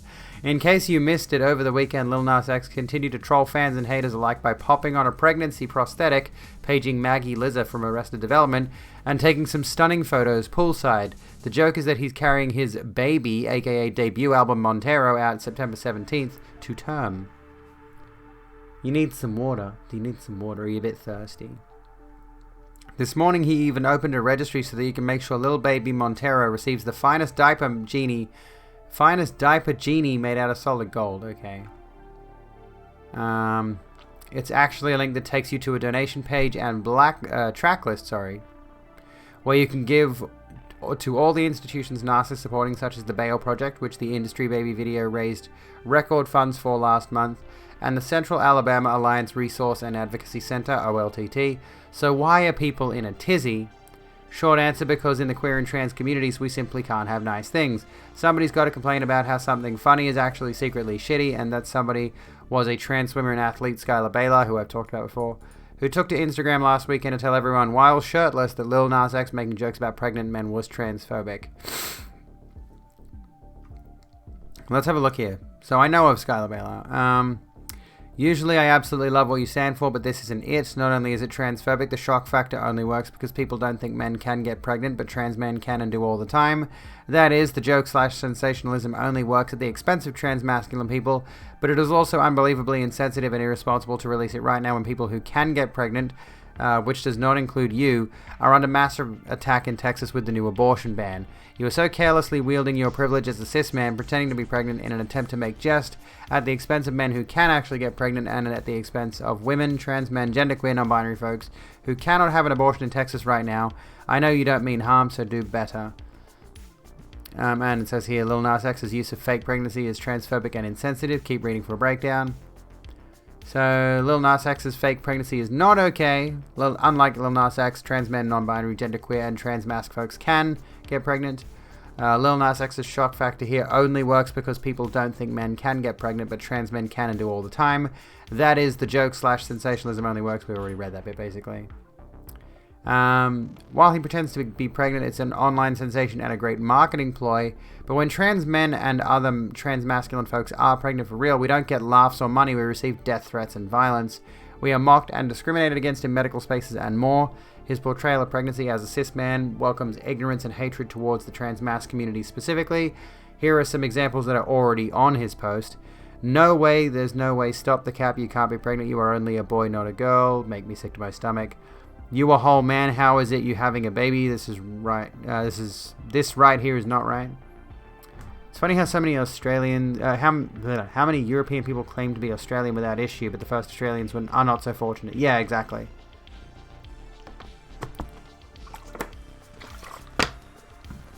I don't think this is an attempt to make jest. The only people bothered by it are people who don't think men can get pregnant. I think I get what you mean. Yeah. Even that, yeah, the timing is a bit tactless. Yeah, First Nations people are, Well, this is the thing. I'm going to raise this point. This is interesting to mention, and I'm not trying to dismiss any identity of Indigenous people, but technically, if we want to be pedantic about this, the Indigenous people did not have a name for the landmass that we currently call Australia. They are definitely First Nations people. They are definitely the original inhabitants of this land, but can we really call them the first Australians? They are, technically, if we want to use modern terminology, yes, they are the original inhabitants of this land. They are the first Australians. But they didn't call this land Australia, and they didn't actually have a name to refer to the land mass. They more referred to areas of land that belonged to different cultural peoples. Like, the only ones I know of are local to me. The only names of Indigenous... Well, I suppose there is... let me think. There was one I can think of that's a bit further away. I don't want to mention the names of Indigenous lands that I live near because that could basically dox me. But, like Indians in the American... Well, that's the thing. They didn't call the land anything. The land belonged to the entire community. Yeah, it wasn't... They didn't give Australia, the nation, the landmass, a name. But certain groups lived in certain areas, and those groups had names. They had names for country, but not the country. Yeah, I think that's a better way to phrase it. So it's like when you say original Australians or like the first Australians or whatever, it like doesn't really apply technically. Because, I'm not going to speak for anyone here, but I dare say there's probably at least a few Indigenous peoples who would not like to be called Australians because they would more than likely see the term Australian as a colonial term, as a term wielded by colonizers. Like they took the land and then they said, this is ours, this is the land you live on, and we are naming it for you, Hope everyone remembers the horrors of colonialism. Well, we're trying to keep that discussion afloat, actually. We should do another stream regarding colonialism, but unfortunately I worry having that discussion because I really want to. I want to discuss Australian colonial history, but I worry about speaking over the correct voices. Maybe I can find some resources and we can watch a bunch of things. Like, there was a really good video about treaty that I watched at my uni course recently. I wonder if I can find it. I think it was on SBS. It was only like an 8-minute video. But I would like to find a bunch of resources and we can have a stream about the Indigenous people of Australia. I think that could be really good. So, if I can gather that stuff together, we could do that next week. Because on tomorrow's gamer night. Still don't know what I'm playing. There's an idea. I know bits and pieces. Like, I know enough, but not enough at the same time. If I were to do a public speaking arrangement, for example, generally speaking, it's considered respectful to say I acknowledge that I am making this statement on the lands of this particular Indigenous group's land. Is Aboriginal acceptable term? That one is tricky, I think. That one's complicated. Excuse me. I'm not 100% on that one, I will say. I generally refer to indigenous people. First Nations or indigenous as an umbrella term. There we go. Oh, yeah, Aborigines is offensive and considered a slur. That's what I'm thinking of. So Aboriginal is a correct term, and Torres Strait Islander are correct terms. They acknowledge the land the game was developed on at the start of Webbed. Oh, that's cool. That's cool. What's Webbed about? 47 years old, so if Aboriginal's offensive... No, you're totally okay. You're totally fine. I mean, this is a good discussion to have. This is a good thing to talk about, actually. In fact, I think Squid, isn't this... I think this might even be the reason that I found your channel. Was we were having this very discussion here on my channel. I think someone recommended you to me. Because you might know more about this than I would. I know very surface level stuff about everything that's gone on there. Cute little pixel spider game with a skateboard. Oh, yeah.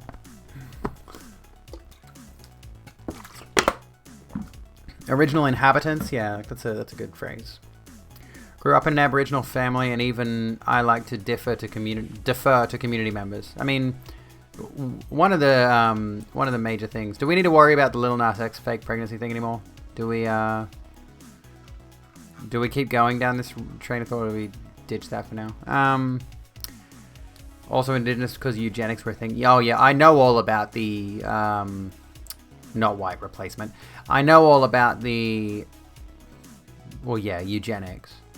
There was a specific phrase for that, but like I did learn about what was it? That whole thing of they were going to take indigenous children. Stolen generation, is that it? Effectively, they wanted to breed the Aboriginal out and create the white Australia sort of situation. Don't come into my channel and just randomly drop links, please and thank you. Kill the culture, save the baby.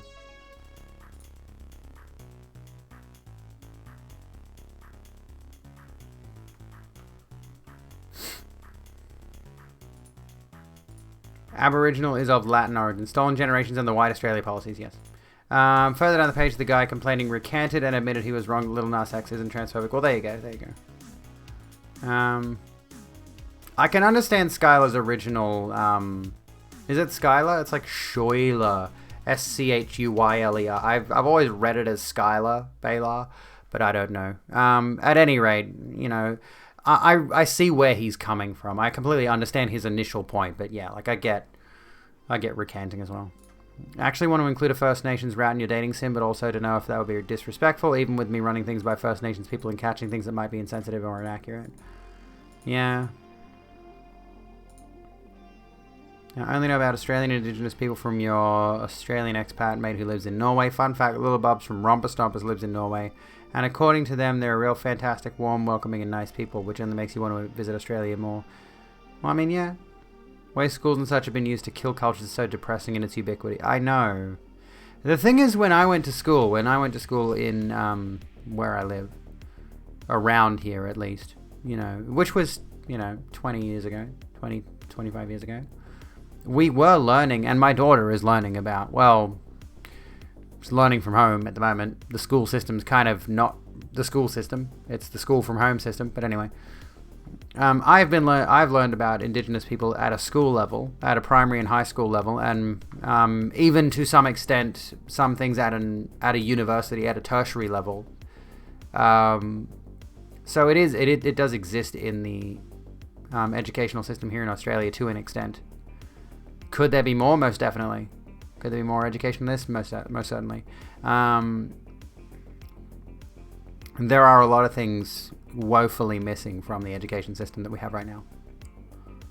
I remember going to Catholic school and in second grade said, oh my god, because I'd fallen over and scraped my knee really bad, and the teacher, instead of helping me, scolded me. Then on Friday I thought I was early to class since nobody was there. I sat down and the teacher found me there, then told me to follow her. We went to a room with the class sitting in a circle holding hands.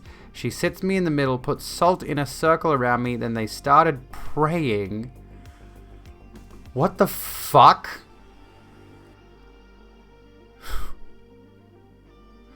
That's some cultish behavior shit. Holy fuck, dude. Don't think Native American culture is ever going to make a comeback at this point as long as people aren't dying and are taken care of. The idea of land reclamation and that stuff is out there. Yeah, that was weird. I mean, it's sadly not surprising though. Not at all surprising though. Here in my rural conservative USA school system, we only learned X tribe lived in our area, and the Indians celebrated Thanksgiving with the Europeans, which is a thing. I do want to mention, like, in response to that, when I was a kid, me and my sister were sort of dragged into this Baha'i thing by our auntie, basically.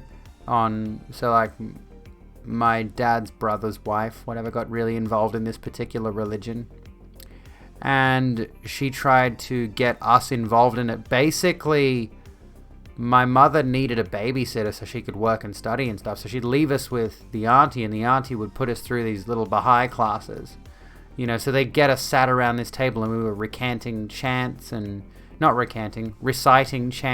songs and learning about the Lord and all of these other different things.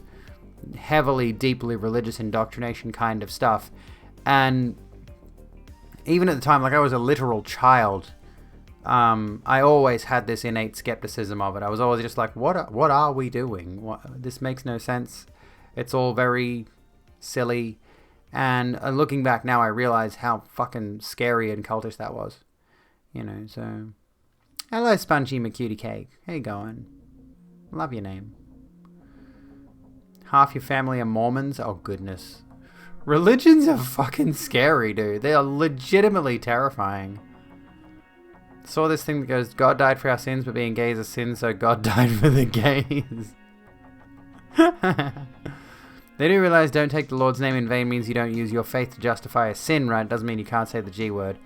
This reminds me, honestly, of the pull yourself up by the bootstraps thing. Reminds me of the blood is thicker than water. Reminds me of... There's a number of phrases like this, where the phrasing itself, I mean, you could honestly extrapolate this to stuff like Black Lives Matter and other little punchy catchphrase kind of things, where it's like the phrase is short and easy to understand at a first glance, but the actual meaning behind it is significantly broader and significantly deeper. And a lot of people just don't put in the mental energy to learn what the rest of the meaning is. Like, if we come back to the Black Lives Matter thing for a moment, we know, like, when someone says Black Lives Matter and the response is all lives matter, it's like, well, yeah, we know that, dipshit. But there's a lot more significance, like the institutional racism that is still a massive, massive problem today, and all of these other issues that relate to that. Just below the surface of what Black Lives Matter means. Blood is thicker than water. The blood of the covenant is thicker than the water of the womb is the entire phrase. Pull yourself up by the bootstraps is trying to illustrate the fact that it is impossible to pull yourself up by the bootstraps over a fence, sort of thing. If you want to jump over that fence, you got to pull yourself up by the bootstraps. Literally impossible. All these phrases and the things like don't take the Lord's name in vain, they have deeper meanings. I am the succubus, but my horns are retractable, so they're under the beanie at the moment. Anyway, the education system is much improved from when I was at school in terms of Indigenous education. Squidling School has an Indigenous advisor there that makes sure that ceremonies are properly conducted, and each term Squidling is given the opportunity to have education provided in a way more in keeping with Indigenous traditions instead of traditional teaching methods. And in older classes, they will have classes about Indigenous culture. That's awesome. I'm glad to hear it. I'm glad to hear it. Just dig the blinking face me at my computer because of that. Because of that message. What message? Hang on. Let me come back. And yeah, I'm tired. Abby tired. Where are we? Strive not to let my faith justify sins to begin with, not because of a commandment, because it seemed wrong otherwise. I mean, this is the thing. I am succubus GF. I am Doom a succubus GF. But yeah, my horns had to go away because it gets a bit painful having them out all the time. It's a chore having horns. They give you a bit of a headache, you know. But what's great about being a demonic entity from the underworld is you have like some cool magical abilities, like the ability to wear a beanie and hide your horns.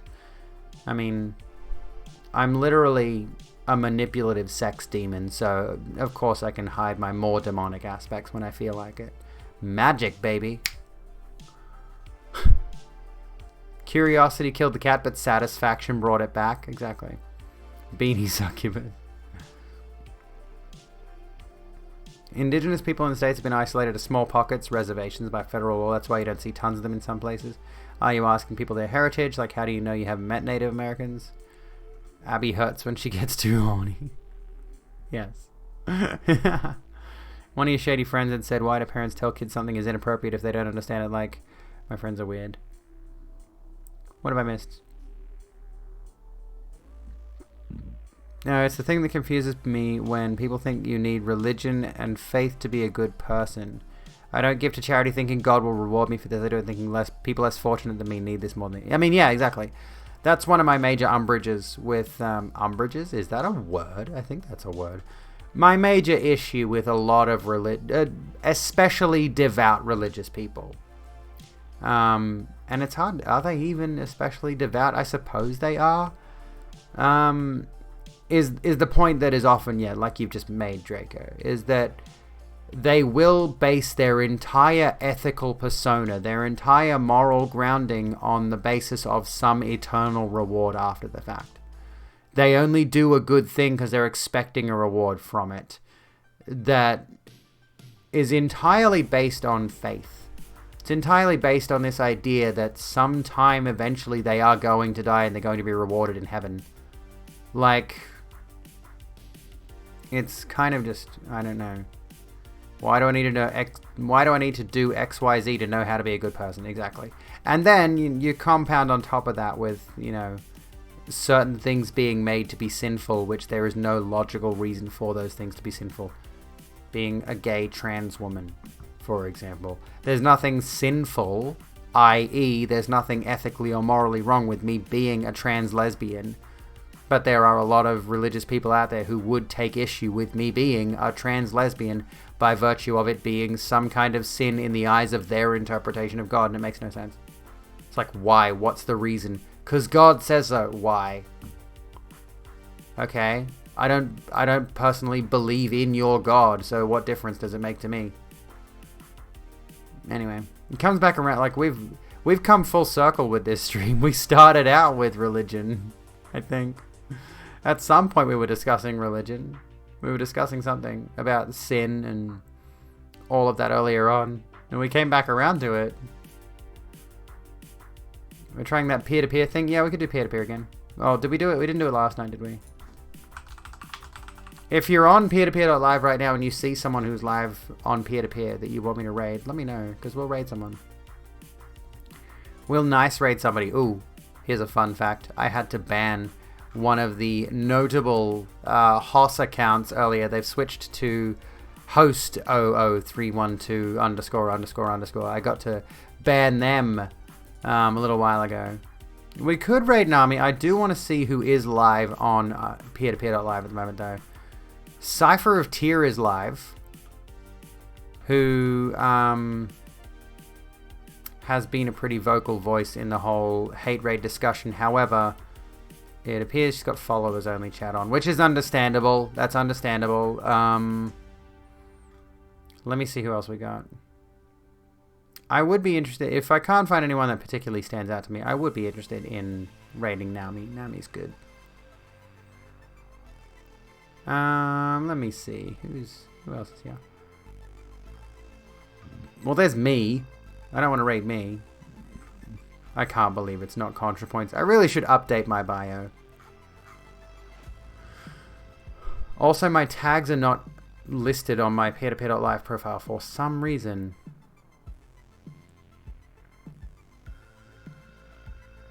Do you like Smallsy? Found Wreck-It Raven was live the other day, but they had follower only. I don't understand. Yeah, like, I get that. It kind of sucks. Like, I totally get it. And, like, D-Tune was live the other day, and mentioned on Twitter that he received a regular raid, turned off his followers only mode thing for like a minute to respond to the normal raid, and all the hate raiders flooded back in again. Still makes you giggle that I used your contra points line. I mean, it's a good one. It's a good one. Yeah, we got another one. Followers only chat. Gosh dang it. We do have someone playing Stardew. Stardew's always very poggers. How do we feel about Stardew Valley? How do you feel about, who's Lana Lux? I saw that and I thought Laura Lux, and I'm like, big booby girl who's streaming on Twitch?